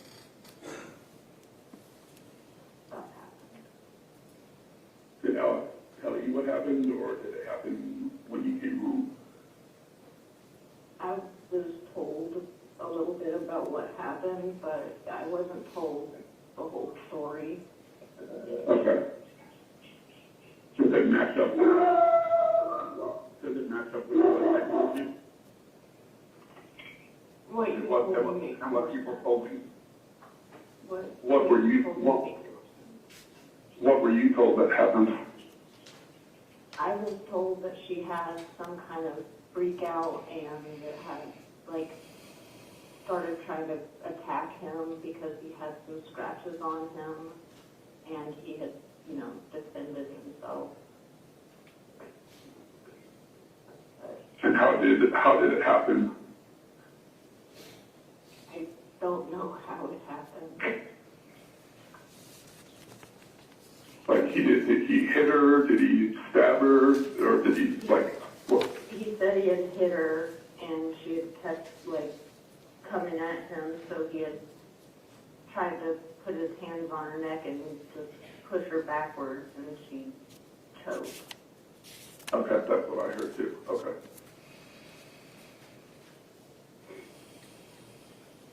But I wasn't really certain that that's what happened. I didn't believe them. What did you think happened? I thought exactly what you had said happened. I thought he had killed her. Because she wouldn't do something with him? Yeah. Okay.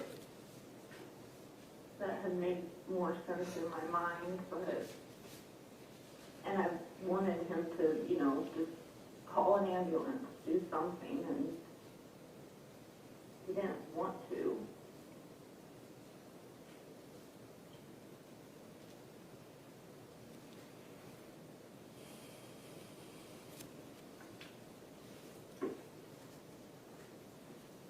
And do you remember if she was bleeding or anything? I don't think she was. Okay, yeah, that's what I was told too. I think the back of her head might have been a little, like it had been bleeding a little bit. Like she had a bump or something on the back of her head. Yeah. Okay. And so that was the only suitcase that you know of? There was not another suitcase? No.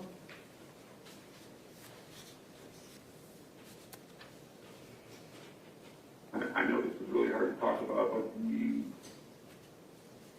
you know if he, like, dismembered her and, like, burned some stuff and then buried other stuff or something like that?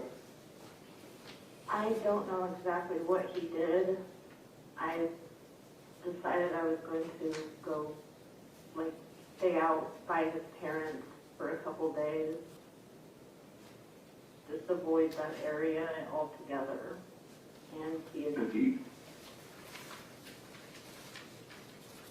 And he was back there doing stuff while you weren't there? Like over a couple of days or something? yeah, I think so. And so, A week to a little bit less than a week.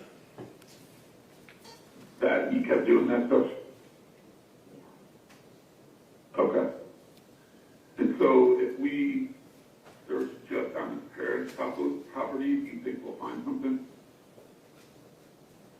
Probably. Yeah. Okay.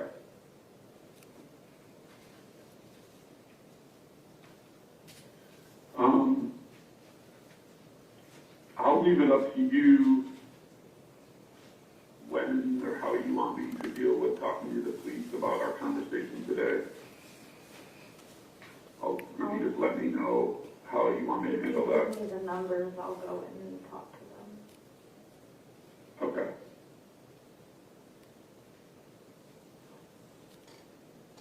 I'm really sorry this is happening to you, and like I said, whatever I can help minimize the pain and anguish that you're having right now, I'll do as much as I can.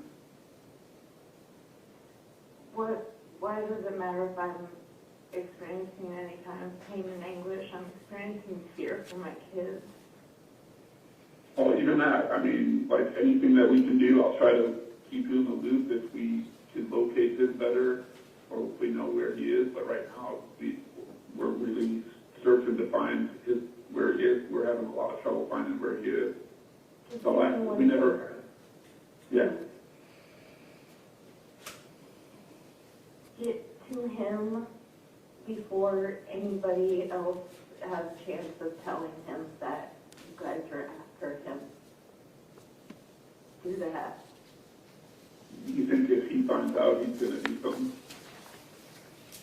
I know that he knows the area that I live in because I haven't moved around too much. And I know that he knows how to find me. Has he ever threatened to hurt you? That's why I kept my mouth shut.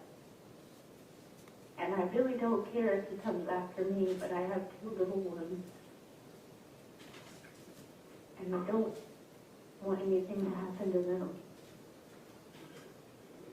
Yeah, I don't know if there's any way that you can help us find him before anything happens. Like, I don't know if you communicate or could contact his parents and find out where he is so we can surprise him and, like, I mean, that would be helpful. I have not contacted his parents yet because I was waiting to the last minute to contact them to do that. For that same reason, I didn't want them to tip off Alex because him not knowing anything about this, like you said, is the best thing right now, that he doesn't know any of this is happening. Yeah.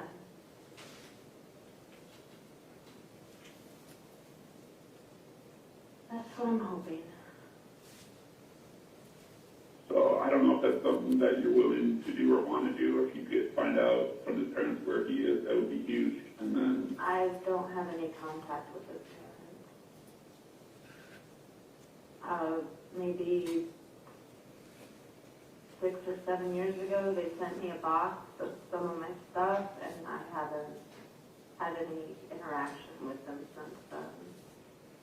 yeah, I don't know if you could contact him and say that you're trying to get a hold of him and like how you can get a hold of him where he is or something. And that way when this all happens. Facebook? Yeah, I think I even have a phone number for his dad, but not his mom. She's honestly the easier one to talk to. Okay. Yeah, I'll contact it. Is there a way to contact you on Facebook right now? Yeah. Okay. I'm under. I sent a message to Serenity, the Serenity one. Mm-hmm. So if you just respond to that, if you can give me any of that information. But I don't think they're going to give me any information about where he is. Maybe they will. I don't know. They would probably be more willing to give that information to you if you're willing to do that. I don't know why they would give me that information. That would be the only way that we could ensure that we know where he is before any of this information starts coming out. I'll do my best. If you send me his mom's Facebook name and then his dad's number, I can try getting a hold of either one of them. Okay, and then I'll let you know, because obviously that's going to be a huge tip-off, is when we go onto the property, with the dogs, I'm sure, I don't know if his parents know anything or suspect anything, if they're gonna like call Alex and say, hey, they're here again searching. Yeah. But I'll let you know once I know when that's gonna be. It could be as soon as like a few days from now, or it could be,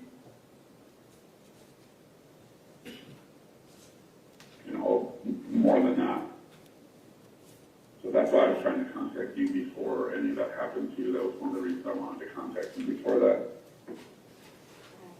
And I'll do what I can to help. Okay, and then, yeah, just if you respond to that on Facebook. I have a different name on that account, so I sent you a message just earlier today, so.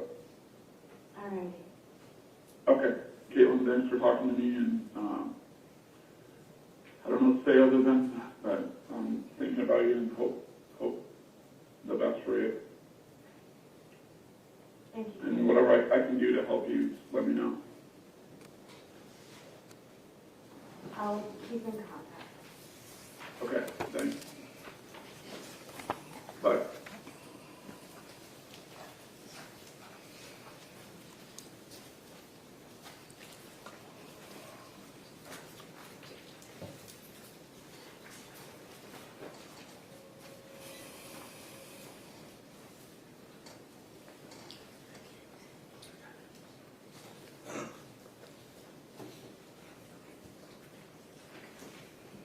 So you're not a police detective or investigator or anything like that, right? No, I have no education or training or occupation like that.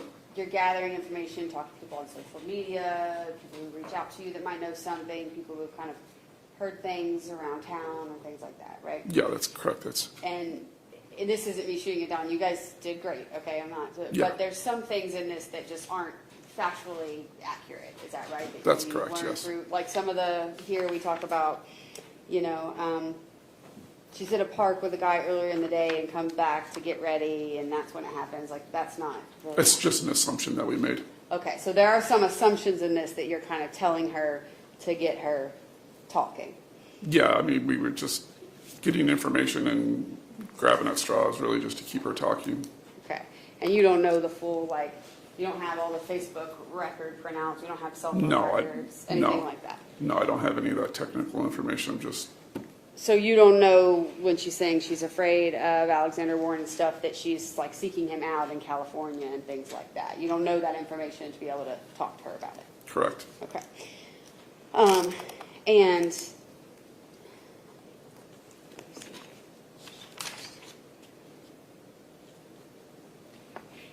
you tell her something about cannibalism or something being involved with something that you've heard, and she kind of reacts to that, like, oh my gosh, like it was really shocking or bad, right? Yes. Okay. All right, Judge, I'm going to tender State's Exhibit 230, which already in the record, there's a business record certificate for TikTok in the videos. So I'm going to tender State's Exhibit 230, which is a couple more TikTok videos. Submitted.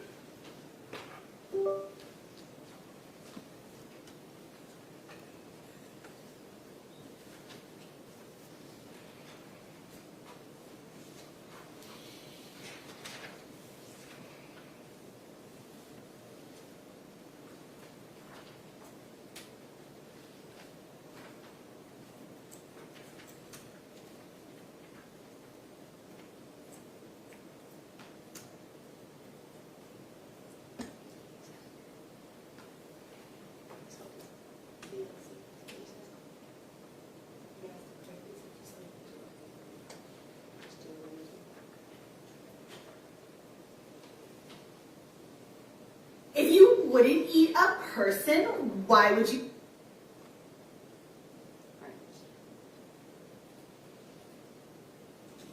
If you wouldn't eat a person, why would you eat an animal? Well, it is bold of you to assume that I wouldn't eat a person.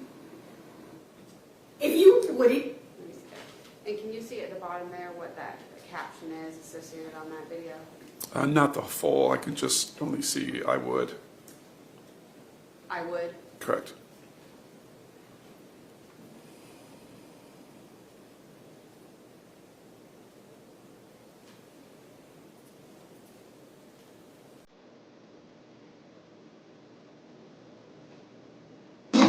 Tell me I'm ready.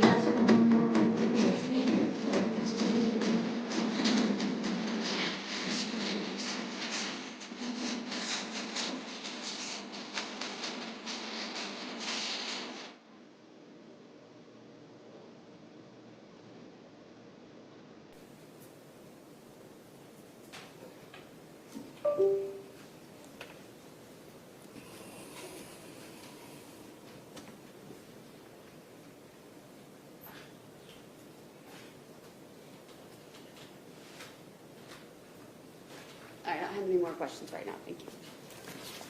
Ross? Yes.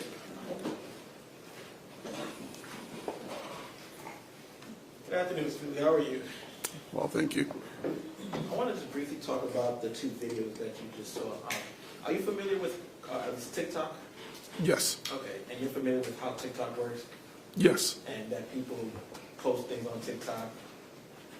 Yes, for all different reasons. Okay, and are you familiar with cosplaying? Only slightly. Okay, would you understand that that's when people essentially dress up and sometimes reenact videos, correct?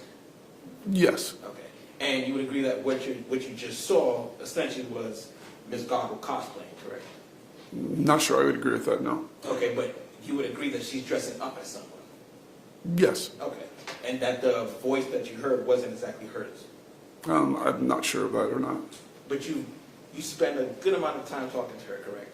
Yes. Okay, and part of those conversations were on the phone? Well, just that one, 2 times. Okay, 2 times. And one of those conversations was about 40, I believe it was about 40-something minutes? Correct. Okay. So you believe that that was her voice that you just heard on the TikTok videos? I wasn't really paying attention to differentiate that during the time. Okay, no problem. So I'll back up a little bit and talk about kind of, when did you start going into kind of the filmmaking?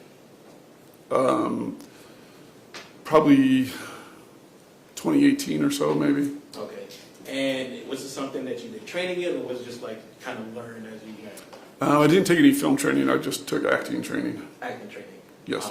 And did that entail anything about kind of investigative work? Like what did they kind of train you on? No, no investigative work. Okay. So when you were doing kind of your own investigation, you're kind of learning as you go? Yes. Okay. And how many, would you roughly guess how many, pulling back up, what type of things, what type of events or stories were you mainly investigating? Only this. Only this one? Yes. So this was the only one that you had done at that point? Ever, yes. Okay, ever. So this is the only story that you actually worked on ever? That's correct. Okay. And obviously we just spent a good amount of time going over the messages, the Facebook messages, and then there was also the phone call that was just played, correct? Yes. Okay, and then I believe you said there was one more conversation where you were kind of just sitting on the back end, but you were on the call, correct? Yes. Okay.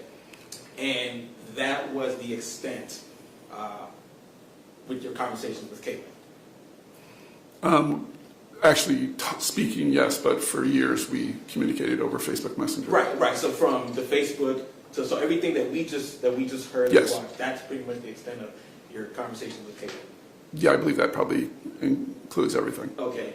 And I want to kind of start with the first conversation, the initial conversation that you were having with Katelyn. Were you talking with other people? At this, you have to clarify for me. So when you were talking, so during the time you had the first conversation, were you also asking other people kind of about this case? Were you doing other investigative work? Yeah, regarding this case, I maybe was communicating with 1 or 2 other people at that, when I first initially started talking on that July 1st date. Okay, and who were those 2 other people? That was Sherry. Okay, and who was the other person? I didn't catch the other name. I don't, somewhere around that time frame, I was speaking with Sherry, and I was also speaking with Casey. Okay, and based on that, kind of, that's when you were, just kind of interacting with Katelyn, just trying to gather more information. That's correct. Okay, now during the second conversation, I believe that was from like October 4th of 2020 to January 8th of 2022. were there any additional people that you were talking to other than the ones you just mentioned?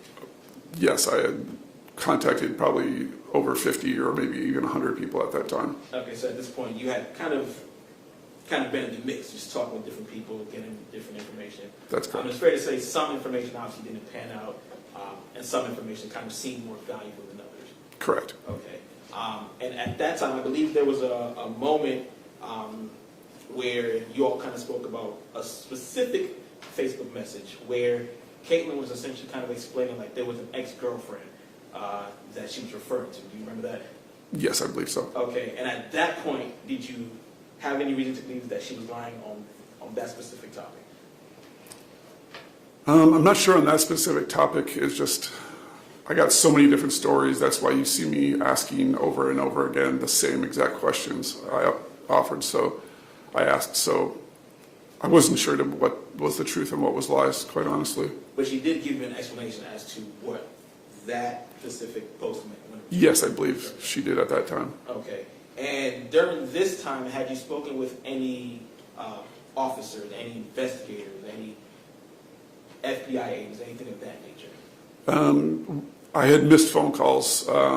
We had exchanged messages and had never connected, Okay. but that was the extent. And when you said you exchanged messages, was it Facebook, text? That was a voice message, phone calls, yes. Okay. Now, was there any moment where you guys actually spoke without? No. Okay. So these were just, you either call them and they missed your call or they call you? Correct. Okay. Did you speak with any of Alex's friends? At any time during the So period? during the October 4th to January 8th of 2022, sorry, October 4th of 2020 to January 8th of 2022, I think that was kind of the second time that you and Katelyn had, you know, that the conversation. That was the Correct. second. I'd have to review when, yeah, there was, yes, there was an individual who I was speaking with during that time. I believe he was, Okay. And do you know the relation to, like, who that person was in terms of the relation with Alexander? yeah, they were pretty close with him. I believe even maybe lived with him or their partner lived with him, Alex, at one point. Okay. And when you kind of talk with people, do you do any vetting? Yes, of course, I try to do as much vetting as I can. And what kind of vetting do you do? Can you kind of explain how you? Yeah, mostly my vetting is just doing super deep dives on people's Facebook and people adjacent to them. That's as best as I can vet without having any technical, experience or criminal training. Okay. So you try to look into it as much as you can. Yes. And I'm assuming you did that with the person who, I guess, identified someone who's fairly close to Alex. Yes, I did extensive. Okay. Was there anybody else that you spoke to that was either friends with Alex or close to Alex? Yes, there was another individual also. Okay. And do you recall how many times you spoke to that person? That person was probably less than 10 times. Okay. Now, were these conversations also via Facebook or was it on the phone? All my conversations almost entirely were on Facebook chat messenger. Okay. And when the information that they were actually telling you, how were you able to vet that? Usually I would try to cross-reference it with another individual who was kind of in that circle or outside the circle even too. Okay. So the two friends that you had spoke with that were close to Alex or knew Alex, did you cross-reference what they said amongst your notes? Yes. Okay. And as far as we know, did that information was it consistent, or was it, were there differences, or was it consistent with what they said? Yes, it started to match up, yes. It started to match up, okay. Now, moving on to before the third phone call, or before that phone call, I know you didn't mention that you've spoken with, or you missed calls from investigators and stuff like that. Did you try again, or was that the only, period where you were trying to get in contact? It depends on what the time frame was. At the time that Ashley came in and started volunteering her time, she was the main liaison. Come on out.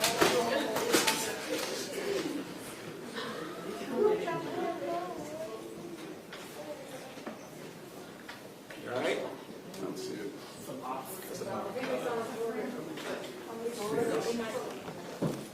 It's under my foot here. Oh, okay. It's under my foot if you have something. I get that. You okay? We good? Settle down.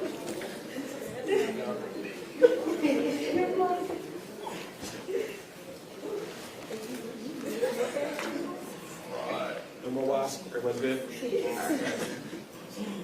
Everybody take a deep breath. Okay.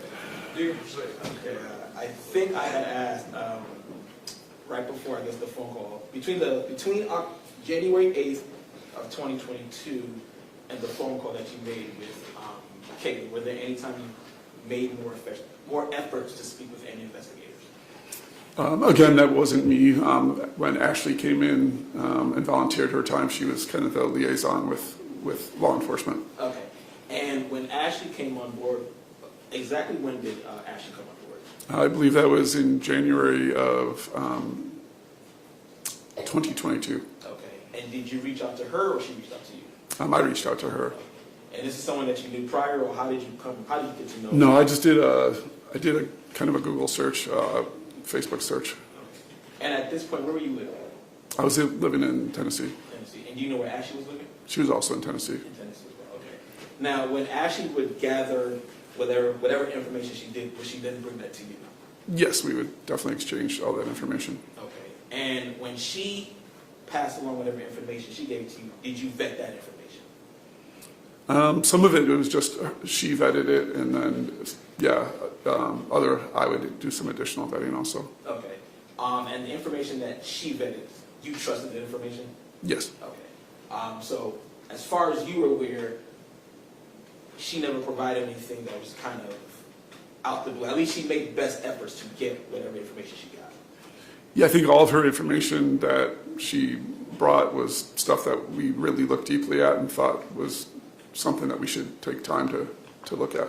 Now again, without saying what anybody said, do you know if she spoke with any of Alex's friends?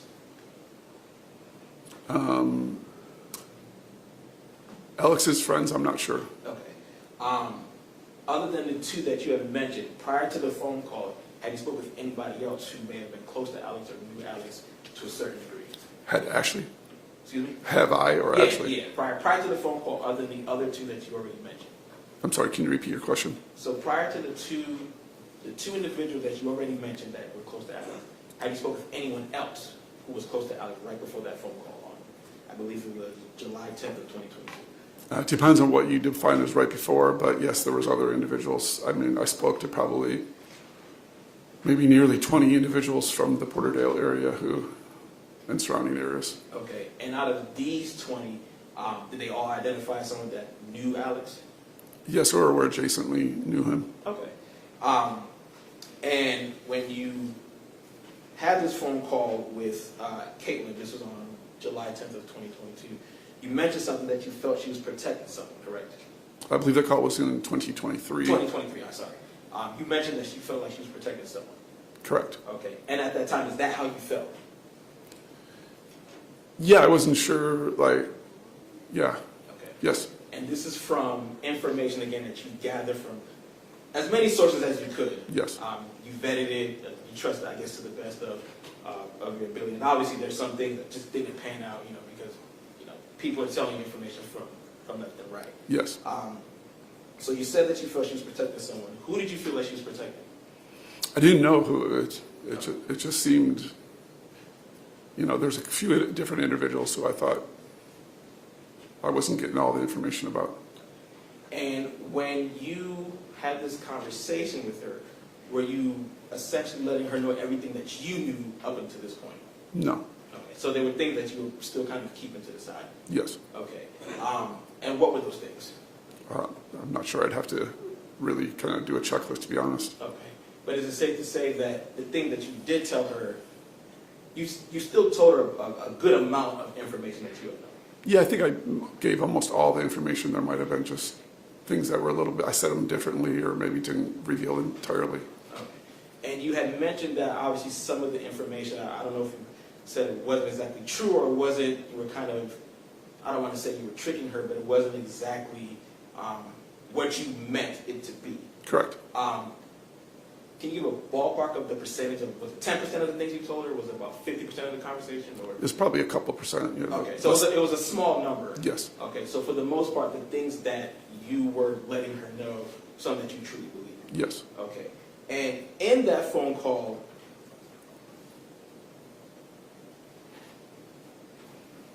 you had mentioned that there were witnesses or there were people that saw what happened. I don't, That Katelyn saw what happened, correct? In regards to what happened to Morgan. yes. Okay. But you didn't mention anything about her actually committing the act, did you not? I don't recall saying that to her in the recording, but there was some information given to us that was true. But you didn't mention that at all in any of the recordings from you and Katelyn. Correct. A lot of that, I feel like I was trying to just keep her on the phone and get her to the police too, so I didn't want to alarm her too much. Okay. And in that same phone conversation, you mentioned that you believe that she was a victim, correct? Yes. Okay. With all the information that you gathered, there was nothing in the conversation when you mentioned she was planning something, correct? I'm sorry, you're going to have to ask So that again. in the phone conversation, at no point did you ever mention, hey, I think the two of you planned this. I don't recall that in the... Okay. And there was nothing that you brought forward to Katelyn, no messages or anything like that, that would say, hey, I think you guys are planning this.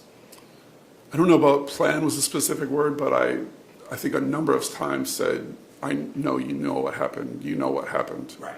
So you essentially said you knew that she knew what happened, correct? But not about, hey, this is something that I believe you planned. I'm not sure. Yeah, I don't believe I used the word plan. Okay. And based on that conversation that you had on the phone, it sounds like you believe that Alex did the actual killing. No, we had some other information other than that. Again, I was trying to keep her on the phone and try to get her to the police. But you did mention on the phone that you believe that Alex was the one who killed him. I don't remember if I said that or if when I asked her what happened.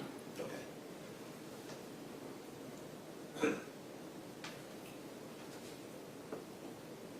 And you told the state that basically there were some inconsistencies from the first set of messages up until the phone call, correct? With Katelyn? In the Facebook chat message? Yeah, from the Facebook to the phone call. Yes. There was some inconsistency. But the one thing that she maintained is that she didn't actually do the killing with the killing of Morgan Bauer. I'm not sure if she ever came out flat and told me that or not. I'd have to review that. Okay.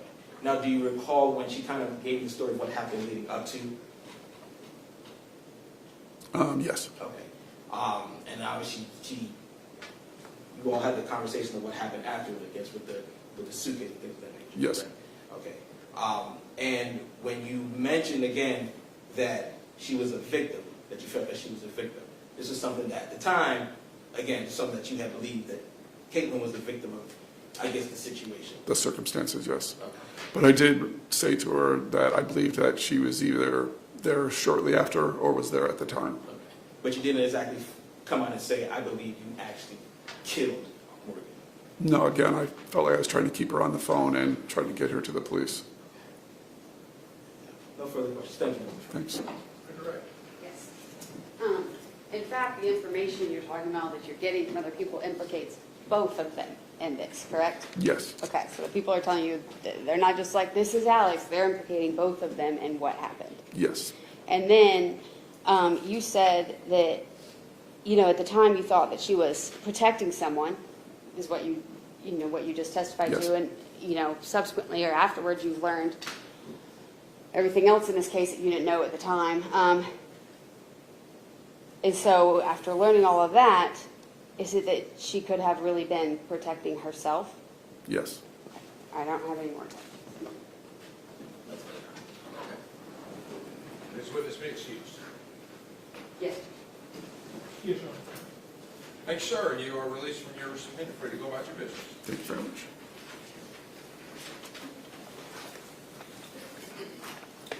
You can take all the wasp with you.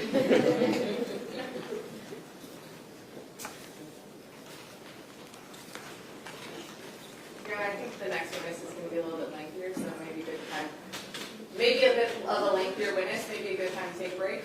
Okay? All right. Ladies and gentlemen of the jury, why don't we just take a quick break and we'll come back in. We'll knock on the door at 20 minutes to see whether you're done. If you're done, fine. If not, we'll take some more time. All right. Again, don't discuss the case among yourselves. Permit anyone to discuss it with you.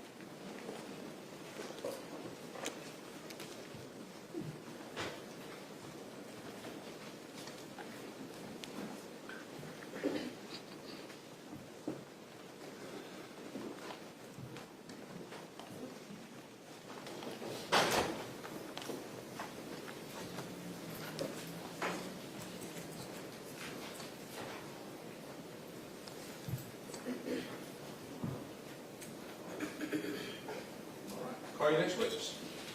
Ashley Durham.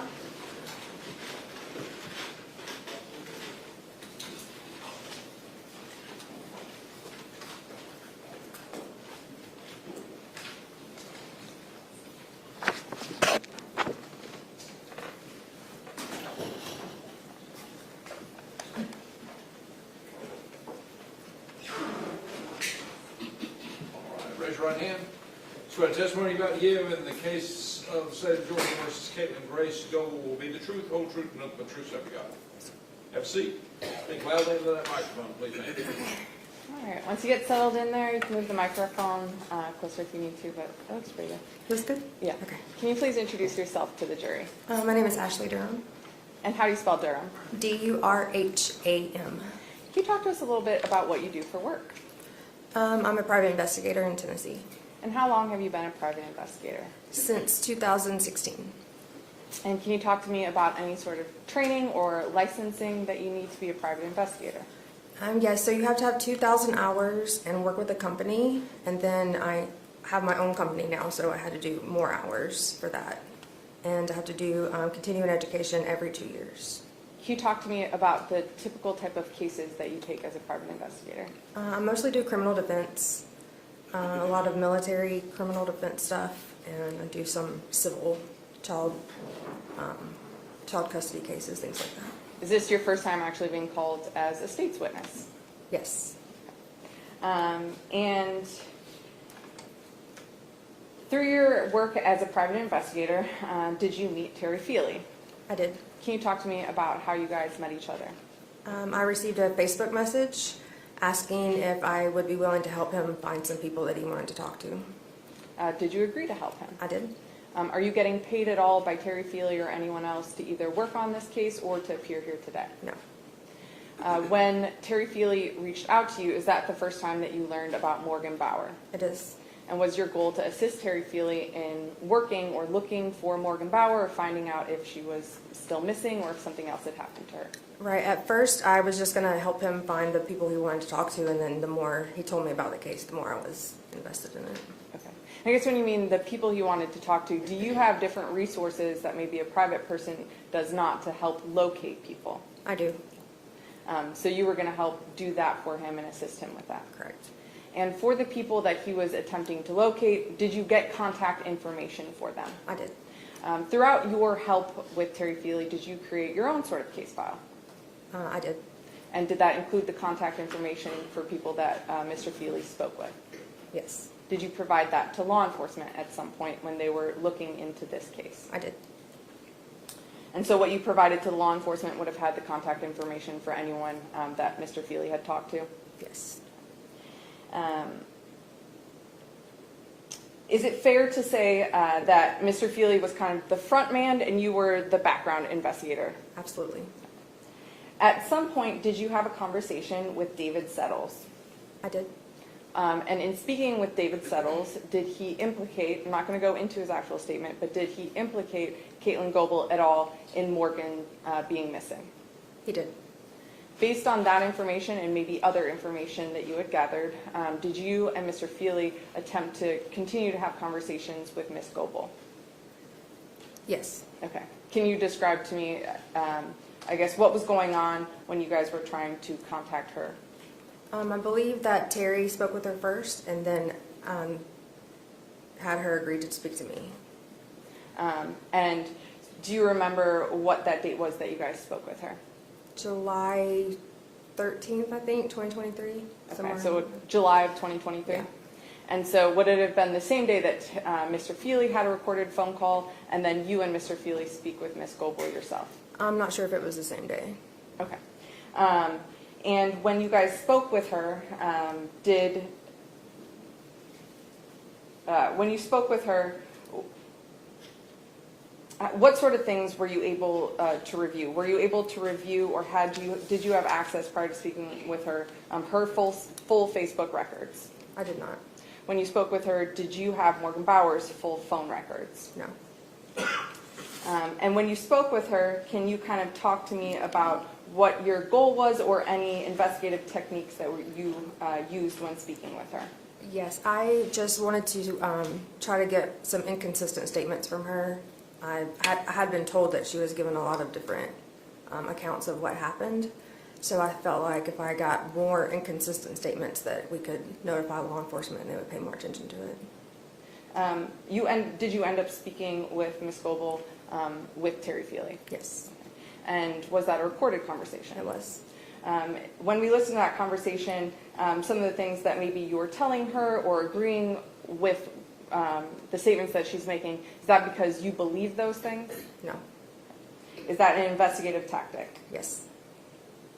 Did you have other information when you were speaking with her that you did not provide her with? You know, you didn't show her all your cards? Correct. Okay. When you speak with Katelyn, in building that rapport, do you also offer her the ability to sign a confidentiality agreement? I did. Did she say that she wanted that confidentiality agreement? No, she didn't. Did she continue to speak with you and didn't want to have that paperwork signed over or sent over to her prior to speaking with you? Yes. Did you also offer her to contact or give her contact information of a local attorney? I did. Did you end up providing her with information for a local attorney? I did.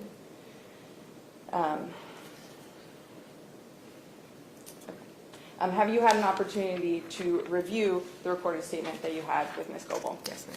And did that fairly and accurately reflect the conversation that you had with Katelyn Goble on that date? It did.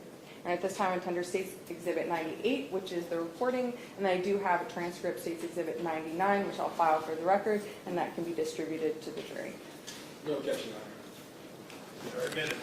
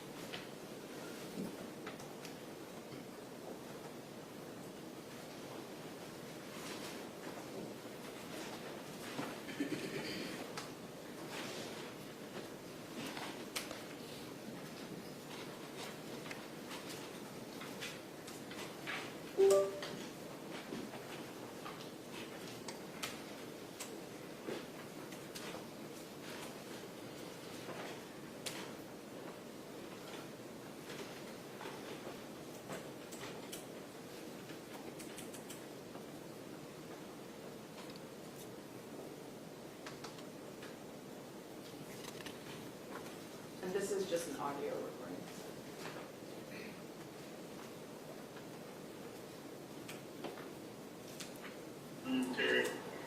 Hey, Katelyn.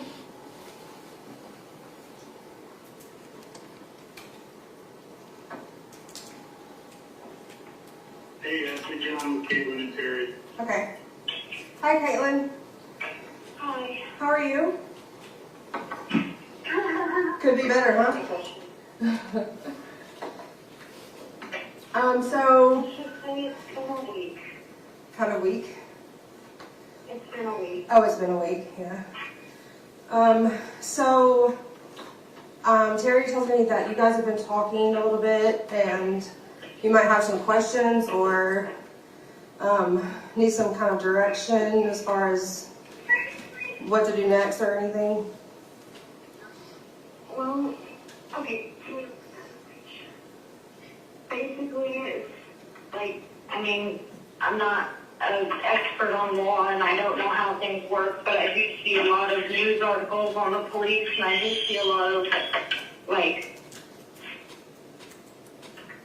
all this stuff that doesn't really give a lot of people a lot of trust in the system.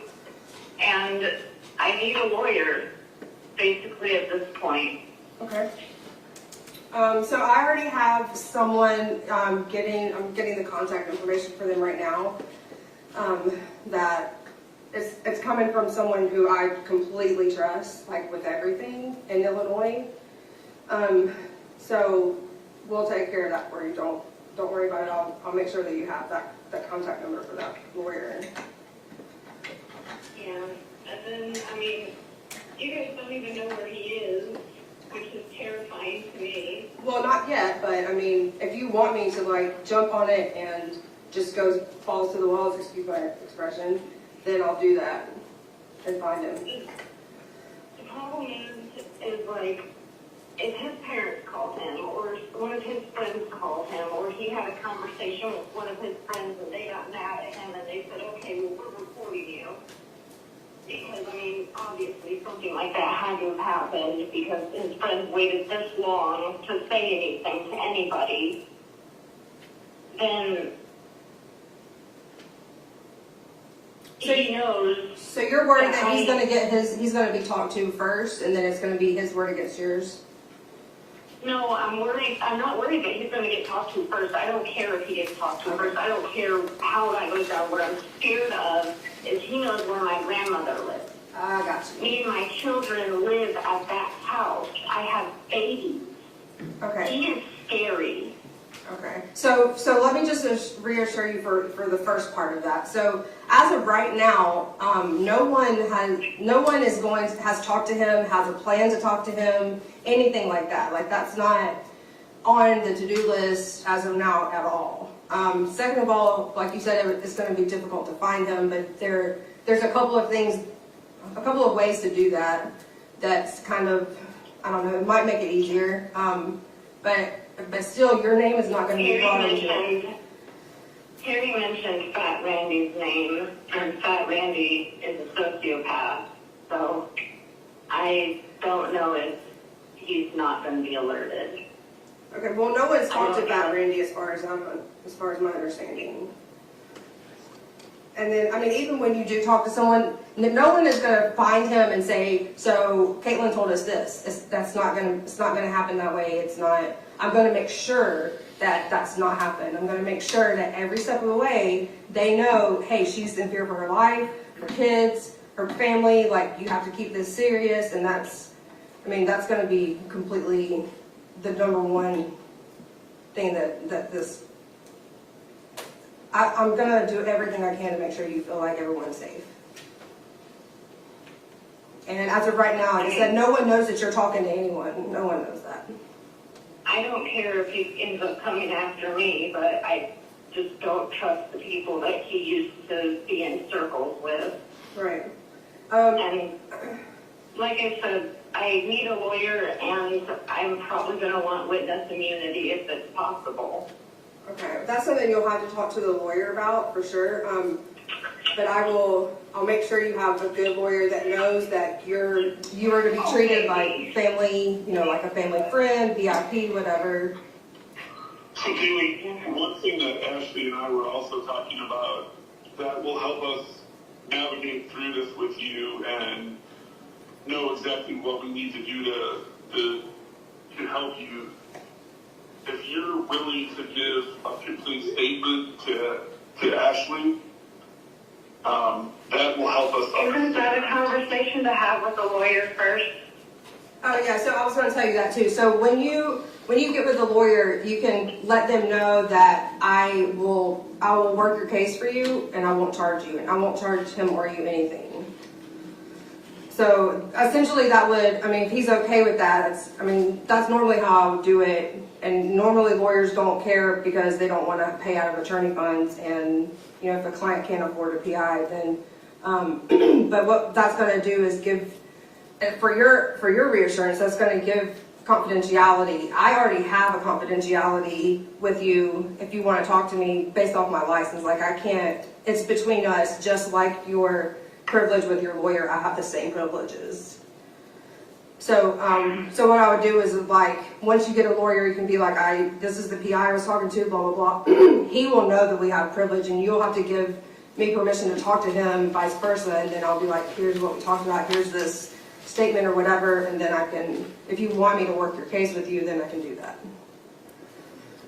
I don't know if Harry is even remembers me ever saying this, or if, but I'm pretty sure at some point I have told Terry that I have a really hard time trusting him and am kind of afraid of him. Afraid of Terry? You, Terry, basically anybody. I understand that. I mean, I totally would be that way too. So whatever I can do to reassure you, I'm fine with doing that. I can send you my license, my card, my anything like that. But I'm just telling you, I'm bound by the law and my license that it's confidential. I can't share anything. If you agree to talk to me, I can't share anything with anybody without your consent, even your lawyer. And Katelyn, I can hang up right now too if you want to just talk with Ashley, or if you guys want to start a new phone call or whatever. Or we can both sign an NDA if you want as well. Like I have one that I use for everything. I can send him, he can sign it, I can sign it, we can send it to you. Yeah, whatever you're comfortable with. I mean, I have no agenda here other than I want to make sure that the people who are responsible for this are responsible. So if that's you having a conversation with Ashley alone or whatever that looks like, I'm fine with that too. So I can talk to you guys about it. Okay. It's not something I've ever forgotten, so. Right. So if you, I mean, just wherever, I'm fine with you jumping around, whatever, however it comes to you, whatever you need to, however you need to tell us, it's totally fine with me. Also know that I might interrupt you here and there because I'll pick up on something and I'll need to ask you certain details or whatever. Yeah. And I just reminded my husband, hey, tell him that it's super important for him to give me a lawyer right now. So I'm on top of that as we speak. Okay. So,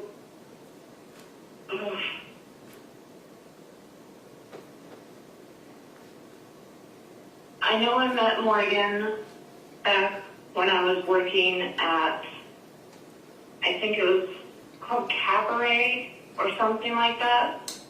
But it was this little split club. So one side had guy dancers, the other side had girl dancers. They did a bunch of bachelorette parties, but mostly on the girls' side, we just kind of babysat the husbands of the bachelorettes. Interesting. That's a good idea. She was there, and she had been, told that she couldn't work there because they had just changed the age.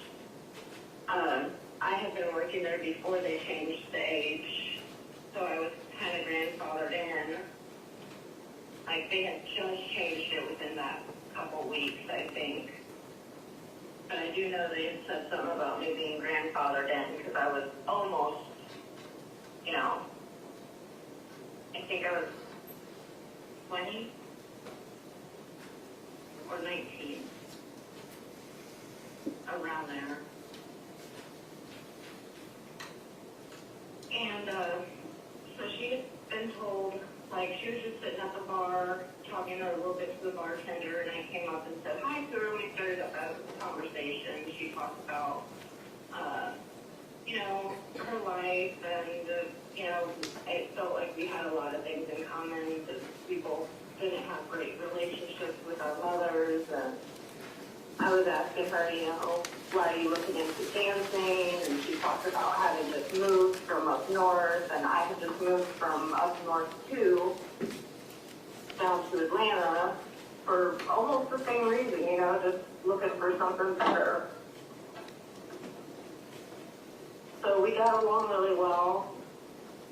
I mean, looking back at it, both of us girls had our heads so far up in the clouds.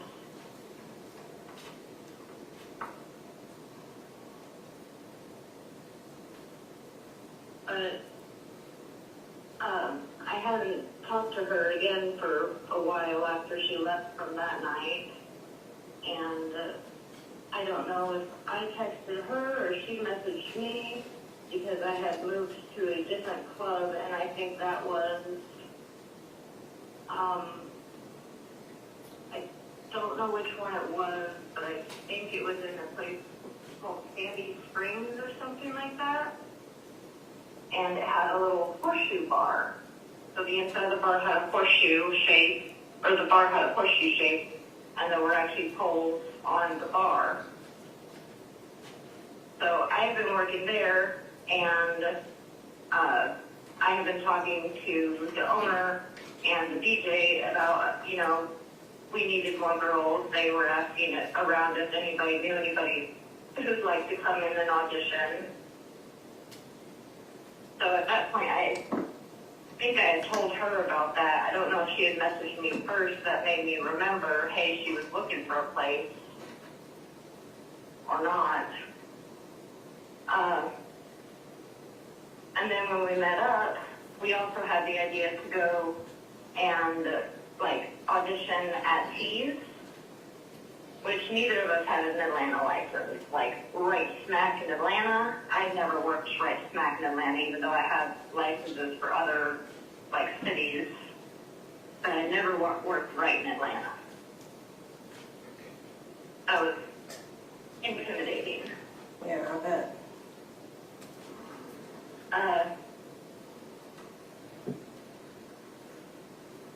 I mean,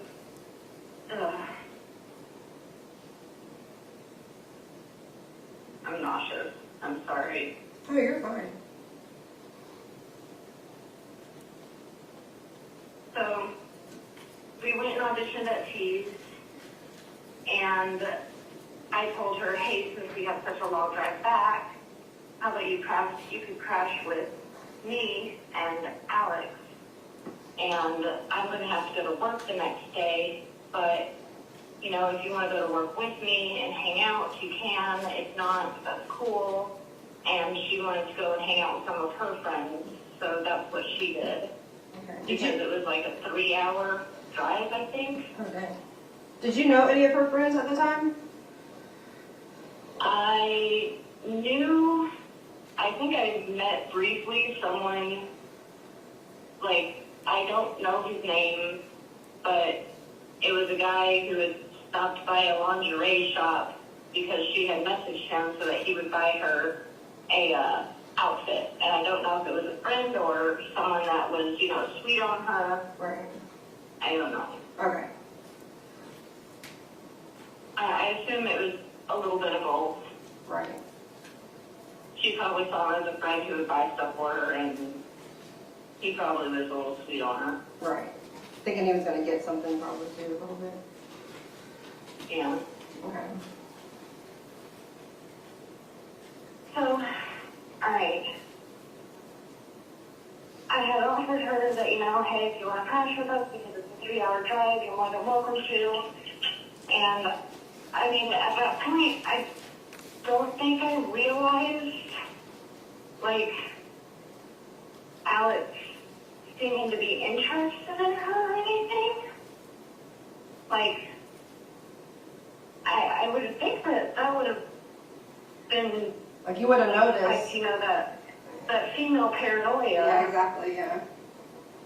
But I mean, she was younger. I think maybe a year than me. Well, I get the idea that you guys are like different kind of, not personalities, but different like, I don't know, I don't know. I would probably wouldn't have picked up on it either, just because she seems like more, I don't know, not been around the block, doesn't know much, and you're more strong, you know, like. I don't know. I think like when she went to Atlanta, she kind of rebuilt herself. Oh. Because one of the things that she had told me was like, you know, her parents were in prison for being drug addicts and selling drugs, and she was a very outgoing and very, like, talkative, eye-catching person. So I think one of her goals was, like, to rewrite herself in general. But she didn't seem very shy about anybody. I mean, she even had an easier time talking to people than I did. Right. Sorry about the car noises. No, I don't hear anything, you're good. But at the same time, I know because, she hadn't been dancing before, and I was just learning myself, but I still wanted to, give her the, girl support, girl kind of stuff.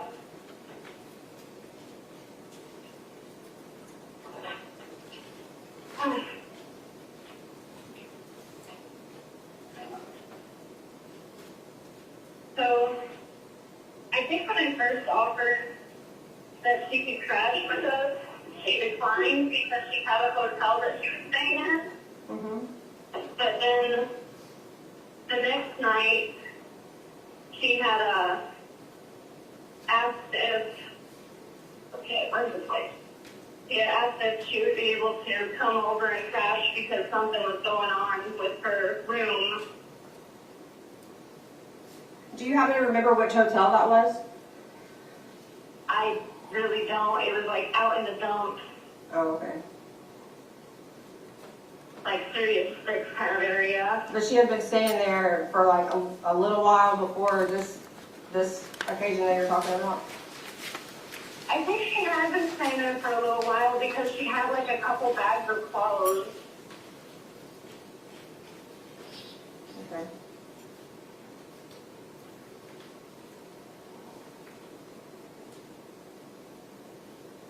But there were some things that she like threw out, and then she was gonna come and go to work with me that night to hang out. Because I had offered that, but then she, like I said before, she wanted to go and hang out with friends, so I had left for work. And yeah, that was probably the biggest mistake I've made. And I've made a lot of fuck-ups.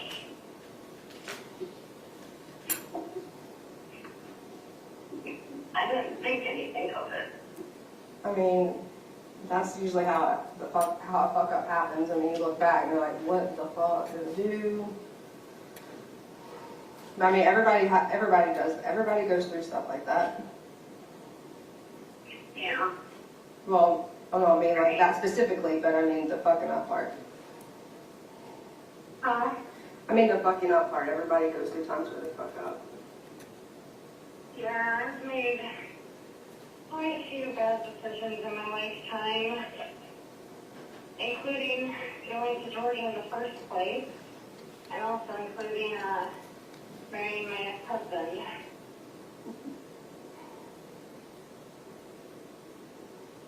And joining the military and, hitchhiking out into California. Yeah. That's brave. I'm not smart. No. I'm not brave, it's dumb.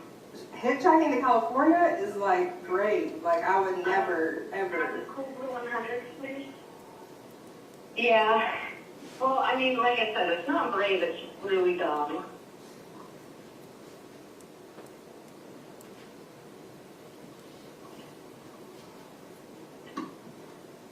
Especially now that I look back at all the stuff I did before having kids. Whew, fun. Yeah.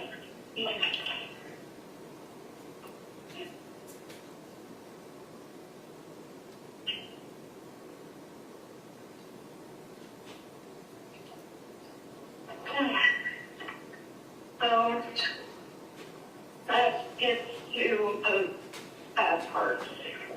Okay. I got home that night, or early in the morning, and Alex met me outside and told me to be quiet on his side.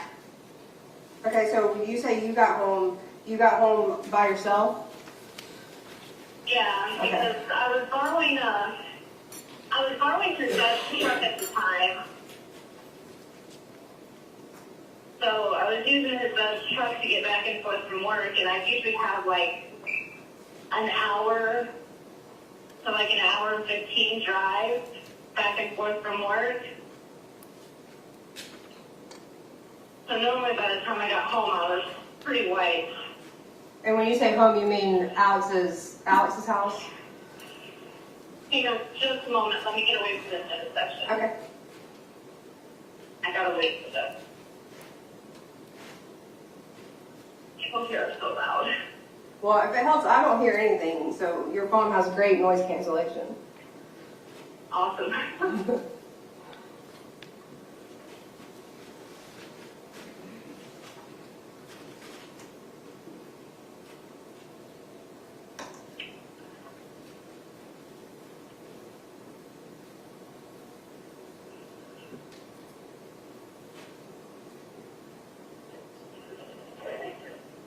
Anyway, it said something along the lines of, like, be quiet, come inside.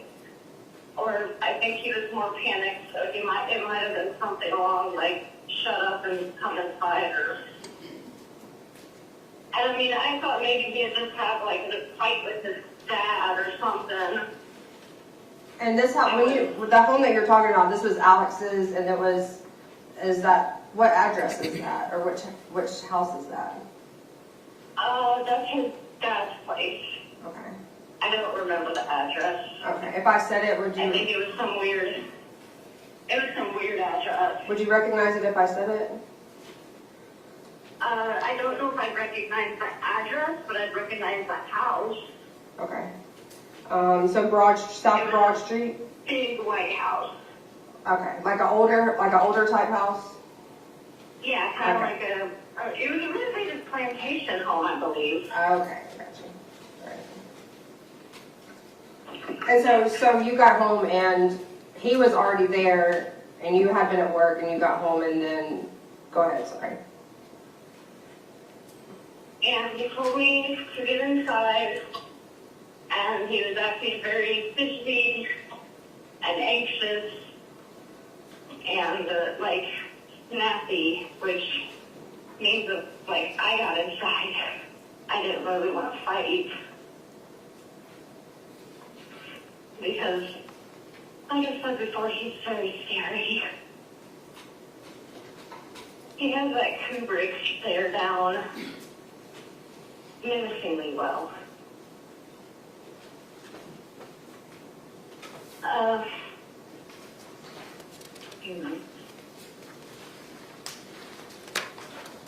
I'm walking, I'm a little bit short of breath.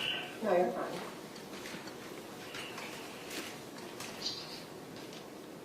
So he told me that something had happened, and he was very blunt about it. He said, "Your son's dead," and it didn't register properly. Well, yeah, I mean, I can imagine.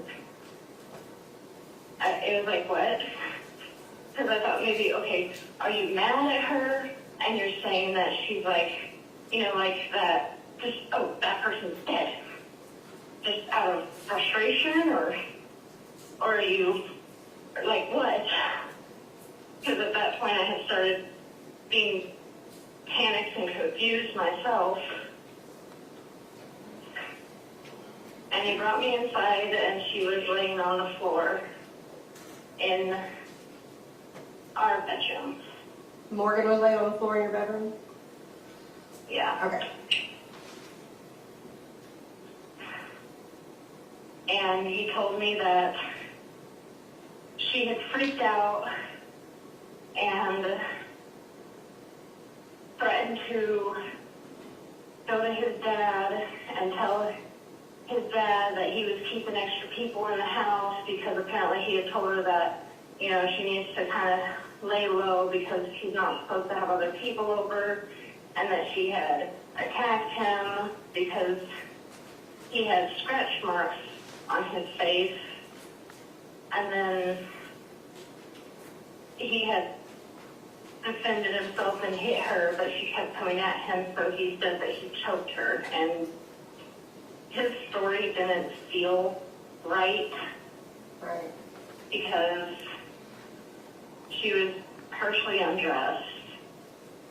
I'm just going to pause that at 26 minutes and 10 seconds. So Ms. Goble was just telling you about how Alex approached her, and was she able to give you a lot of details specifically about the things that Alex said to her that occurred between him and Morgan Bauer? No, not a lot of detail. Was she able to tell you the sort of things that he was saying to her, like specific quotes? No. For example, on page 8 of this transcript, Katelyn says, and he told me that she had freaked out and threatened to go to his dad and tell his dad he was keeping extra people in the house. So did Katelyn give you a direct quote that Alex had relayed to her from Morgan? Yes. Okay. And then did she also then describe that Alex was relaying to her that Alex had told Morgan that she needs to lay low because he's not supposed to have people over? Is that a detail that she gave you about that conversation between Katelyn and Alex before she walks in and discovers that Morgan is dead? Yes. And then does she also describe that Alex had told her that Morgan had attacked him that evening? Yes. Okay. So another detail that Katelyn gave you about the conversation between herself and Alex. Correct. And then did she also give you the detail that Alex had told her that he had defended himself and hit her, but she kept coming at him? And so that's when he had to choke her. Yes. Okay. So I know you said that Katelyn was able to give you a lot of details, but were those some of the details that she gave you about specifically what Alex said to her before she then goes in and discovers Morgan? Yes. Okay.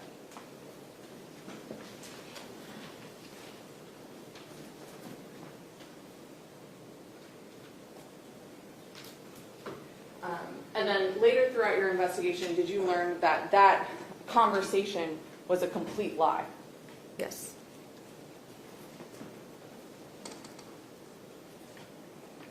Resuming at 26 and 10 seconds. And she just looked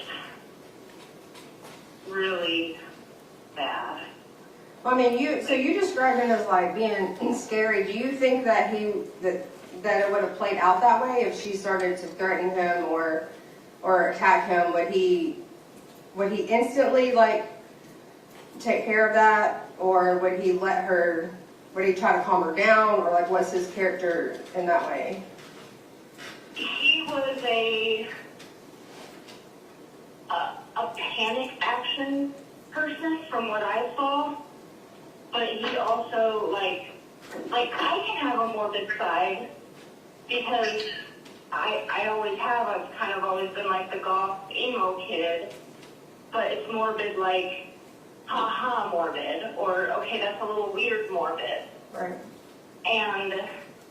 But his morbid side was you're not really sure if he's threatening you or if he's joking. Right. But his like responses were also very unpredictable, like wildly unpredictable. I could never know if he was going to freak out over something, or if he was going to brush it off, or if he was going to be quiet, or want to figure something out. And in this case, he was on the more quiet and still panicked but quiet side. Pausing at 27 minutes and 28 minutes. So you asked Katelyn whether or not Alex was scary and what she meant by scary. Did she give you any particular examples where Alex was violent with her personally? No. I told him, like, we have to call an ambulance, or we have to do something because she might still be alive. I knew it was wrong. I knew I was wrong. I knew there was no way because of, it's a face that I have not had dreams about. So, let me pause you for a second. How long do you think before, if you have any idea, before you got home, do you think that this took place? I don't know, but I know because I did touch her. I went to check her pulse, and she was cold, and I went to try to lift her arm to check her, wrist, because that's the first thing I went to do is I checked her wrist, and her arm was stiff. It wasn't moving. Okay. Like, it wasn't soft and movable like a person. Okay. And I've been trying very, very hard for the last several years to just kind of blank this stuff out and kind of throw it into a dream state or something. Pausing the interview at 29 minutes and 33 seconds, I think we just heard Katelyn describing how she got home and then how she first interacted with Morgan's body, and she gave us quite a few details about how Morgan felt and what she saw. Through your investigation and throughout this case, did you later learn that she never left and came back to discover Morgan? That was a lie. Yes.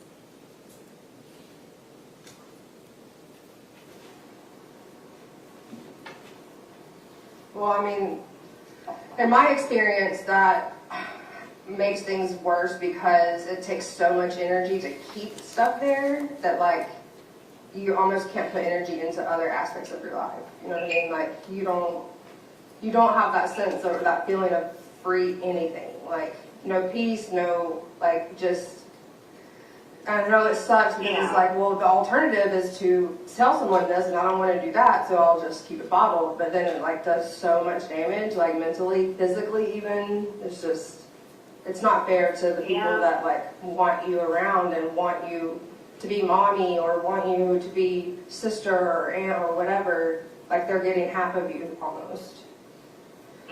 Yeah. So, what time did you go to work, or what time did you see Alex last? I'm just trying to narrow down the time. Like, saw him last? Yeah. So, like, if this happened, I would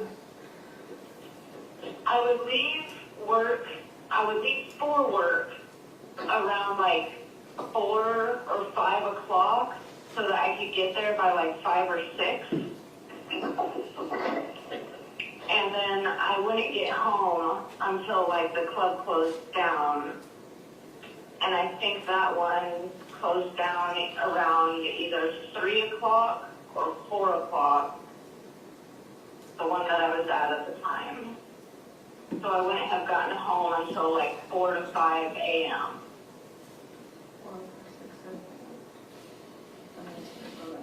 1, 2, 3. So that's almost 11 hours. Yeah. I mean, just roughly, I guess. Okay. Yeah. Okay. So you went in and you saw her and you said, we should call the ambulance. When you touched her, she was stiff, sort of. Did you feel for a pulse or anything like that? Yeah, that's why I had, tried to figure out, like, if she had a pulse at her wrist or if she had one at her neck. Okay. So you tried both areas? Yeah. Okay. In high school, I took a medical professions class, and, they teach that if you can't feel one at the wrist, then sometimes you can feel a faint one at the neck because that's the last one to stop. Right. Okay. Wow, dude. I can't even imagine having to do that. I can't even imagine going through that. I was at the time telling myself it's wax. Oh my gosh. Like Madame Tussauds. My hometown where I grew up had a Madame Tussauds, so I'd seen wax figures before. And I was telling myself, it's just really scary wax, like the Madame Tussauds 9/11 tribute room or something. It's just really scary wax. What was Alex doing when you were checking her? He was standing behind me and over me and just watching. He was quiet at that time. Do you feel like he was like he wanted you to come in and take care of everything? Like he was so freaked out, or was he looking over you like to control you? I think it was more he was looking over me as a positioning of control. Okay. Because when I had started to tell him that, we need to call somebody, we need to get help. And his body language was leaning more and more over me, and he was right behind me at that time too. Okay. So then he kind of like didn't, he was on the fence of trusting you at that point because you had mentioned it, so now you could be a threat as well. Uh-huh. Got you. I mean, I could literally just see the results of putting him into a panic right in front of me at that moment. Right. So then after you felt her, then then what happened? After he told me that we weren't going to call anybody, that there was no point in calling anybody, and because he showed me, then now I'm an accomplice. And, you know, he would say that, you know, I was there and helped and whatever. He said now that he showed me, I was an accomplice and I touched her, so my fingerprints were on her. And I was barely not a teenager. I was freaking out. I was panicking. He told me that, you know, if I did try to call anybody that night, then he was going to be buried in 2 bodies, not just one.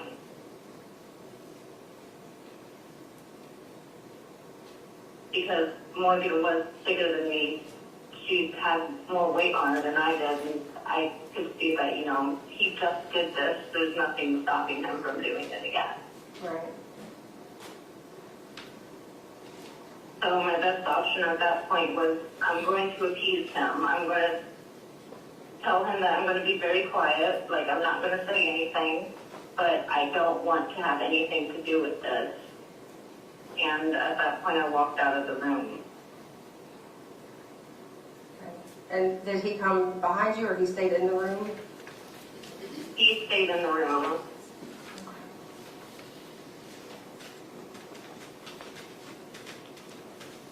And this was like during, so this was about what time? So if you got home somewhere between 3 and 4 a.m., or you said they closed at 3 or 4 a.m., and then it took you an hour to get there. So we're into like the next morning, 5 or 6 a.m.-ish, give or take? Yeah. Okay. So the sun is coming up now or no? It was coming up like just barely. Usually when I would get home, like the sky was just starting to turn orangish. Okay. And were his parents home at this time usually, or what's the living situation there? Yeah, his parents were home. Okay. I'm just going to stop it at 36 minutes and 32 seconds, and I'm going to direct you to State's Exhibit 5.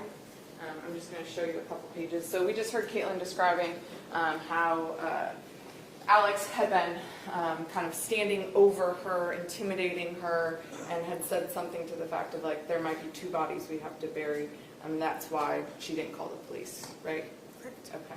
I'm showing you, I said State's Exhibit 5. This is page 1134. And this is a post that's already been tendered into evidence as Katelyn Goble's Facebook records, where it's a post where she says, tell me if I'm reading this correctly, I cannot lose you, and then it displays a man and a woman in a tub. Is that correct? Yes. And then the timestamp on there is February 2nd of 2016, and so it would have been posted within the same week that all of this happened to Morgan. Is that correct? Correct. And then I'm also going to direct you to State's Exhibit 5, and this is page 194 of those same records, where she had posted on there the status that she posted, and tell me if I'm reading this correctly. I hate how some people don't understand that they can't be hitting up someone else's boyfriend for emotional support. Leave us the fuck alone and understand that just because I've been nice so far doesn't mean I won't get scary if you cross me. Did I read that correctly? Yes. And then we have the UTC time there, but then we've also converted it, and that would have been posted by Katelyn Goble on February 27th of 2016. Is that correct? Yes. And through your investigation, you learned that that would have been about a day after Morgan had any interaction with her cell phone, so a day after she would have been killed. Correct.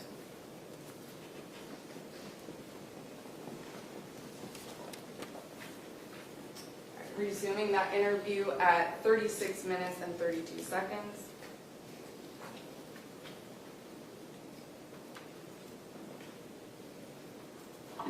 And they were just, the house like where they can't hear what's going on, or y'all were just super quiet? It was a very big house. I know his parents slept with a noise machine because there've been a couple times that he told me, don't worry if you have to get up and go make something for yourself in the kitchen before you go to work or whatever, because like when they go to bed, they sleep with a white noise machine. So if you end up pacing the house because you can't sleep, then you're fine.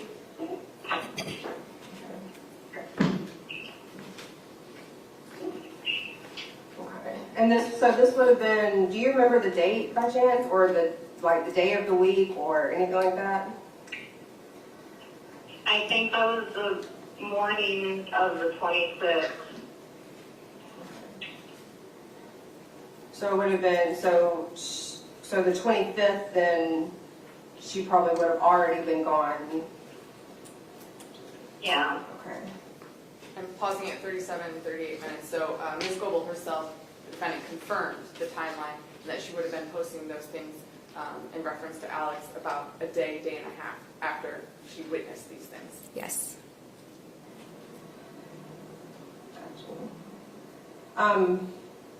Let me ask you something else, and if I'm bothering the way that you're able to talk to me, then just stop me and I'll shut up. You're okay. So her phone, do you remember anything about her phone at this, like in the point of where you are in your story? Do you remember anything about where her phone was? Yes. That is the major thing that I did. Okay. Is I was the one who took her phone and pulled the battery out of it and put it down the storm drain. Oh. Pausing the interview at 38 minutes and 18 seconds. So in speaking with the defendant, she confirmed that she destroyed evidence. Correct. She confirmed that she destroyed evidence that would have assisted people in locating Miss Morgan Bauer. Correct. Presuming. All right. And that was on the 26th. How long after all this was going on do you think that was? Like, right when all this happened? That was probably the day after, and it went down the drain in a little 5 point. Okay, so we're still on the 26th then, or the 27th? That would be the 27th. Okay, 5 points. Storm drain in 5 points. Okay. Do you remember like where? Like if I showed you a map or anything like that, would you be able to recall it? It wasn't far from the shop area. I think it was on one of the side streets with a couple like nice houses, and one of them had a storm drain right out front. Did anyone use the phone or make any kind of, do anything with the phone, or you just picked it up and took the battery out, or what? I think he had tried to open it a couple times. Like unlock it, open it, or open it to take the battery out? Yeah, like unlock it, open it. Okay. And obviously he didn't know the password or whatever. Yeah. Okay. So you took it on the 27th. Okay. Sorry, I didn't mean to get you way off.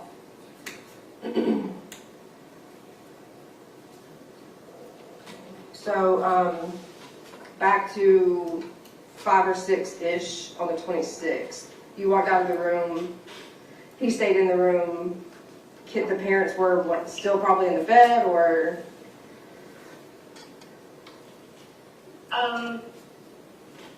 I know that they were like around her ankles.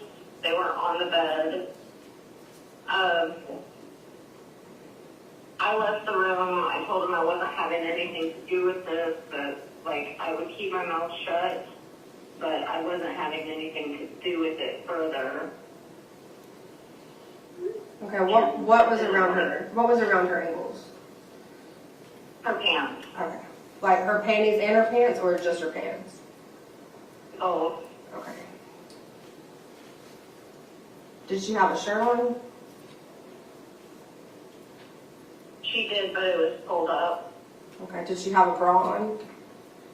No. Okay.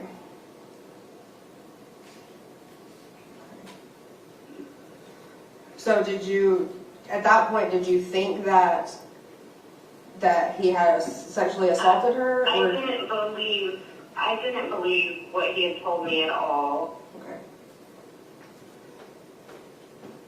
Right. Now, so thinking about like how Morgan acted around him, like her demeanor, and I know you said she, you know, she talked to people and she was like outgoing like that, but do you feel like in certain moments that she would have given in to having sex with him, or do you feel like she would have totally been like... Super friendly. She was super friendly, but she had even confided in me that like her type was more like black guys. Right. She liked them. She didn't like, you know, people like Alex. She didn't like the kind of heavier set white guys. Right. Well, do you think that she would be easily like convinced, like she would have just slept with him because he was trying to sleep with her, or she would have been like no and offended? No, wouldn't have acted offended, but she probably would have laughed it off. Okay. Okay. Or at least tried to be nice. Right. But firm. Right. Okay. So she had been there all, like, when did she get there to Alex's house? She had gotten there,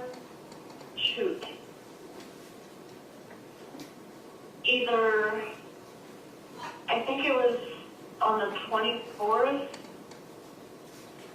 because she had asked to come over. It was either late on the 24th or early on the 25th. Early as in like early in the day? Early morning? Yeah, early morning on the 25th or late at night on the 24th. Okay. And how did she get there? Huh? How did she get to Alex's? Because his dad wouldn't let him drive the truck, I picked her up. Okay. And you picked her up from where? The hotel. I gotcha. Okay, gotcha. So she was there about the 25th and the 20th, so possibly not even a whole day then. Well, yeah. Not a whole day. Okay. And she's never stayed there before? No. Okay. Gotcha. Pausing interview at 43 minutes and 40 seconds. So Ms. Goble again just kind of clarified the timeline for us that Morgan had gotten there on likely the 25th. Is that correct? Yes. I'm going to approach you again with a page from State's Exhibit 5. This is page 192. I'm going to direct you to this post by the defendant. And correct me if I'm reading, am I reading this correctly? The defendant posted, "Death is when the party really started," and then she tagged Alex in that post.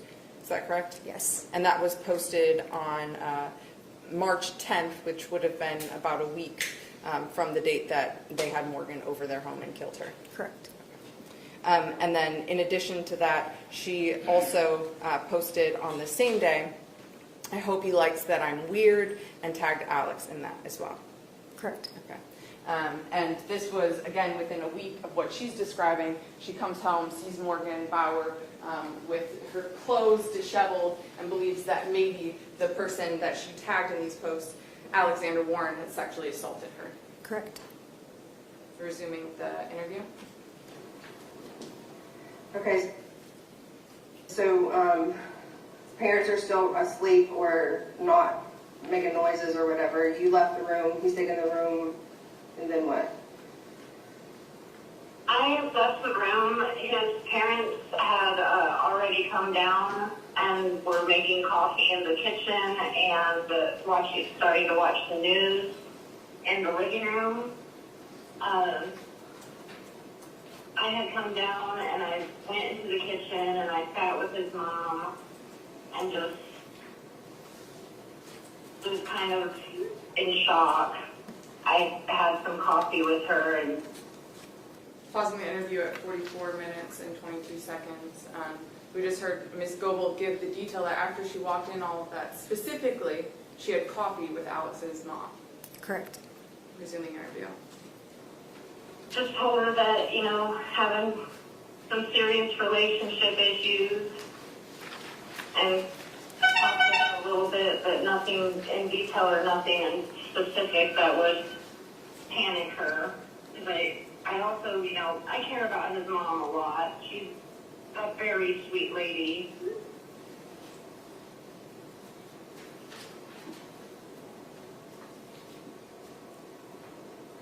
I mean, she, several times she even worried about me being with her son.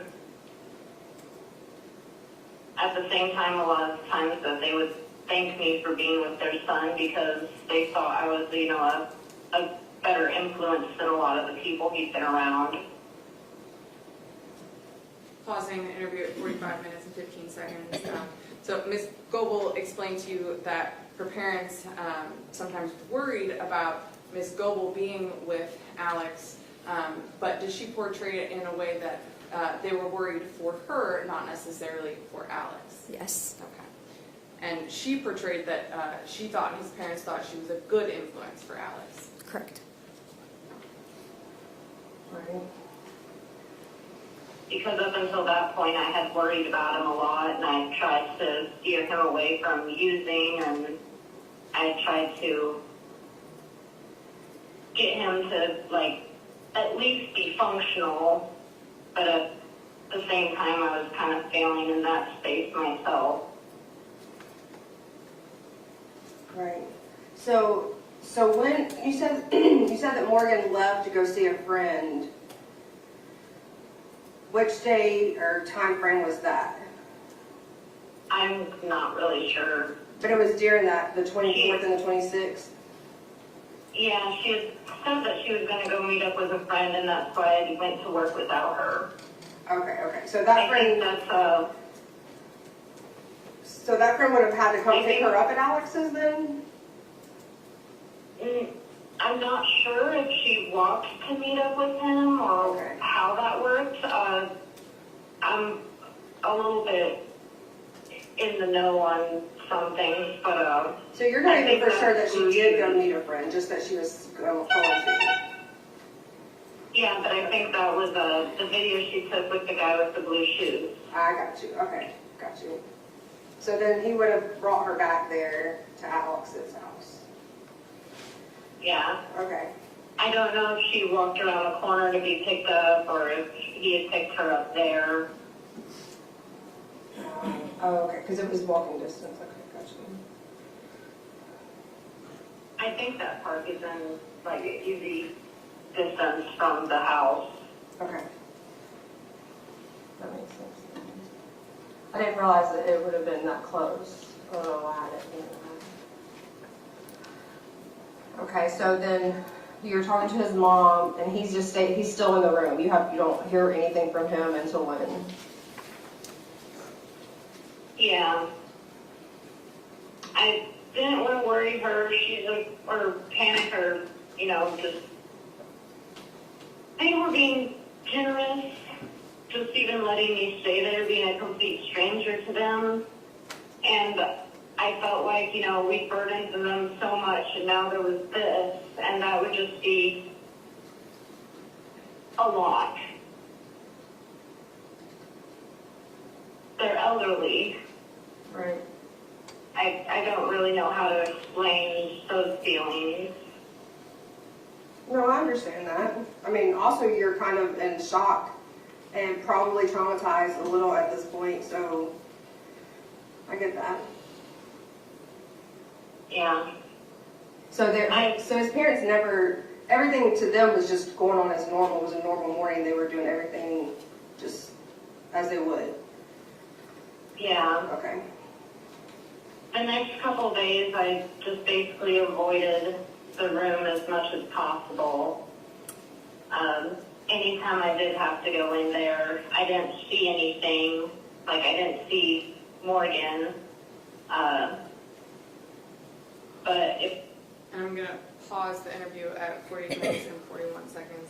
were you aware that when Katelyn spoke with Mr. Feely earlier in the day, just prior to this, that she had told Mr. Feely that she had no idea that Morgan's body would have been there, and she had been staying in that room with Alex right after that happened? Yes, So that would be different than what she's telling you just a little bit later in the day. correct. I had to go in there was to grab clothes and change and get out as quick as possible. I went and babysat for, I think I remember her name being Amanda. I went and babysat for her kids. And that was one of the days that a police officer came to talk to me.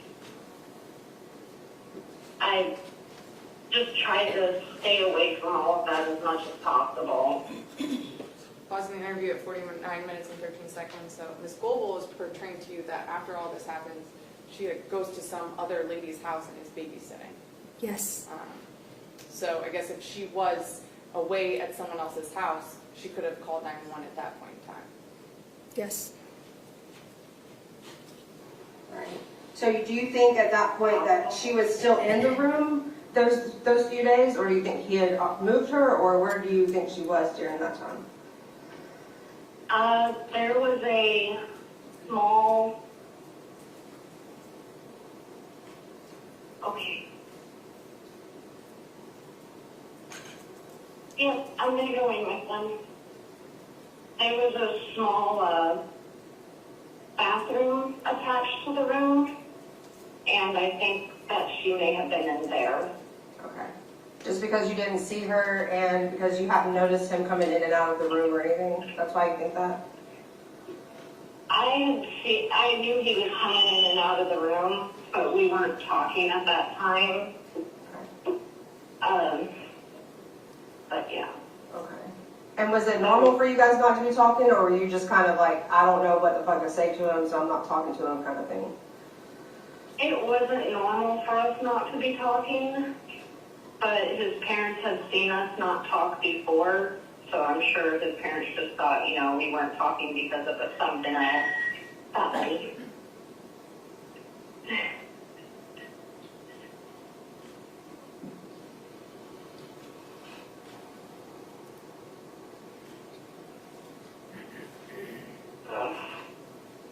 So then, when's the next thing that you remember, if you jumped a little bit, and then I'll kind of bring you back?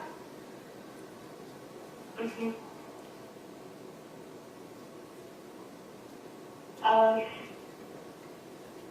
So I was avoiding him a bit. I knew he was coming in and out of the room, and the next time that he, actually had an interaction with me was when I was sitting out on the porch, and it was evening time, and he told me, hey, I got a suitcase that we need to take down to the burn pile.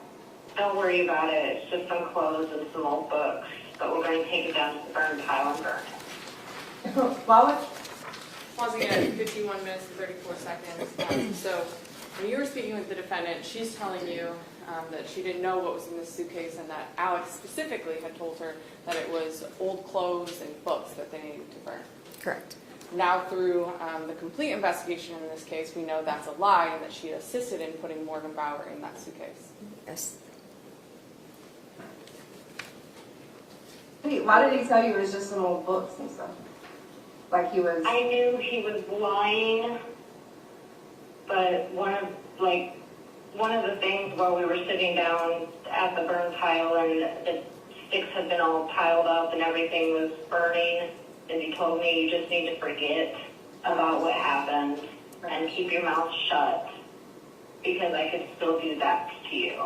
So even with no one around, he still was talking and acting as if, like, in La La Land, I guess, like this is just books, and no one was around, he would still act like that? Yeah. Okay. I don't know if he was convincing himself or if he was just trying to, say it because of me. I don't know what that was. Okay. So that was the first time that you saw any Remains. okay. So do you remember what the suitcase looked like, what color it was or anything? It was a check-in size black wheelie suitcase, like you would take to an airport. Like the hard kind or the soft kind? Soft. Okay. I think it had a bit of a hard frame, but mostly soft. Okay, gotcha. Do you remember what color it was? Black. Okay. And so, in the bathroom that you were talking about, what did that bathroom have in it? Did it have a tub and a shower and a sink and all that, or just a shower, or just a tub? It had like this, it was this tiny little half tub, like you could sit in it, but you had to have your knees bent because it was just this little half tub. I know, that's weird, isn't it? No, that's not weird. And it did have a shower and a little sink and a little mirror. Okay. And that was adjacent to the bedroom that you guys were staying in? Yeah, it was attached to the bedroom. And that was the only entrance into the bathroom, just through the bedroom? Yeah. Okay. I mean, there were plenty of other bathrooms in the house, so. Right, okay. So tell me about when he came to you and said that it was full of books or whatever. Where were you guys when this happened? We were at the house. I mean, like where? I was over on the porch, off to one. There's a side of the porch that has this little sitting swing. It's kind of close to that bedroom, but I was wondering if, maybe I would hear him talking to somebody or something was going on, which is why I was sitting there, because I was starting to get really paranoid. I didn't know if he would be talking to one of his friends some of his friends are really crazy too. And I wanted to try to keep some kind of tabs on him because I didn't know if he would decide to, come after me for being a witness. Right. Pausing the interview at 55 minutes and 5 seconds. So the defendant just kind of described in detail how this conversation about the suitcase full of books occurred, and she even gave a detail that she was sitting on a swing. But throughout the investigation of this case and review of this case, do we later learn that that conversation never happened? Correct. Or for, not being really going along with what was going on. Because that brings to mind, there's 2 posts that I made on Facebook around, I think, a couple days after. And at that point, I had tried to block out most of what was going on, but the posts were not about that incident. The posts were, the first one was was directed towards his ex named Sarah, because Sarah had been talking kind of.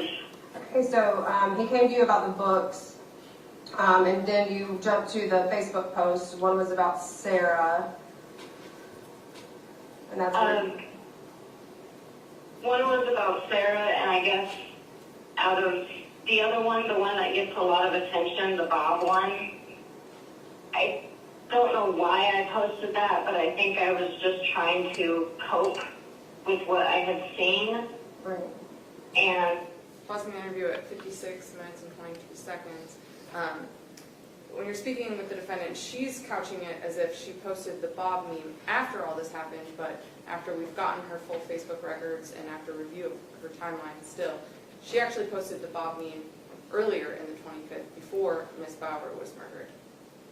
Is that correct? Correct. It felt like a dark humor thing,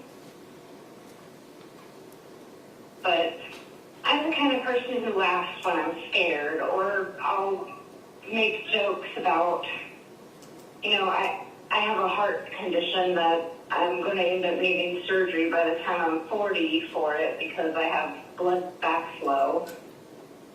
And I make jokes about that too. So things that make me uncomfortable are things that scare me and tend to try to make it into something funny, even if it's not really funny. Right, I get that. I know it's an unpleasant response. But I mean, it's your comfort. It's comforting to you. I mean, it's not crazy to me. I totally get it. It's not even comforting to me. I think it's like some kind of on the spectrum response. Oh. And my therapist has been talking to me that, you probably are somewhere on the spectrum or just very severely traumatized because of life. Yeah. Like, probably a little bit of both. Yeah, probably that. Wow. Well, I'm glad that you have a therapist. I think everyone should have a therapist, even if they think they're good, and I think everyone should have one. Anyway, I have been sitting out on the porch,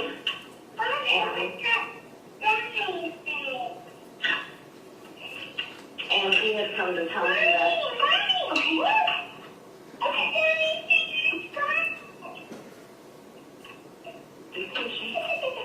He had come to tell me that we needed to go and take that suitcase down to the burn pile. And while we were at the burn pile, he had made his thinly veiled threats. And he had also made a very...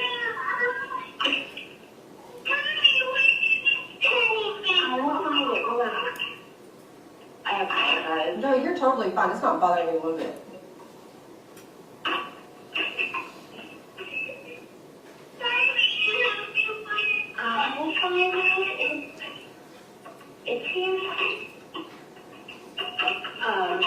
He had made his unveiled threats, and he had talked about her tattoos.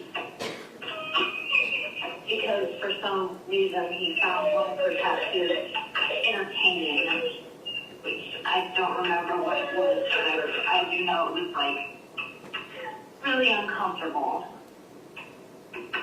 You felt uncomfortable, or she felt uncomfortable? I was uncomfortable with how he was talking about a tattoo that she had. Okay. Because it was just wrong. Because of what was happening with her, you felt like that? Because of everything that had happened, and because of what he did, and because of, I think it was one of her quote tattoos. Okay. So it was kind of a dark, one of those dark time things that you were talking about with him, like morbid. Yeah, it was. I'm pausing the recording at 1 minute or 1 hour and 3 seconds. Your Honor, we do have, this is kind of a good stopping point. We do have about 46 more minutes. I know we're at like 5 o'clock. It's been a long day, so I didn't know if people had arrangements after or if we wanted to resume in the morning. You want to leave? Yeah. You want to apply for another 46 minutes?